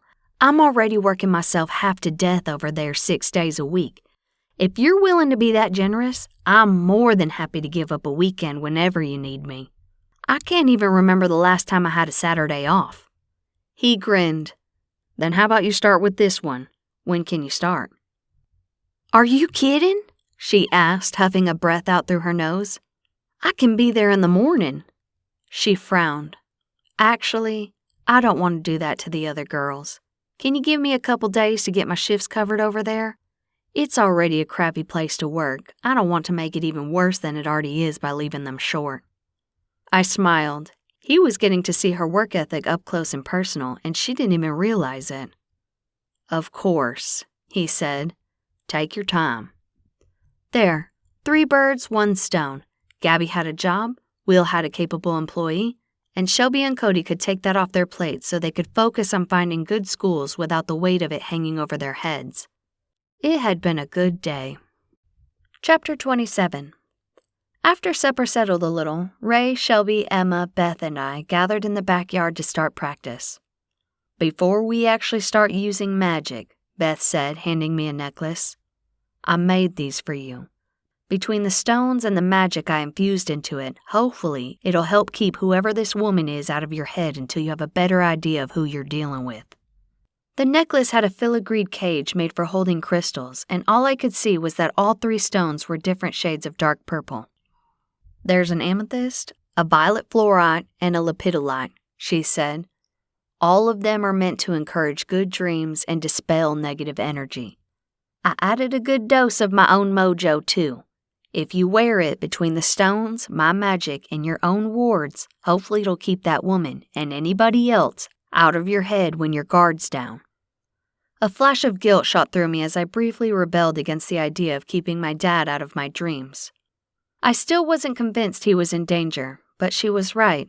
Sleeping was no time to go toe-to-toe with a force powerful enough to break through the considerable shields I already had in place. I knew in my bones the time would come to face her, but when I did, I wouldn't be alone and I wouldn't be asleep. I held my hair up so she could fasten it around my neck. Now, she said, motioning toward the obstacles and objects we had scattered around the yard. Let's get ready to take these witches on in style. They're about to learn what it's like to be on the wrong side of a Flynn. And me, Emma said, smiling. Shelby shoulder bumped her. You're close enough to family that you count as one of us. Indeed, I said, wiggling my fingers to warm them up. Let's get this party started. We focused on working together, finding different ways to use each of our strengths in tandem so they were doubly powerful. I lifted a good-sized rock with my mind, and Shelby used her air magic to fling it at a target. Ray waited until right before it landed to triple the size of it so that it didn't just hit the plastic bucket full of sand, it busted it to smithereens. For her part, Emma was a strong telepath and earth witch, so she called forth vines and tree limbs to ensnare or hit whoever was playing the part of the bad guy. We all took turns in that capacity too, because we'd passed the point of practicing for the fun of it and were now focused on taking down a real enemy. You couldn't learn that without an actual witch running her own plays. Magic like that took energy, so not only were we exhausted after an hour, but we were hungry again too. Fortunately, Hunter had grabbed a giant cheesecake from Costco, and Beth had made a blueberry sauce to drizzle over the top of it. Will had gone home, but Gabby, Hunter, and Matt were still there. Anna Mae, who was dating Matt, had shown up while we were practicing. She had an empty plate in front of her, but she was a good Southern girl. There was always room for cheesecake, or any cake, or pie. So what have you found out about the murders? She asked once we were washed up and settled with dessert and coffee in front of us. I took a bite and washed it down with coffee after savoring the creamy deliciousness for a second. Not much, and too much, I said. She drew her brows together and shook her head, her platinum bob moving against her pixie face. How can both of those be true? What she means, Hunter said, is that we have plenty of suspects, but nothing tying any of them to the crime. And the 2 main suspects, besides Coralee, of course, are both missing. My gaze shot to him. You couldn't find Delilah Merryweather? Who's that? Anna Mae asked. And why can't you find her? She got in an argument with Loretta a night or 2 before she was killed, I said. It seems she didn't approve of Loretta's way of doing business, and when I went to the Marriott to talk to her, she wasn't there. And who's the other suspect? She asked. Jenny Jacobs, who owned a restaurant Loretta sued into bankruptcy, I said, and gave her the Reader's Digest version of the story. What about the realtor lady she beat out of a commission? Shelby asked. She should be at the top of the pile as far as I'm concerned, especially considering she was a hairdresser before she was a realtor. Anna Mae nodded. Yeah, my money's on her. So you have 3 solid suspects besides Coralee, but no way to link them to her. Pretty much, Hunter said. I can't even find Jenny Jacobs. She's at the top of my list because her last address was in Keyhole Lake, but she's disappeared into thin air. Why did she come here? Anna Mae asked. Hunter shrugged as he reached for the coffee carafe and refilled his cup. I have no idea. Peggy Sue's been trying to track that down. Maybe she's from here originally, I said, dishing a little more blueberry topping onto my cheesecake. I thought about that, he said. Peggy Sue's using whatever she can find out about her. So far, all we have is the one last name, Jacobs. Her tax forms show her as divorced. How old is she? Anime asked, motioning toward the filling. I handed it to her. Late 30s, Hunter said. 38 to be exact. If she was from here, then I'd have gone to school with her. Jennifer Jacobs? Anime passed the filling to Matt, who dished out a healthy glob and plopped it onto a second piece of cheesecake. No, Hunter said, which is what gave me a little problem. Her name is not Jennifer, it's Genevieve. Anime furrowed her brow in thought. I knew a couple Genevieves, but I don't remember any last names. Her face lit up. I do have my yearbooks, though, if I can find them. I'm sure I kept them. Hunter huffed a breath out his nose and shook his head. At this point, I don't care if somebody pulls a name out of a rabbit's hat or a crystal ball. Anime snapped her fingers. That's it, Genevieve Ball. Hunter looked at her, his face blank. Say what? Anime laid her fork down. Genevieve Ball, that's the name of one of the Genevieves I went to school with. I set my fork down and reached for my phone, then typed in the search terms I'd used to find the articles in the first place. There had been a picture of the owner in the article that quoted her. I scrolled through till I found it, then passed the phone to Anime. It was a good picture, so if it was her, hopefully she'd recognize her. She squinted at the phone, then used her fingers to zoom in. That's her, she said, excited. She's older, but other than a few wrinkles and a jaded expression, that's definitely her. Ball, huh? Hunter asked. You don't by chance remember her parents' names, do you? Anime shook her head. Sorry, I don't. She was a year behind me in school, so we ran in different crowds. Surely you can track her down with that, can't you? Shelby asked, reaching for the coffee carafe and topping off first her cup, then Cody's. There's a Ball family who has a bunch of horses, Cody said. They live on the other side of town, and I've been with Will a couple times when he went to their farm. Nice people, but they're a little old to have a daughter that age. I guess they could have had her late, though. Have I been there with you? Shelby asked. He shook his head. I don't think so. We haven't been there in a while. It was when I first moved to town. Where do they live? Hunter asked. Do you remember their first names? Cody shook his head. No, sir. Will always just called them Mr. and Miss Ball. No first names, but I'm sure he knows them, or at least has them on file. As far as where they live, I don't remember exactly. Since I was new to town, I didn't have my bearings yet. I do know it's sort of far out. Hunter put his fork down mid-bite and reached for his phone. If my man was putting down cheesecake, it was a sure bet he thought he was onto something. Chapter 28. Will had already gone home, so when we called, he didn't have access to his database. He didn't really need it, though. He confirmed they had a daughter named Genevieve and gave us detailed instructions on how to get to their farm. Hunter glanced at his phone, then pushed back. I have to go, he said. I don't want to leave this till tomorrow because I want to track down Delilah Merryweather to see what she and Loretta argued about and talk to Leanne coolly first thing in the morning, too. I can't imagine she was too happy about losing $60,000. No, Gabby agreed. I can't imagine she was. I think Jenny is the best bet, especially if she took such a hit that she had to move back in with her parents. I know what it's like, and it sucks. Gabby had lived on the horse farm where she'd boarded her horse and become close with the owner. So close the owner left her Mayhem, who was worth a fortune, and a horse trailer to put him in, and her most treasured heirloom, but that's another story. Anyway, the woman had passed, leaving Gabby with no place to live. She'd moved back in with her mother, but the two had never gotten along. It had been a stressful few months for her. Addie had joined us a few minutes prior, but had missed the conversation about the balls. Who are her parents again? I probably know them if they have horses. Addie'd been active in the local horse community almost all her life, and if they ever went to a local show or even sold more than a handful of horses, she'd likely know about them. Ball, Beth said. The name's familiar to me, but I can't place it. Addie rubbed her chin, shimmering a little and floating a few feet off the chair she'd been sitting in as she focused more on thinking and less on keeping track of her form. I've heard of them too. If I'm not mistaken, they're sort of backwoods and keep to themselves. I only ran into them a handful of times at the feed store, and they didn't stand around jawing like most of us do. There's not much I can tell you about them. Did they have a daughter? I asked. She lifted a translucent shoulder.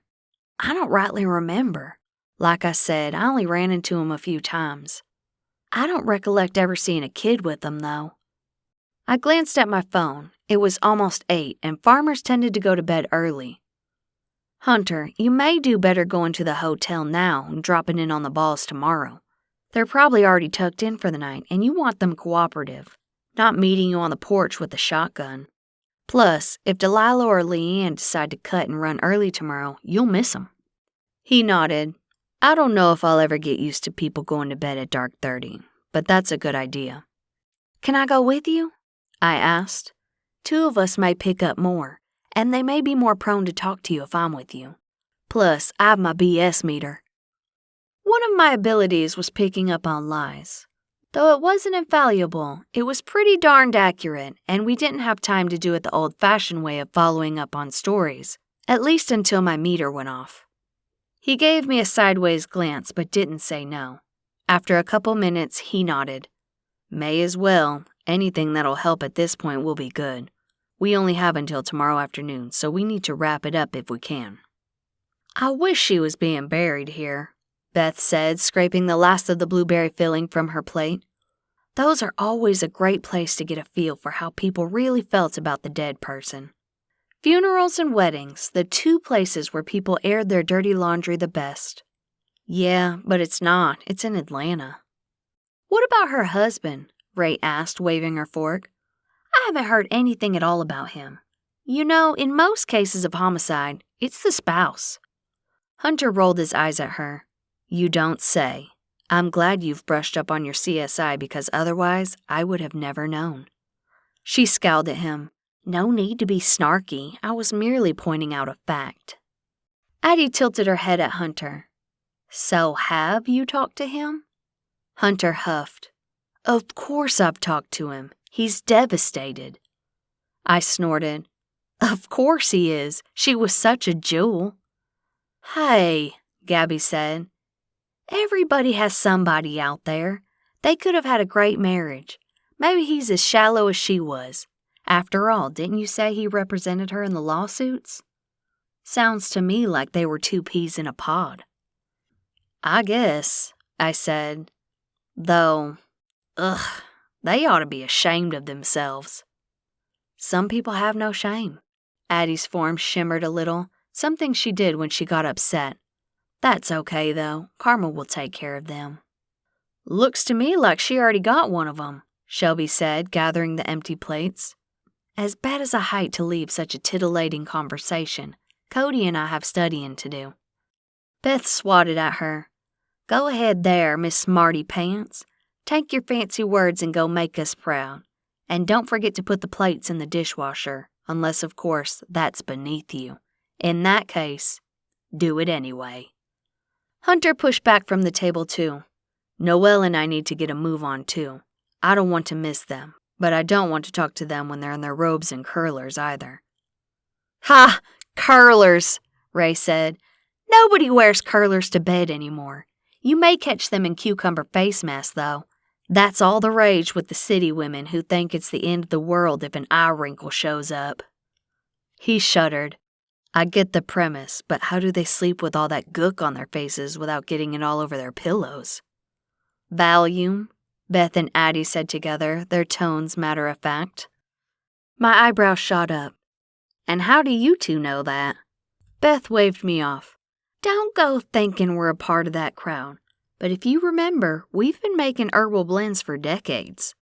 One of the most popular is our anti-anxiety sleeping blends. Women who don't want to take a sleeping pill use it instead.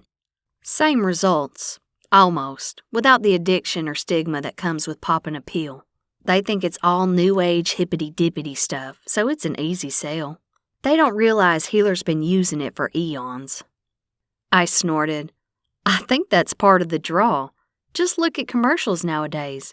Everything the snake oil industry sells has been used for generations. It's one of their talking points. Toss some lavender and coconut oil in horse poop, Tell the world it's been used for 1,000 years, and every rich chick in the country is dialing the 800 number. Shoot, pay a celebrity to get behind your proprietary blend, and you've got a gold mine just laying out in the barn. Ray laughed. Maybe we should get in on that. You have excess material and a hefty college tuition bill coming up. Sounds like a case you can solve with savvy marketing to me. The sad part was, she was right. Some people were just natural followers. Give them a pocket full of money and you could sell them anything. Okay there, ladies. I hate to break up your plans to corner the beauty market, but we've got suspects to interrogate. Table your get-rich-quick theme till we don't have a killer on the loose. Pfft, Addie said, shaking her head. The way things have been going around here, they'll die poor if they wait till then. It sucked that she was right again. Chapter 29. By the time we made it to the hotel, it was 8:30. Surprisingly enough, the downstairs bar was full, and people dressed in business casual took up the entire space and spilled over into the lobby. Everybody had a drink in hand and looked like they were having a good time. As we snaked through the crowd looking for either of the two women, I picked up on conversations about everything from current property values to potty training kids. What an odd mix, though I suppose they couldn't talk real estate all the time. Do you see Leanne Cooley anywhere? Hunter asked. I scanned the crowd for her. My gaze bounced over her twice because instead of wearing the no-nonsense bun and glasses she had on that morning, she now had her long hair down and was either wearing contacts or had foregone the glasses altogether. There, I said, leaning my head in her direction. The blonde in the corner talking to the tall guy. Hunter changed course and I followed, wondering how he was going to approach her. When we got there, he didn't mince words or try to find a polite opening. Though he wasn't particularly rude, he did interrupt her mid-sentence. Miss Leanne Cooley? He asked. She stopped talking and looked at him, one brow arched in a who the heck are you expression. He obliged. I'm Sheriff Hunter Woods of Keyhole Lake PD.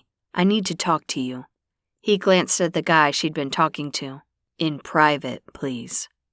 Leanne excused herself and moved in the direction Hunter indicated, toward a small alcove in the corner. Once we were there, she turned to him, partly irritated but mostly curious. What's this about, Sheriff? She glanced at me but didn't ask who I was. Hunter cut straight to the chase. I'm sure you've heard about what happened to Loretta Higgins. In the course of our investigation, we've discovered that she encroached on a significant property sale and that her behavior cost you $60,000. Can you tell me about that? Her face reddened and she drew her brows together. Yeah, I can tell you all about it. I was meeting a couple to show them a property with a sticker price of $2 million. It was my first major sale, and I'd worked toward it for months, getting the house staged just right, helping the owners value the property, every detail. A couple had contacted me several times with questions about the property, and I finally finessed them into an appointment. Her eyes narrowed and her lip curled a little. When they showed up, Loretta was with them. They said she'd contacted them that morning and told them they needed their own agent because I was working for the owners and didn't have their best interest at heart. She put that last little bit in air quotes, and the look on her face would have soured milk. I couldn't do anything other than show the house and bite the bullet. And how did that impact you? He asked, and she rolled her eyes. How do you think it impacted me, Sheriff? I spent almost a year in real estate school, going part-time because I still had to work during the day. My mom's been sick and is about to lose her house because she hasn't been able to work and she's fighting with the disability board. Oh, and did I mention I'm living in that house? I hadn't made a significant sale since I graduated. I lost my car, I lost my apartment, the salon I was working at went under and I had to resort to renting a booth in a discount store, making less than I'd make working at a fast food joint. I pinned everything on this, and just when I thought my hard work was going to pay off, she swooped half of it out from underneath me. The poison in her voice almost made me take a step back. This was a woman with a lot of anger simmering inside her. Hunter, on the other hand, maintained a blank expression. Still, $60,000 is nothing to cough at. No, she said, it's not. If I actually got that much.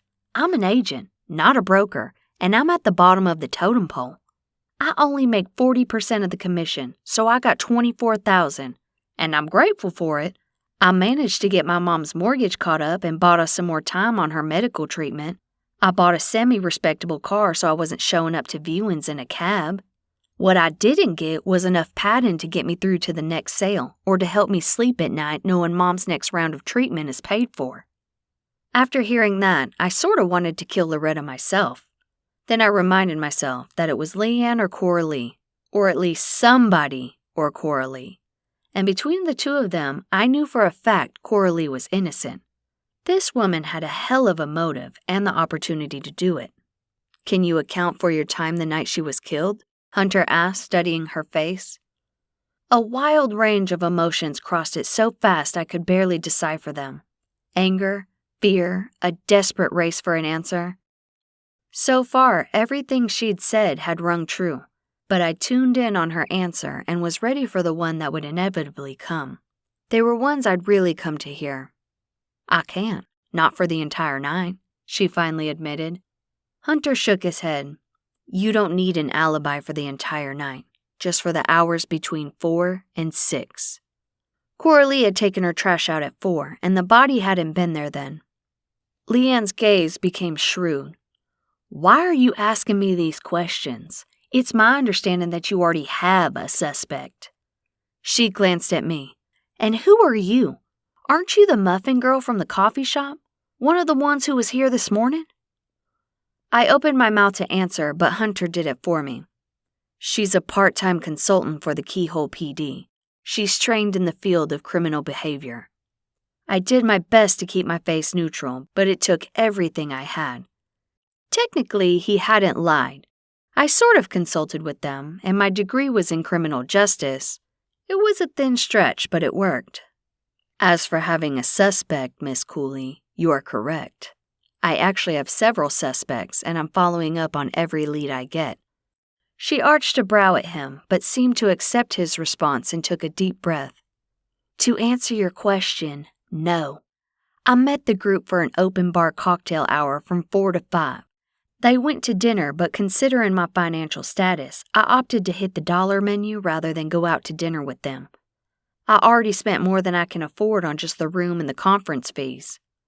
"Speaking of," I said, "if you're so strapped for cash, why did you come here?" I'd already paid for part of the conference fees before Loretta crawled out of the woodwork and stole half my commission. And functions like this are a great place to network. If you want the truth, I'm on the hunt for a smaller firm that pays a bigger commission. What better place to do that than a real estate convention?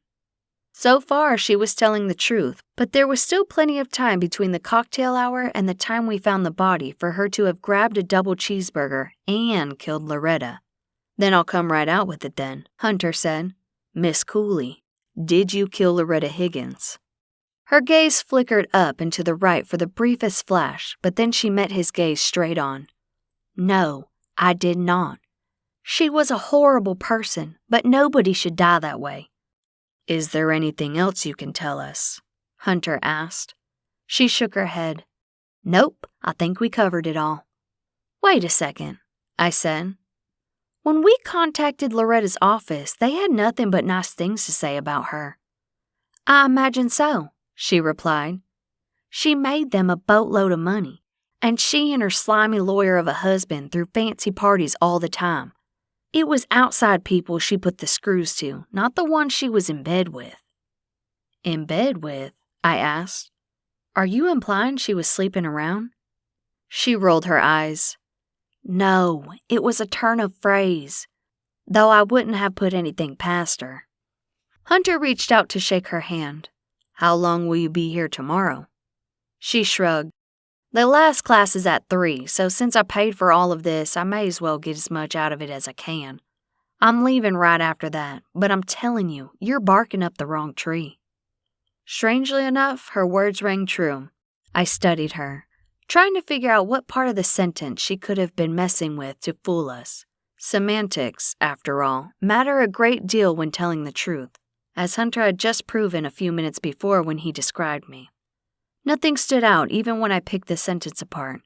She had to have been lying about the last part at least. After what Loretta did to her, I'd have bet my bottom dollar she probably believes she got off easy. I know I would have. Chapter 30. By the time we finished talking to Leanne, the party was starting to thin out. Hunter asked her if she could point out Delilah Merryweather, and luck was on our side. Miss Merryweather was a tall, slim woman, just this side of 40 if I'd had to guess. Like Sully said, she was athletic-looking, and I wondered if she was strong enough to move a body. Loretta hadn't been overweight, but she was sort of tall. She'd probably weighed $150 or $60 at least. It would be close. "Miss Merryweather?" Hunter said as we approached. She turned toward us, an open and friendly expression on her face. "Yes?" Hunter held out his hand. "I'm Sheriff Hunter Woods with the Keyhole Lake PD, and this is Noelle Flynn, a consultant. We'd like to ask you a couple of questions, please."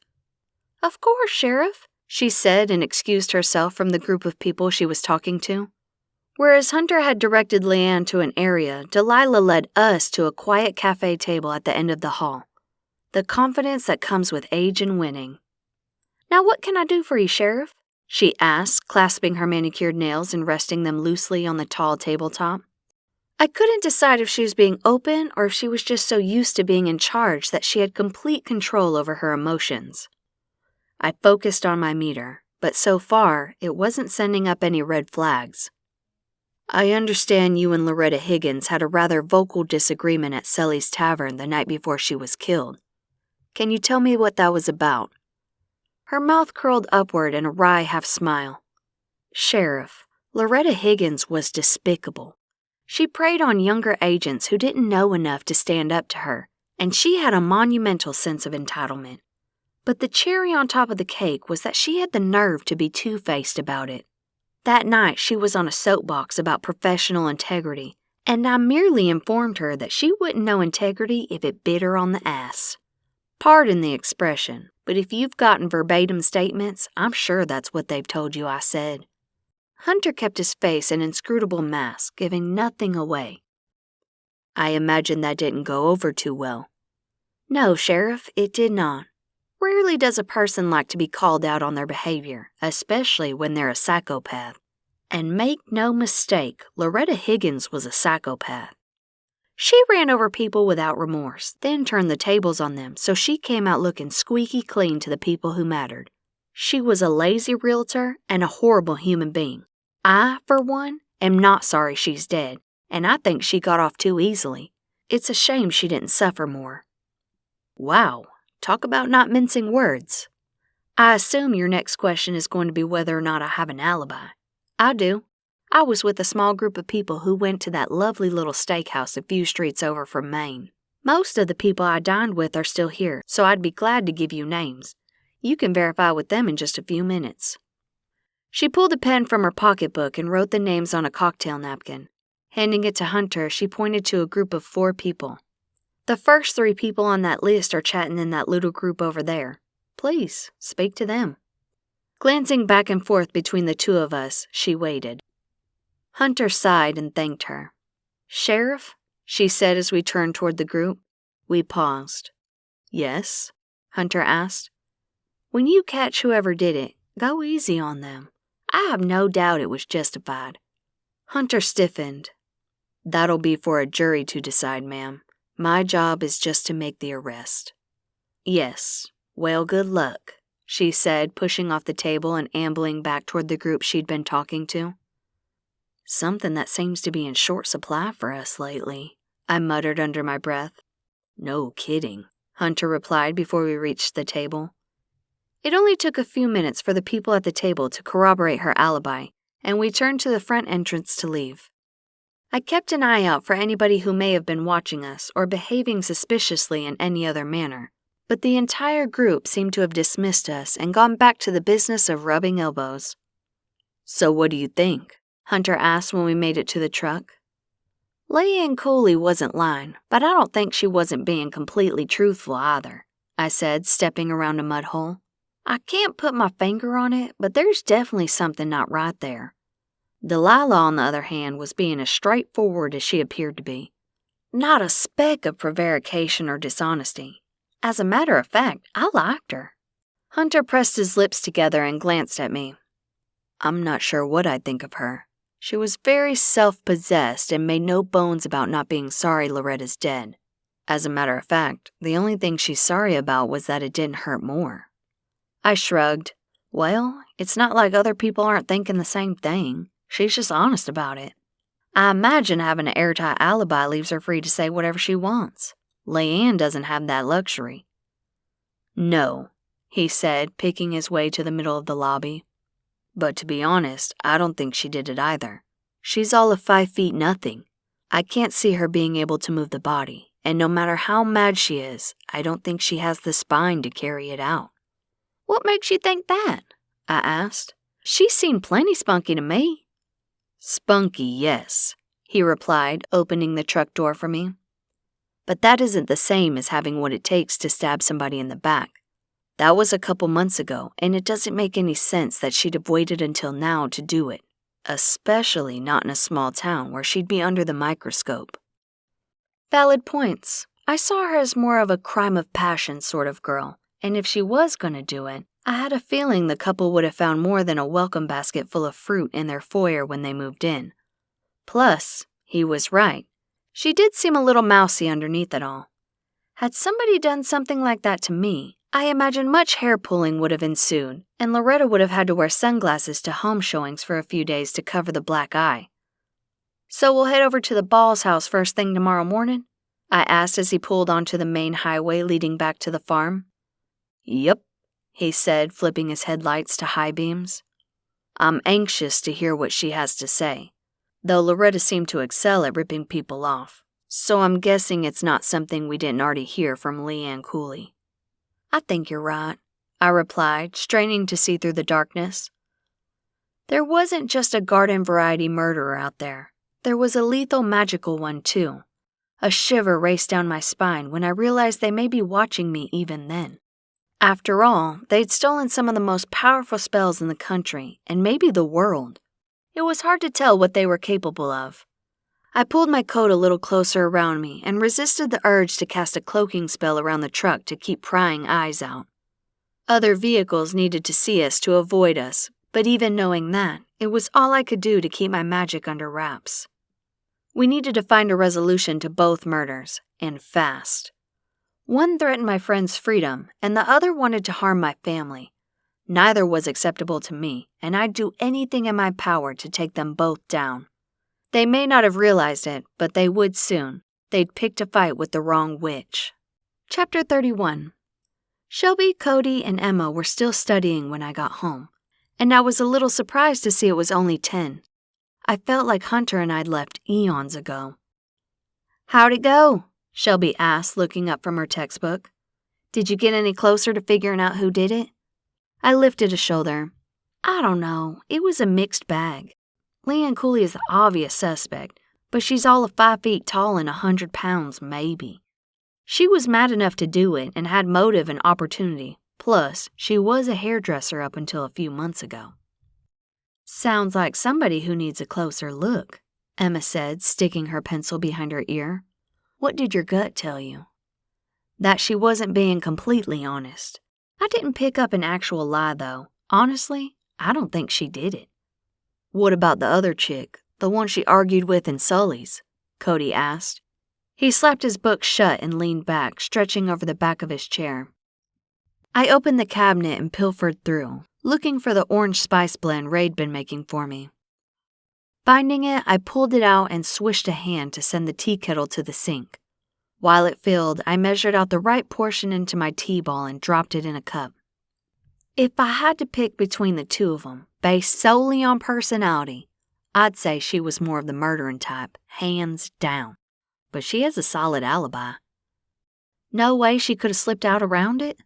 Shelby stood and pulled the tea pitcher out of the fridge and filled their glasses. No, I replied, flicking the stove on after the tea kettle settled on it. She was out to dinner with a bunch of people. Between them, they verified that she didn't leave the table for more than 5 minutes the entire time. So much for that, then. You're going to see the last woman tomorrow? Emma asked, checking her phone as a text came in. Yeah, first thing. Personally, my money's on her. She literally lost everything because of Loretta. Emma held up a finger. Noelle, Mom just texted and said she's been trying to call you. Is your phone off? Oh, crap, I replied, pulling it from my back pocket. It is. I turned it off when we were interviewing those women and forgot to turn it back on. Sure enough, I'd missed 3 calls from Camille. I swiped her number to call and she picked up on the first ring. You scared me witless, she said right off the bat. With everything going on up here, I thought something had happened when you didn't answer your phone. I was about to port there just to check on things. I'm sorry, I said, feeling terrible that I'd put her through that. I was with Hunter interviewing suspects. The judge gave him until tomorrow evening to either find somebody else or arrest Coralee. Great, she said, her voice heavy. Everything's going to hell in a handbasket all at once. Things up here aren't good either. A cold finger of fear washed over me. What's going on? Has there been another murder? No, she replied. That's just it. Nothing is going on. No whispers, not so much as a hint of anything big going down. It's business as usual. That has the local coven worried more than anything. Every other time something's happened, there were at least hints. Whispers here, people getting busted doing smaller stuff there. This time, there's nothing. Just some very powerful witches turning up dead. The worst part is that we don't even know what killed them. They're just dead. I pulled in a deep breath, then released it. There's something you need to know. I don't know if it's related or if it's even real, but you feel the same way about coincidences that I do. I told her about the dream. And this is the first time it's happened? She asked. No, I replied, flicking off the stove when the tea kettle started to whistle. Well, it's the first time it's happened like this. I've had a few dreams about him, but they were always discombobulated. There was never a clear message or any sort of hint. I just wrote it off to bad dreams. I used to have them when I was young, but as my magic got stronger and I built better wards, they went away. I've had a couple over the last few months, but this was the first one that was lucid. It felt different. Real. And what about the woman? Did you know her? Describe her to me. Golden blonde, busty, dark eyes. Just the thought of them made me shiver, which reminded me of something. When it was just Dad in the dreams, it was warm and sunny. When the shadow came and she emerged from it, the temperature dropped like a stone. It was freezing. And that's all she said to you, that it wasn't your time yet. Yeah, as if that wasn't creepy enough. Addie said the description was familiar, but that she knew for a fact the woman she was thinking of is dead. I set my cup on the counter to seep for a minute and plopped down at an empty space at the table. The kids were listening, but I figured they were old enough to know what was going on. Yeah, Camille said, distracted. Addie took her out herself during the uprising when the council was forming. I drew my brows together. Was I the only one who didn't know that about her? And there's no way she survived somehow, or maybe had a sister. No, Camille said, to both questions. The council made sure she couldn't come back, and she had no direct family. For that matter, I haven't even been able to find any distant relatives. She was the only child of an only child, and as far as we know, we got every person who worked with her, even if it was just as an accessory. The council came down on that like a ton of bricks, made an example out of them, and did a bang-up job of it too. I shuddered to think of what that even meant. I'd met some of the witches at the top of the food chain. They were old and powerful and terrifying, and I'm not one to scare easily. It occurred to me that we'd talked about my dream, but hadn't gotten to the reason she'd called to begin with. So what's up? I asked. I don't usually hear from you if you're in the middle of something like this. No reason, really. I guess I just wanted to make sure everything's okay. I had a weird feeling. What kind of weird feeling? Weird feelings were never something to sneeze at. Nearly 100% of the time, they happened for a reason, and you never, ever ignored them. I always shook my head when I heard non-magical people referring to gut feelings, then ignoring them. You'd think they'd eventually learn, but they didn't. I can't put my finger on it, she said. "I just had a weird push to call and check in. Then when you didn't answer, it freaked me out." "Did it go away when you got a hold of me?" That was the important part. She paused. "I think so. I know I feel better now that we've talked." "Okay, well, if it comes back, let me know right away." "Will do. And Noelle?" "Yeah?" "Be careful. Don't try anything stupid like going to sleep without your wards or whatever your aunts gave you." "Wait," I said. I hadn't mentioned the stones. "How do you know my aunts gave me something?" She laughed. "Because they love you. They know how important dreams can be. And if it occurred to me that you may consider going off half-cocked, I know for a fact it occurred to them." "What did they give you?" I described the crystals and assured her that Beth had also added her own magic. "Excellent," she said. "I'm glad to see Beth using her magic. She'll be a valuable asset if things go south." "Well, at least you said if instead of when." "Rest assured I was being optimistic," she said, sounding exhausted. "Make no mistake, something's going to go sideways. The only questions are when, where, and how big is it going to be? And to tell you the truth, I think we already have the answer to the last part. It's going to be ugly. These witches aren't green kids. They were seasoned, powerful witches. Some of them were hundreds of years old. I'm not sure how this being got past their defenses to kill them, but rest assured, they didn't do it to make some sort of small power move." "I know, and I also can't help but feel like my family is somehow in the middle of it," I said, getting back up to take the ball out of my tea. I drizzled in some honey and took it back to the table. "That may just be because I'm out of sorts, but I'm not going to chance it, especially now that you had a feeling about us. I'll beef up the wards before I go to bed tonight. And tell the kids to stay together. I don't want them alone until we know what we're dealing with," she said. Shelby and Emma were both sitting close enough that they heard and nodded. "They're right here, and they heard," I told Camille. "I'll be with them too," Cody said. "I'm not any use on the magical front, but I can keep an eye out. If nothing else, I can watch their backs." Shelby laid her hand over his and smiled. "And that means the world. With the three of us, we won't be caught unaware." I didn't like the bravado I heard in there. "I'd prefer you not to get caught at all. Stay in populated places, and I want you home by dark." She scowled at me. "Put me on speaker, Noelle," Camille said, and I did. "Okay, you're on." "Young ladies, this is nothing to take lightly. You're both strong and capable, but you're not experienced, and you wouldn't know a real hex until you were incapacitated or dead.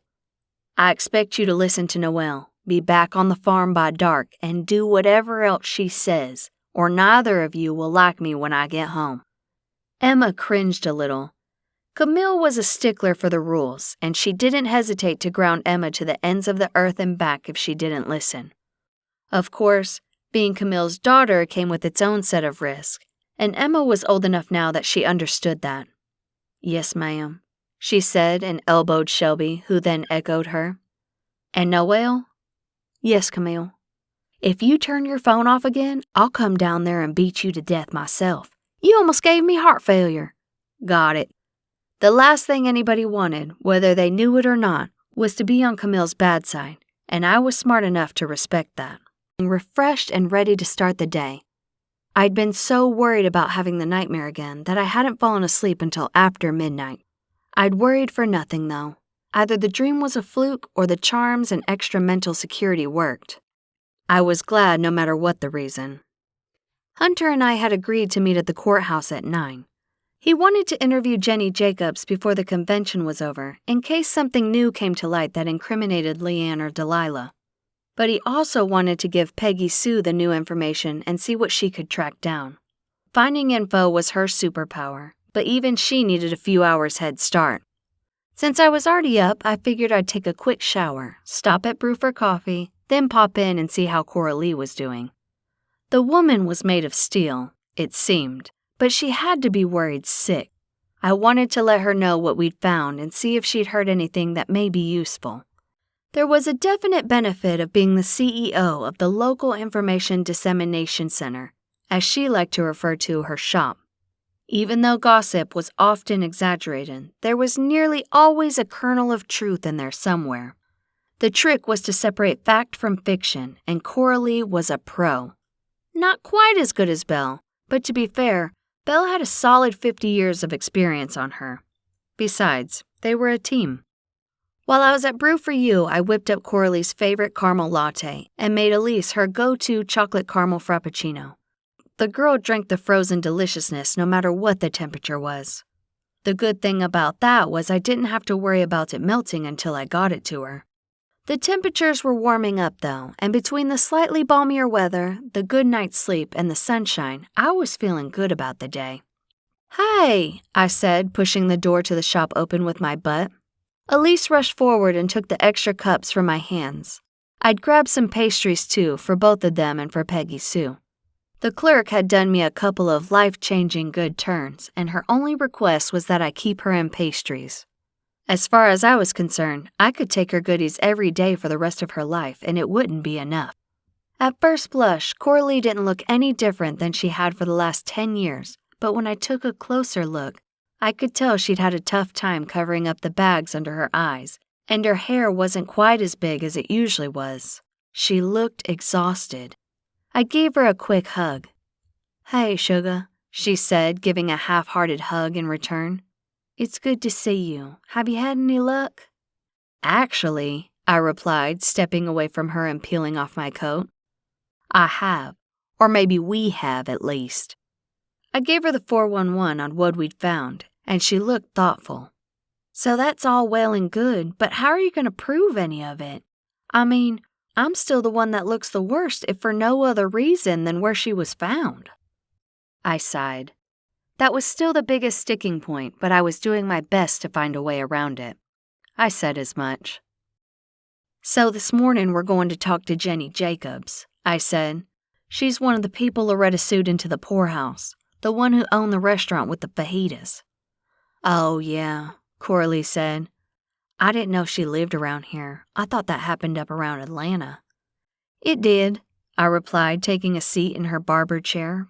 "But apparently she's from here and had to move back when she lost everything." She crinkled her forehead, thinking, then shook her head. "I don't know any Jenny Jacobs," she said. "What about Genevieve Ball?" I asked, and recognition dawned. Not only do I know her, I also know she couldn't stand Loretta. That goes way back to school days. "Wait, you went to school with her too?"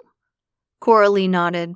"Sure did. As a matter of fact, we got along fairly well. Had an English class with old man Tucker together." Her eyes took on a faraway look. Man, could the old codger make a paper look like it was bleeding to death with that red pen of his. She shook her head and returned to the topic at hand. "She never went by Jenny, though. She shucked out of here right after high school, and I never heard from her again." "Well," I said, "now you know. Did she ever have a problem with Loretta?" Coralee snorted. "She sure did. She beat Loretta out for homecoming queen and prom queen our senior year. Loretta was fit to be tied because she thought she had it in the bag. Genevieve ran more as a lark than with any intention of actually winning it, but when she did, both times. Honestly, I think she ran the second time just to spite Loretta." "Why did it matter to her what Loretta thought?" Elise asked. "Is Genevieve just the type who does stuff like that for kicks?" "Oh, no," Coralee said, shaking her head. "Loretta gave her a hard time clear through high school because she was poor, though the real reason was because everybody loved Genevieve. She was a sweetheart, wouldn't hurt a fly, and went out of her way to be nice to people. Humble. A beautiful girl, though." Belle nodded so hard her beehive hairdo wobbled a little. "That's the truth. Inside and out, she moved back in with her folks a few months back when they got too frail to take care of themselves." "Well," I said, "that beautiful girl might just be the person who's trying to send you up the river for life. So you may want to reserve opinion for a day or two until everything shakes out." Her eyes looked hopeful. "You think this is all going to be over in a day or two?" "I sure hope so," I said. What with the judge and the conference ending today, we have to catch a break by this afternoon, and I know we will. I don't know how, but we will. I feel it in my bones. I stopped chewing on my lip and smiled when I realized she was looking at me. I didn't want her to know I wasn't sure at all what we were going to be able to solve in this time to keep her out of jail. What I did know, though, was that I'd give it my best go. It was the least I could do. Chapter 33. We chatted for a few more minutes, then I pulled my coat back on and tromped out the door, Peggy Sue's pastries in one hand and my half-full coffee in the other. Every time I looked at our courthouse, I was amazed all over again at the grandeur of it. It was a pre-Civil War building, and the marble in the lobby had been shipped there. It had withstood the Civil War and many other smaller wars in its courts, or hallways, since then. It didn't matter how much else of Keyhole Lake had changed since then, because this building hadn't. Well, other than to modernize it with electricity and running water anyway. I hustled to the back of the building where the sheriff's office was located, then smiled when Peggy Sue looked up at me over her readers. Her watery blue eyes twinkled when she realized it was me, and her gaze shifted to the bag in my hand. She smiled and gave me a sly gaze. Please tell me that's my bag. I held it out smiling. It absolutely is. Mixed berry turnovers, orange cranberry muffins, and a ham salad sandwich. There, breakfast and lunch are both on me today. You're such a good girl, she said. Your Aunt Addie would be so proud. Peggy Sue was in the majority of Keyhole Lake residents who had no idea we had such an active post-life community. Or any post-life community at all, for that matter. Sometimes it was hard for me to remember that. I creased my face into the appropriate pained smile and thanked her. Sometimes I really hated keeping secrets, but that one wasn't mine to tell. When and if the time ever came for Peggy Sue to know, that would be up to the ghost. Enough of the mushy stuff, she said, brushing one of the whimsical curls she'd taken to wearing away from her face. That man of yours is in the back, and I'm sure he can't wait to see you. Besides, he's got me on a mission, and I need to get back to it. I gave her a real smile this time and made my way around her desk and down the hallway toward Hunter's office. His door was ajar, so I pecked on it and poked my head in. Hey, sweetie, he said, standing to give me a quick peck. Did you sleep well? Concern shone from his eyes, and for about the millionth time, I thanked my lucky stars for sending him my way. I did, actually. I don't know if it was sheer exhaustion, luck, or the extra wards and crystals, but I slept like a baby and feel fantastic. Oh, and I have news. I stopped at Coralee's on my way here and picked up something interesting. Do tell then, he said, his eyes twinkling. Every time you've ever come here during a case and said that, it's led to some sort of breakthrough. Hit me with it.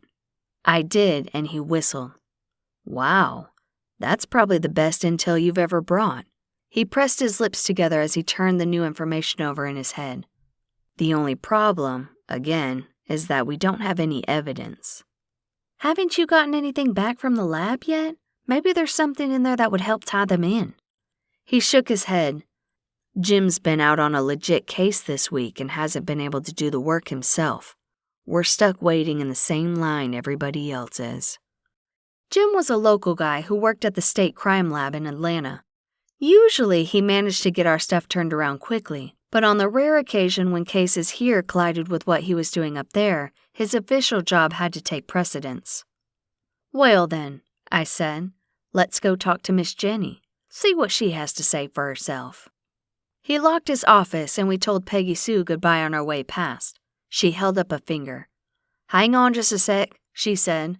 I think I found something. She tapped in a few words on her keyboard and her face lit up.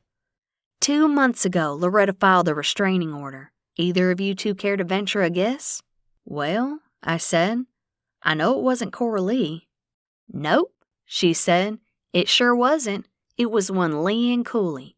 Apparently, security caught her in the parking garage her firm shares with several other downtown businesses, including the agency Loretta worked for.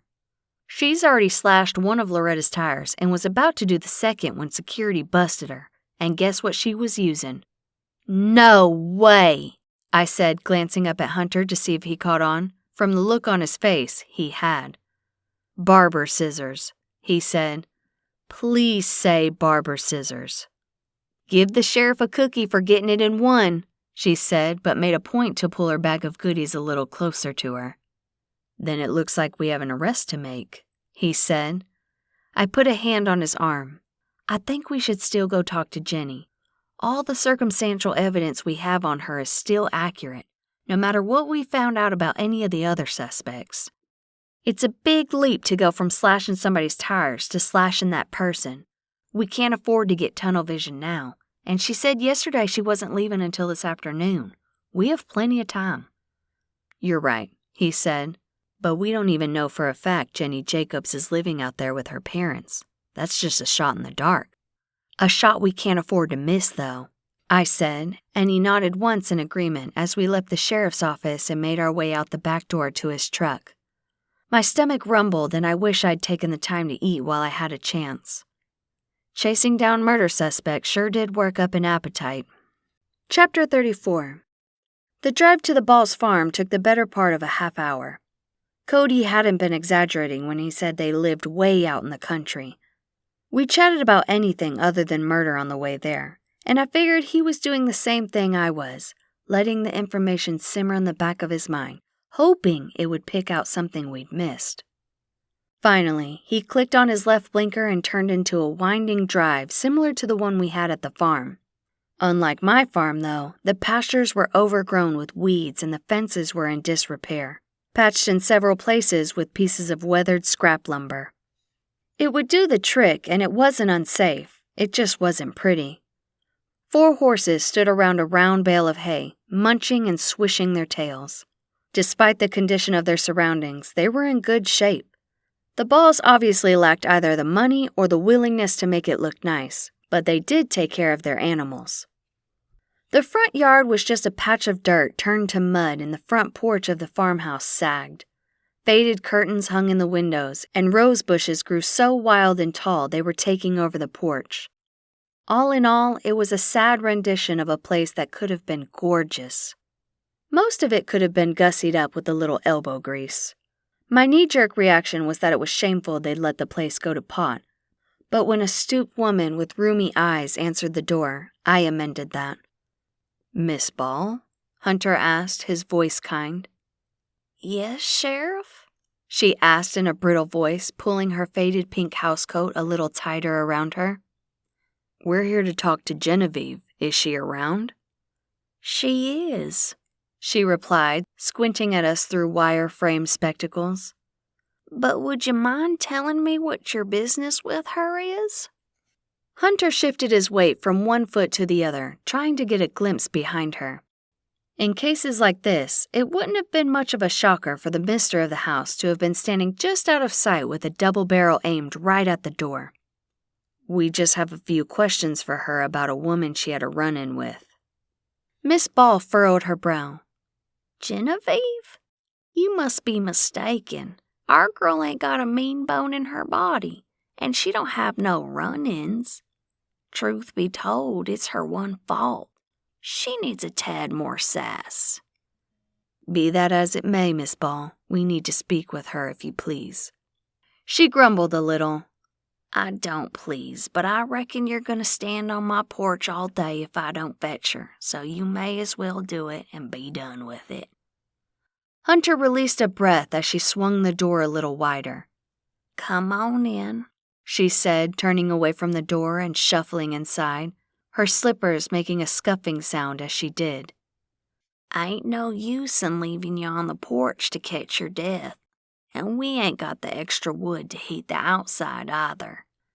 The inside of the house was in better shape than the outside, though the decor was about 20 years behind the times. Dollies graced the top of every surface, and there were so many knickknacks I couldn't take them all in. The faint smell of burning wood hung in the air, giving the place a warm, cozy feel. "Mama, who is it?" a pleasant voice called from upstairs. "It's the sheriff and some woman here to talk to you about something or other," she called back. "They're in the sitting room." The woman came straight down, an open expression of curiosity, and that trace of wariness that always accompanies an unexpected visit from the law. "Deputy," she said, inclining her head in greeting, "what can I do for you?" She glanced at me but kept her attention directed at Hunter. "Sheriff, actually," Hunter replied. "I'm here to ask you about Loretta Higgins." Her face clouded over, and bitterness replaced the curiosity, deepening the first traces of wrinkles around her eyes. "What does she want now? She already ruined me. I can't imagine what else she thinks she can take." "Actually, ma'am, she was murdered a few days ago, and her body was found behind the clip and curl." She raised a brow. "Oh, if I'd have known you were bringing such good news, I'd have baked a cake. The world's a little better place. Who did it?" Neither of us said anything. Realization settled on her face. "You think I did." It was a statement, not a question. Hunter shook his head. "Not yet, I don't. That's what I'm here to ask you about." She barked out a dry laugh. "If that don't beat all! The woman can't even die without causing me heartache." She drew herself up and looked him straight in the eye. "No, Sheriff, I didn't kill her. If I were going to do it, it would have been back when she was raking me over the coals, taking every penny I worked my tail off for." Miss Ball came from the kitchen carrying a tray with coffee, creamer, and sugar, still muttering under her breath. I gave a small smile. She may not be happy we were there, but she wasn't going to let that get in the way of manners. She set the tray on the oak coffee table and motioned toward it. "I don't know how you take it, but have a cup. It's cold outside." I bent down and poured a dollop of cream into 2 cups, then added a teaspoon of sugar to mine. I handed Hunter a cup, and he took it, nodding his thanks to the elderly woman as she shuffled back into the kitchen. Genevieve sighed and motioned toward the sofa. "You may as well have a seat. No need to stand while you ask your questions." She reached for the 3rd cup, pouring just a bit of cream into it before picking it up and taking a seat in an armchair. Hunter and I took a seat on the edge of the sofa. "How was she killed, if you don't mind me asking?" she said, blowing on the top of her coffee before taking a sip. "Stabbed," he replied, "in the back with a pair of barber scissors." A faint smile curled her lips and she nodded. "That's fitting." For the first time, she directed her attention to me. "You don't honestly think Coralee did it, do you?" I shook my head. "No, I don't. And to be honest, there were a lot of people who had way more reason to do it than she did." "I agree," she said. "If Coralee was going to murder somebody, you can bet she'd want them to see it coming. She wouldn't be so sneaky as to stab 'em in the back." I hadn't really thought of it that way, but she was right. "When was the last time you saw Loretta?" I asked. She pinched her lips together and thought for a couple seconds. "Back at the end of the trial, she was gloating on the courthouse steps about how justice had been done." "How did the whole business with the fajita plate go down?" I asked. That seemed way too random to have been a coincidence. She raised her brows. "Sheer dumb bad luck. I was short-handed that night, so I was filling in the gaps myself. Waitressing, running food, just doing whatever needed to be done. I ran the food to her table. I about dropped the plates when I realized who it was, and she looked as shocked as I felt. Then she got this nasty look on her face, and before I could give her the standard idiot warning that the skillet was hot, she went and stuck her thumb on it. Next thing I know, the court served me with papers, and it all went downhill from there." "So you think she did it on purpose, once she realized who you were?" She pursed her lips and pushed them to one side for a couple seconds. "You know, I've asked myself that question 100 times. I think she thought I was a server, and her goal was to get me fired. When she found out I owned the place, she saw her chance. The woman has hated me since school." Hunter took a sip of his coffee and nodded.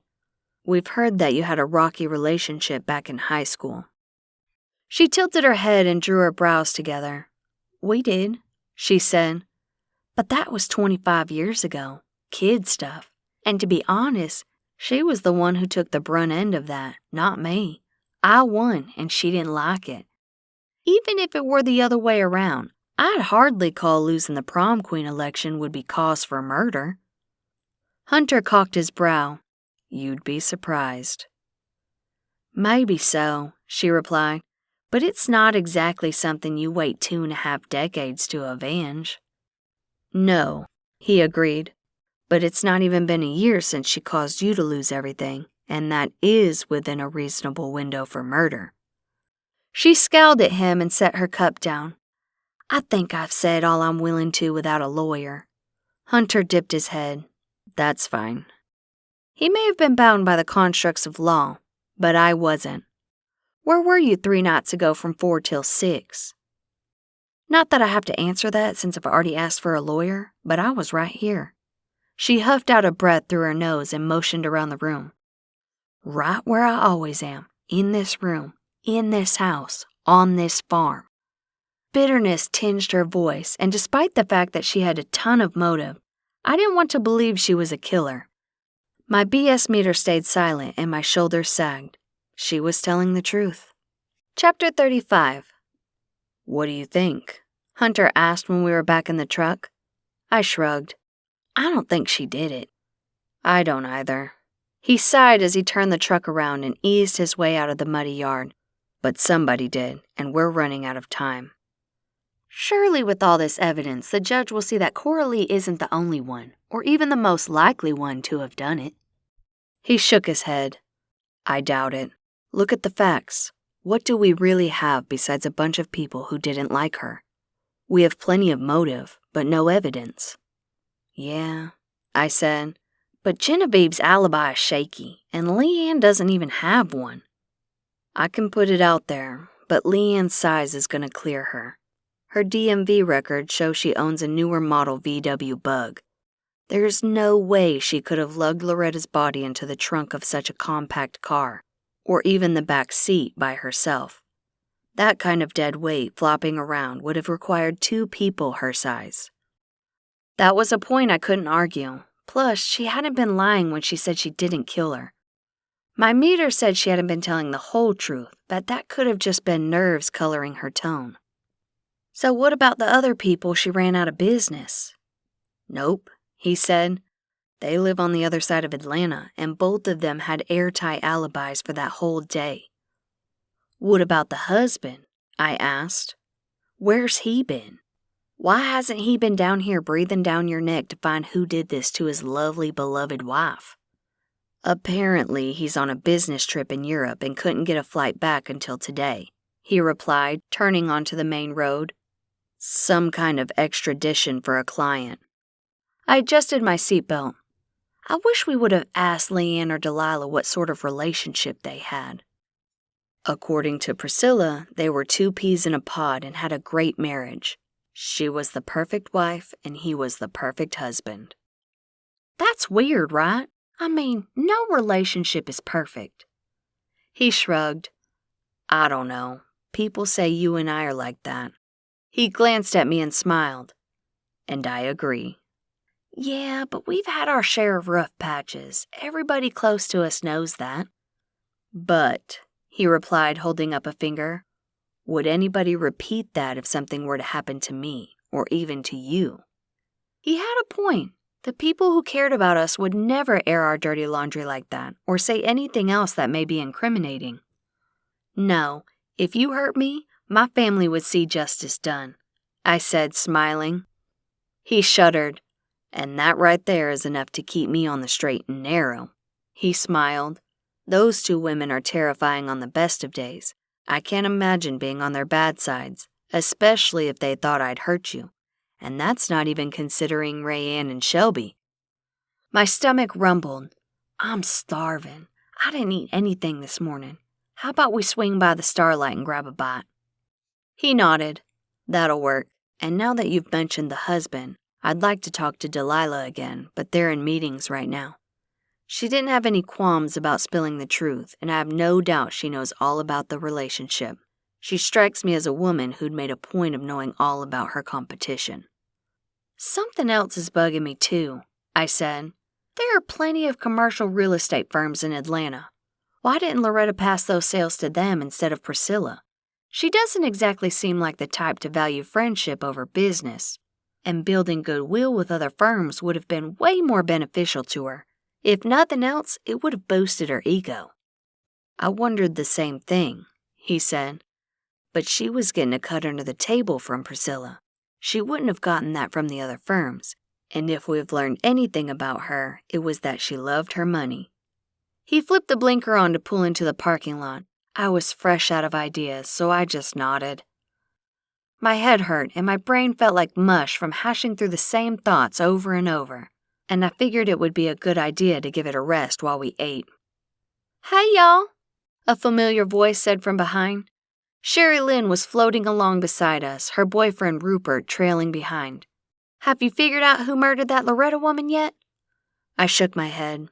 "Nope, sure haven't. We have several suspects, but we can't quite make any of them fit." "Do you have enough to keep Coralee out of jail?" she asked. Hunter pulled in a deep breath and released it. "I don't know. We do have other suspects to offer, but I don't know if the evidence is going to be strong enough to convince him to put off the arrest." "Well," she said, "I have faith." "Not to put too fine a point on it," Rupert said, "but it's going to take more than faith. I'm sure I don't have to tell you this, Sheriff, but have you broken it down into categories? Love, money, or pride? 99% of murders are motivated by one of those three things." "I've always heard love, money, or revenge, but I guess pride threw a wider net and was probably more accurate." "Unfortunately, all of our suspects fall into one of those three categories," Hunter told him. "The problem is, they all have a strong motive. None of them really stand out." Rupert hummed. "Maybe not, but one of them had the added benefit of opportunity. It seems likely this was a crime of passion. The women all seem to be good people, whom the murdered woman forced into bad situations. What stands out to me is why would they kill her now?" "You've given this some thought, haven't you?" I asked. He'd never really shown much interest in anything other than Sherry Lynn. Most of the time he was out gallivanting and enjoying his post-living life. "I have," he agreed. "Sherry Lynn is so worked up over it that she won't leave the area, and I hate to see her unhappy. Plus, my friends are in Hawaii right now, haunting a surfing competition. One of them died when a shark attacked him, and he's worried it'll happen to somebody else. We usually go to party it up and help him keep an eye out for anything like that." "What can you really do about it if a shark does pop up?" I asked.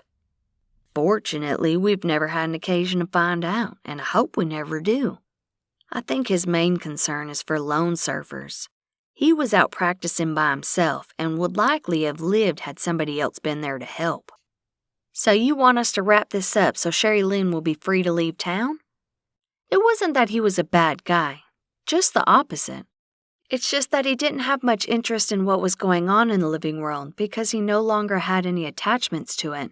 Events on this side of the daisies had about as much impact on him as life in Timbuktu had on me. He gave me the duh look. Of course, why else would I care that some nasty bat went and got herself killed? Unless, of course, she was haunting us and solving the murder would get rid of her. He shuddered. "I've experienced that, and it's not pleasant." He turned to Sherry Lynn. "See, honey, everything's on hold right now. Let's sneak over and see what's going on at the competition." I felt bad at the conflicted look on her face. She hadn't had a chance to do any living at all when she was actually alive, and she had a good time globetrotting with Rupert. I waved her off. "Go on," I said. "If anything breaks, I'll call you."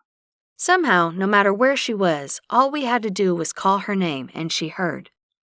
Indecision turned to relief. "You promise?" Her face solemn but tinged with ill-concealed excitement. "You'll call me if there's any change at all." I held up my right hand.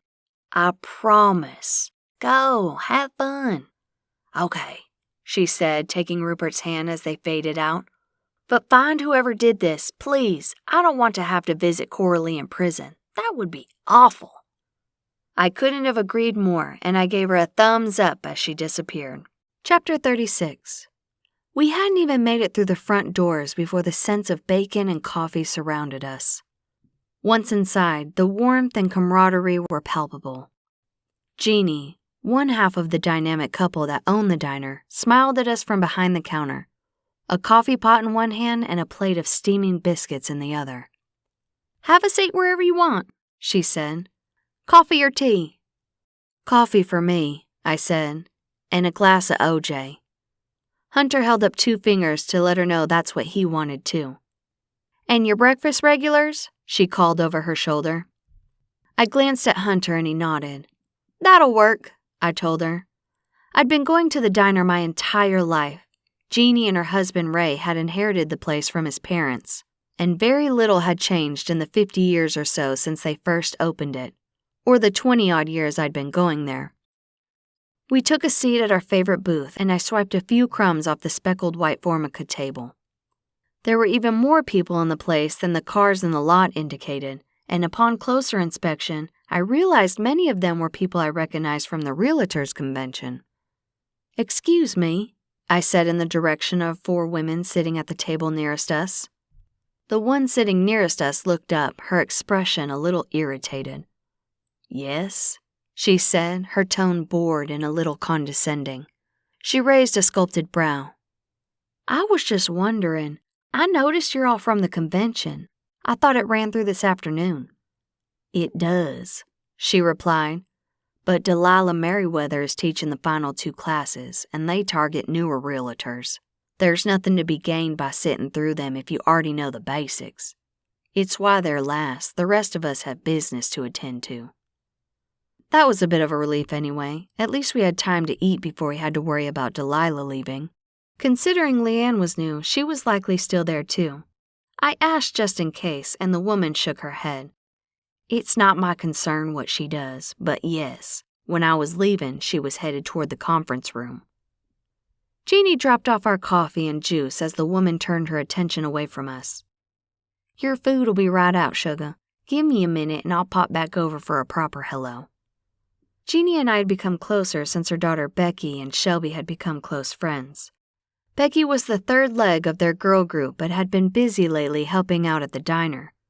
She was trying to save up enough money to buy a car before college, and Jeannie and Ray had promised to match whatever she raised. Therefore, in her mind, the more she made, the cooler car she could buy. Honestly, with all the weird stuff going on in the magical world right then, I was glad she didn't have much time to hang out. It was hard enough worrying about Emma and Shelby, and they had full use of some pretty powerful magic.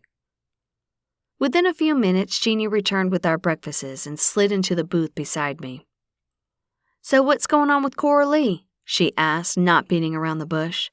She asked out of concern, though, not nosiness, so I didn't mind filling her in. She rubbed her chin, thinking.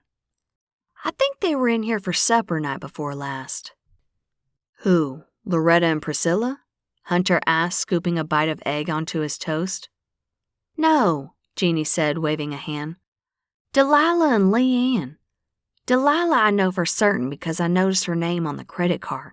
But the girl who was with her was an itty-bitty thing and much younger. She matches the description, but I can't say for sure because Delilah never called her by name." "They were with the group or by themselves?" I asked around a mouthful of pancakes. "By themselves," she replied.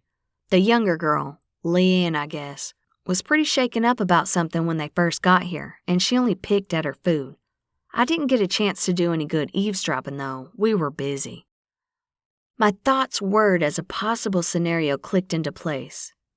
Leanne killed her, and Delilah had somehow figured it out. Maybe Leanne freaked out and told her, or maybe Delilah walked in on it. I wasn't sure how it went down because Delilah had an airtight alibi. I said as much.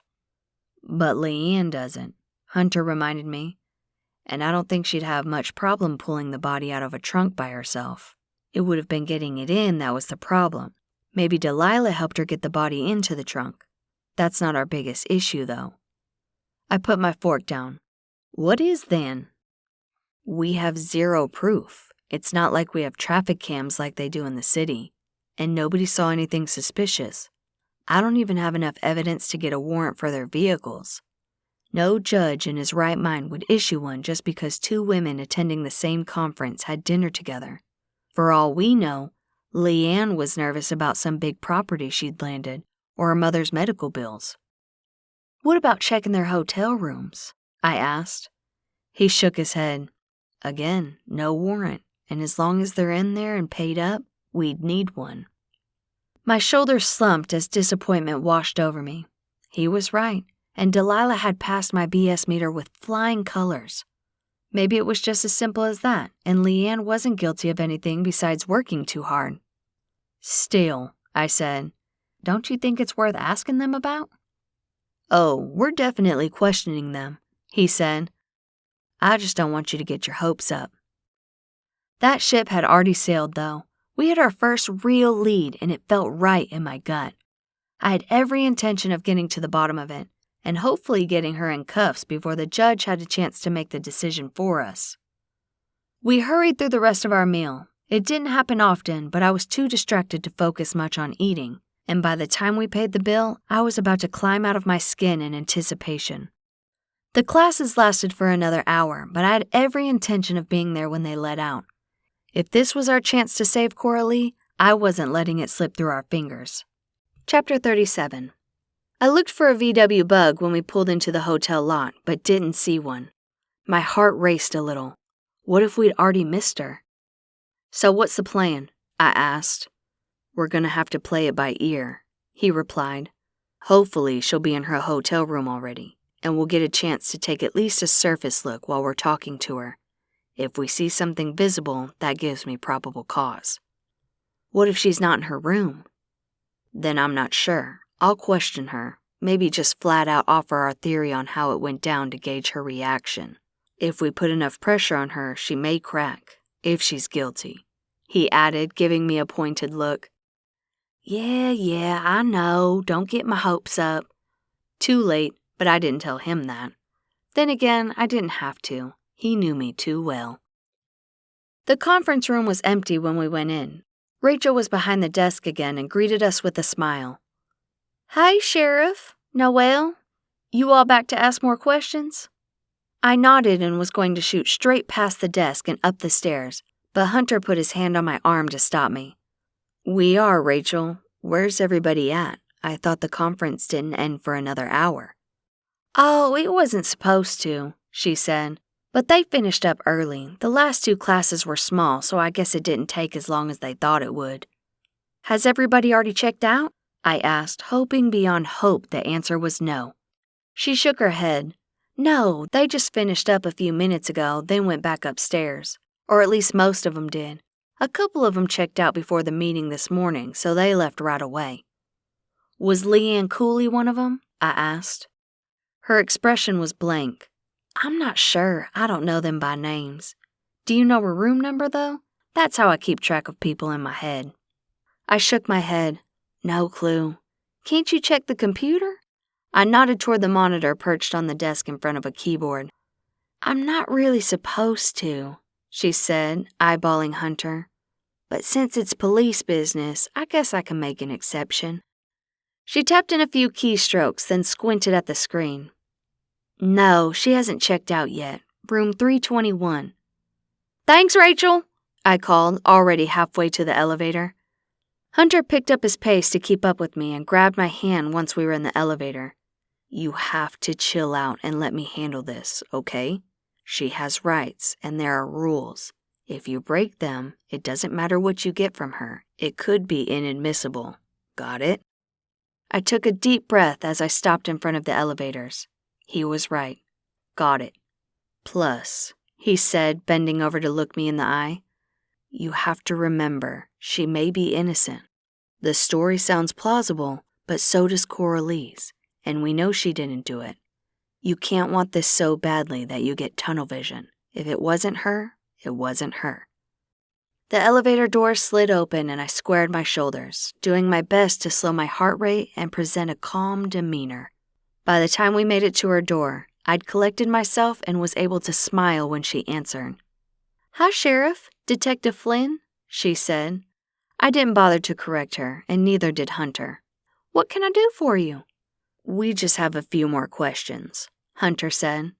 "It's come to our attention that you were at the diner with Miss Merryweather the day after the murder, and your behavior seemed erratic. Can you explain that?"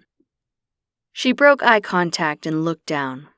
"I already told you I didn't kill Loretta," she said. "Do you have any further questions that are relevant?" "I believe this is relevant," he said. I couldn't help but notice he'd drawn himself up to full height so that he towered over her. Usually, I wasn't okay with such tactics, but I knew they were part of the training.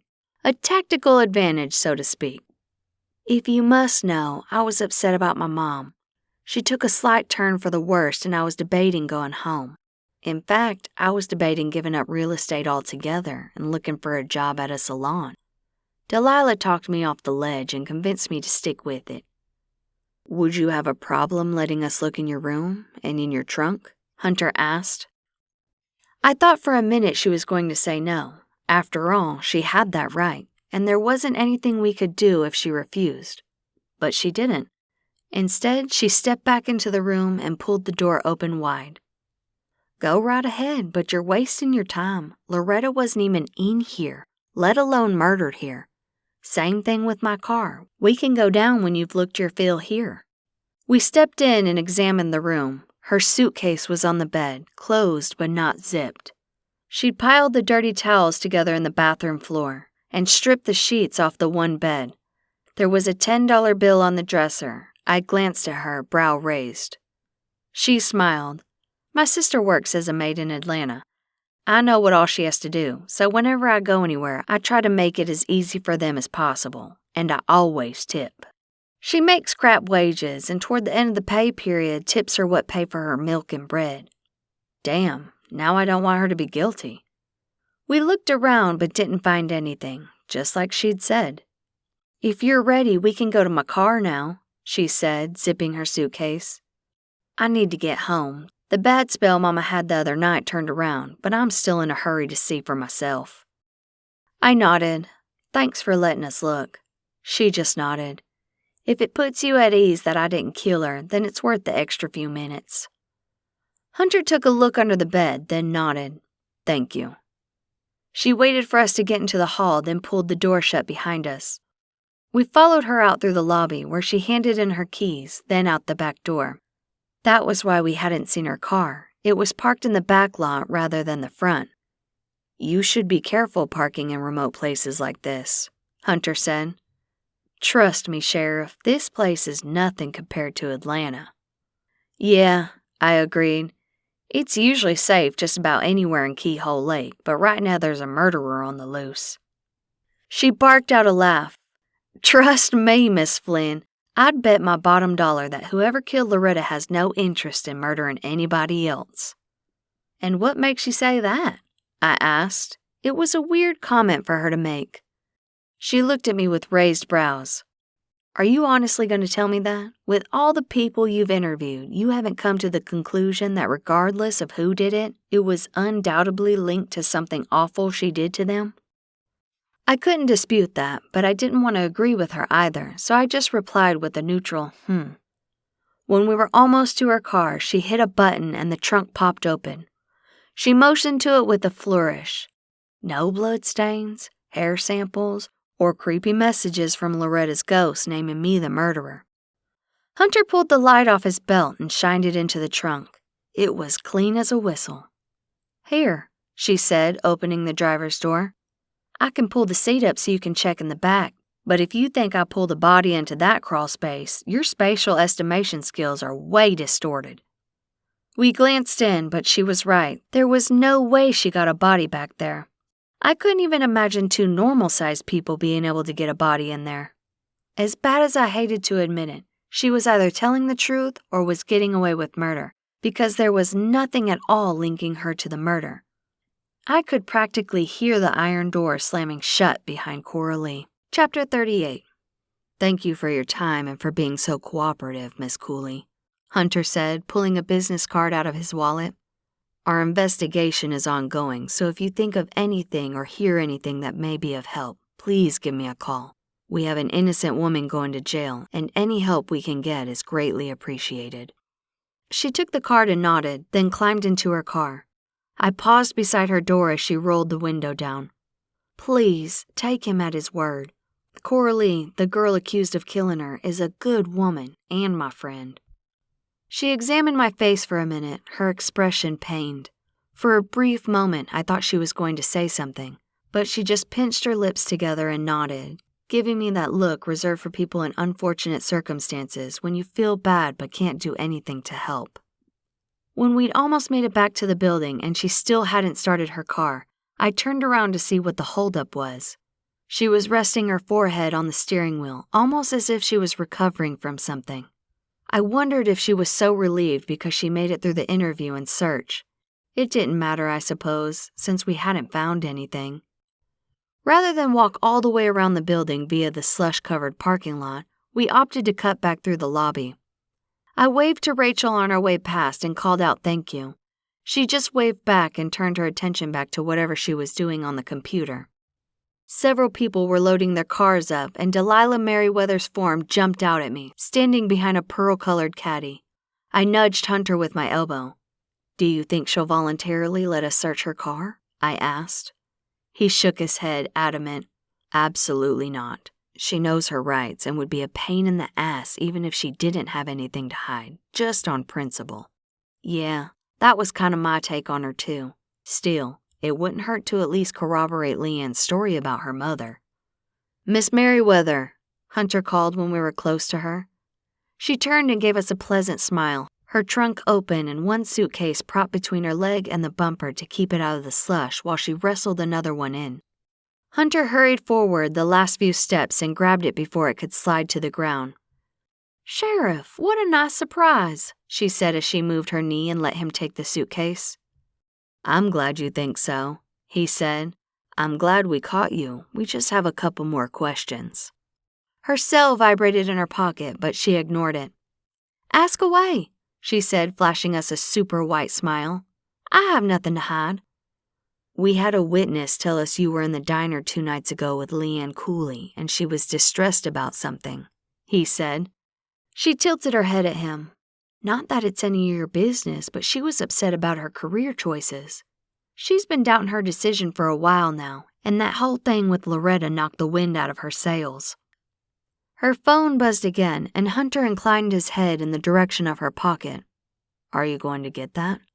"No," she replied. "Whoever it is can wait the 2 minutes it's going to take for us to finish this conversation." She stepped back so he could lift the suitcase into her trunk, and a little flash of red caught my eye. My thoughts flipped back to the night we found the body, and the red wool coat Loretta's been wearing. I struggled to maintain a nonchalant attitude. "Hunter?" "Yeah?" he said, reaching up to close the trunk. "Don't close the lid," I barked. If he did, then we'd need a warrant to get her to open it again. I wasn't law enforcement, so I didn't think my word would count toward probable cause. I pushed my purse out so that it was between the car and the trunk lid, just in case. I didn't need to, though she reached forward and tried to close it herself. He stopped her from doing so, and I pointed up at the lid, to the red scrap caught in the latch. "Stand right there," he said, pointing at her. "Don't move." He reached into his pocket, pulled out an evidence bag, and stuck his hand through the bottom so that he could grab the scrap of cloth without touching it. He plucked it from the latch, then sealed it and handed it to me. I pulled it closer to examine it and nodded. "It's red wool." "So what?" Delilah said. "I have a red wool sweater. I must have snagged it at some point when I was loading groceries or something into the trunk." Hunter pulled the flashlight off his belt and shined it into the trunk, looking closely at the rear part. He paused near a corner and dragged the beam of light back across the area. Reaching into his pocket again, he pulled out another evidence bag and retrieved something from the area he'd double-checked. He sealed it, then handed it to me. It was a clump of brunette hair. "I don't suppose you have a good excuse for this too, do you?" I asked, and Hunter turned to her, waiting for the answer. When she didn't say anything, Hunter pulled his cuffs off his belt. "Delilah Merryweather, you're under arrest for the murder of Loretta Higgins." He read her rights as he cuffed her, then patted her down, pulling her cell phone out of her pocket. That's all she had in her pockets, but the screen was lit, showing 2 missed calls from Leanne. The little green VW whipped into the spot beside the caddy, and Leanne jumped out, crying. "Leanne?" Delilah barked in an attempt to get through to the girl. "Get back in the car and go home. I'll handle this." Looking back and forth between the two of them, I tried to make the pieces fit. "I did it," Leanne cried, rushing toward us. "I killed her." Delilah scowled at her, then twisted her head around to Hunter. "No," she bit out. "She didn't. I killed her. Leanne had been in my room the night before trimming my hair. She left her scissors there. Loretta came into my room to gloat. She wanted to do me the professional courtesy of informing me she'd just taken on a nice couple as clients. She gave me their names, and they were my clients. Set to view $1 million listing the day after we got back." "Delilah, no," Leanne said, sobbing. "Stop. Don't say another word." Delilah sighed. "Sugar, they have me dead to rights." "But they don't," Leanne cried. "You have an alibi." "Sheriff, a little leeway, please." Hunter nodded, no doubt as eager as I was to see how this was going to play out. Delilah turned toward Leanne. "Listen to me, and listen good, okay? You have your whole career ahead of you. Go make something of yourself. My actions are just that, mine. Now get in your car and go home." "But—" Leanne looked back and forth between us and Delilah, unsure what to do. "No buts, girl. Do as I say," Delilah said, scowling at her. Leanne turned and tottered toward her car, stumbling a little as she looked back over her shoulder a final time before she rounded the VW and got in. "Are you going to let her go?" I asked Hunter. He watched her climb in, chewing his lip. "For now," he said. "I know where she's at if I need to get her." "She's right, you know," I said to Delilah, curious as to how it went down. "You do have an alibi, so how did this body get there?"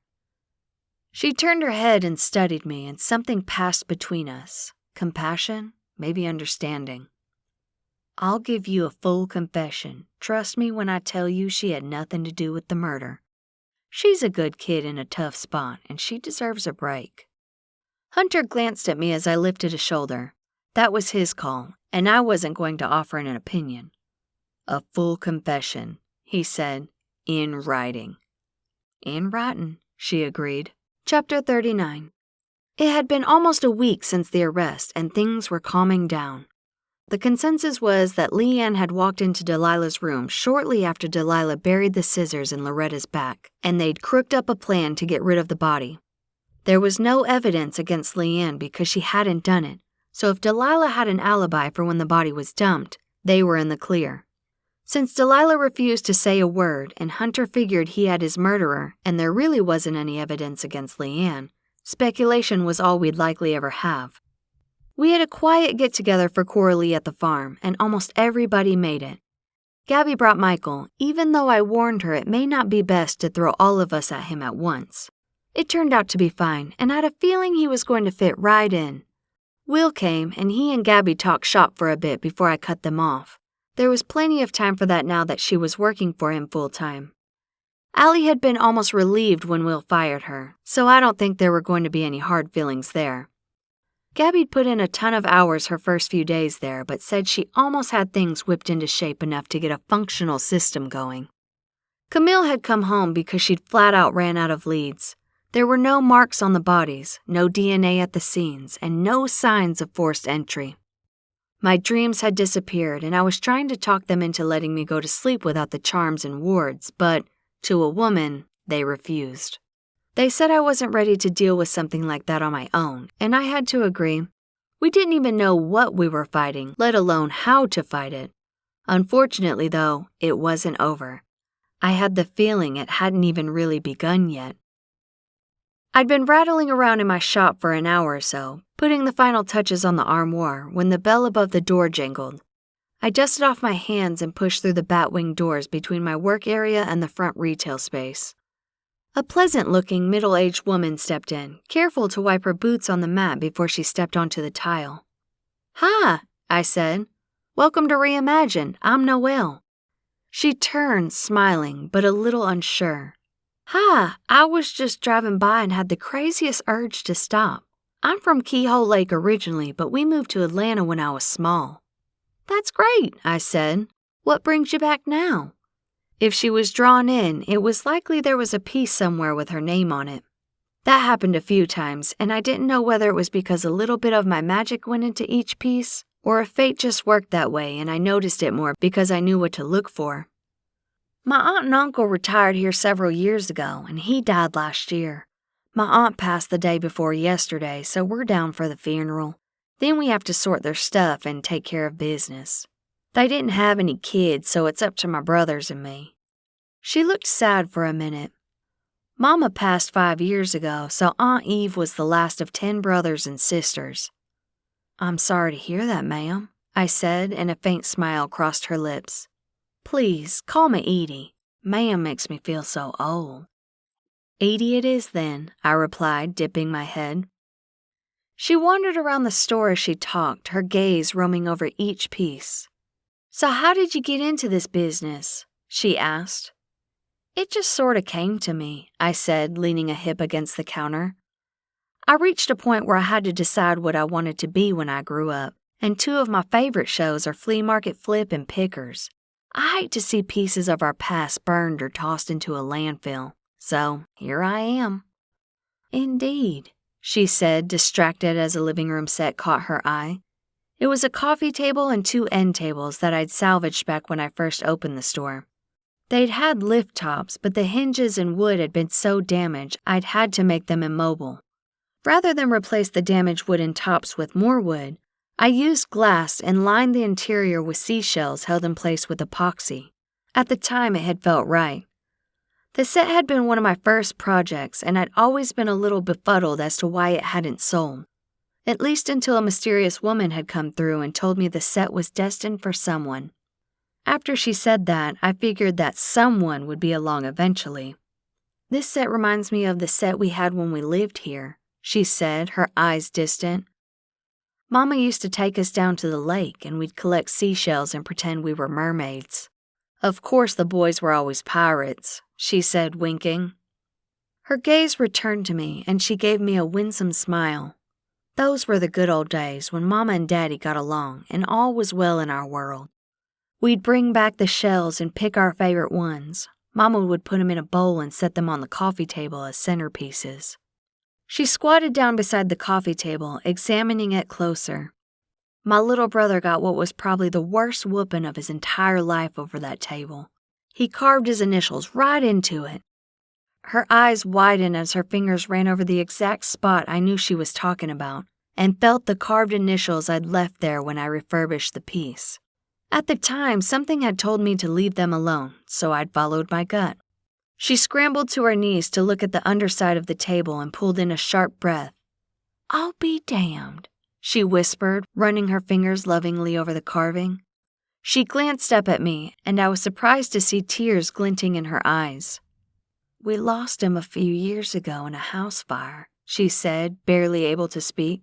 "He was living in my mother's house. It was a total loss, and we have no mementos of him or anything from our childhood really, at all, until now." Edie pushed back to her feet, brushed off her hands, and swiped a tear from her cheek. "How much do you want for it? I'll pay whatever you ask." I shook my head, a little choked up myself. "Nothing, Edie. My Aunt Addie would call it a gift from the universe, and it wouldn't be right to take your money. I was just tasked with holding 'em for you till you made your way around to collect 'em." She swiped a tear off her cheek and pulled me into a hug. "It's a miracle," she whispered. "I don't know how else to explain it." "It's magic," I whispered back. "And that's all the explanation we really need." This has been Makeovers and Murder, Witches of Keyhole Lake, Book 8, Witches of Keyhole Lake Mysteries. Written by Tegan Maher. Narrated by Harley Rambat. Copyright 2019, 2020, 2021, 2022, 2023, 2024 by Tegan Maher. Production copyright by Tegan Maher.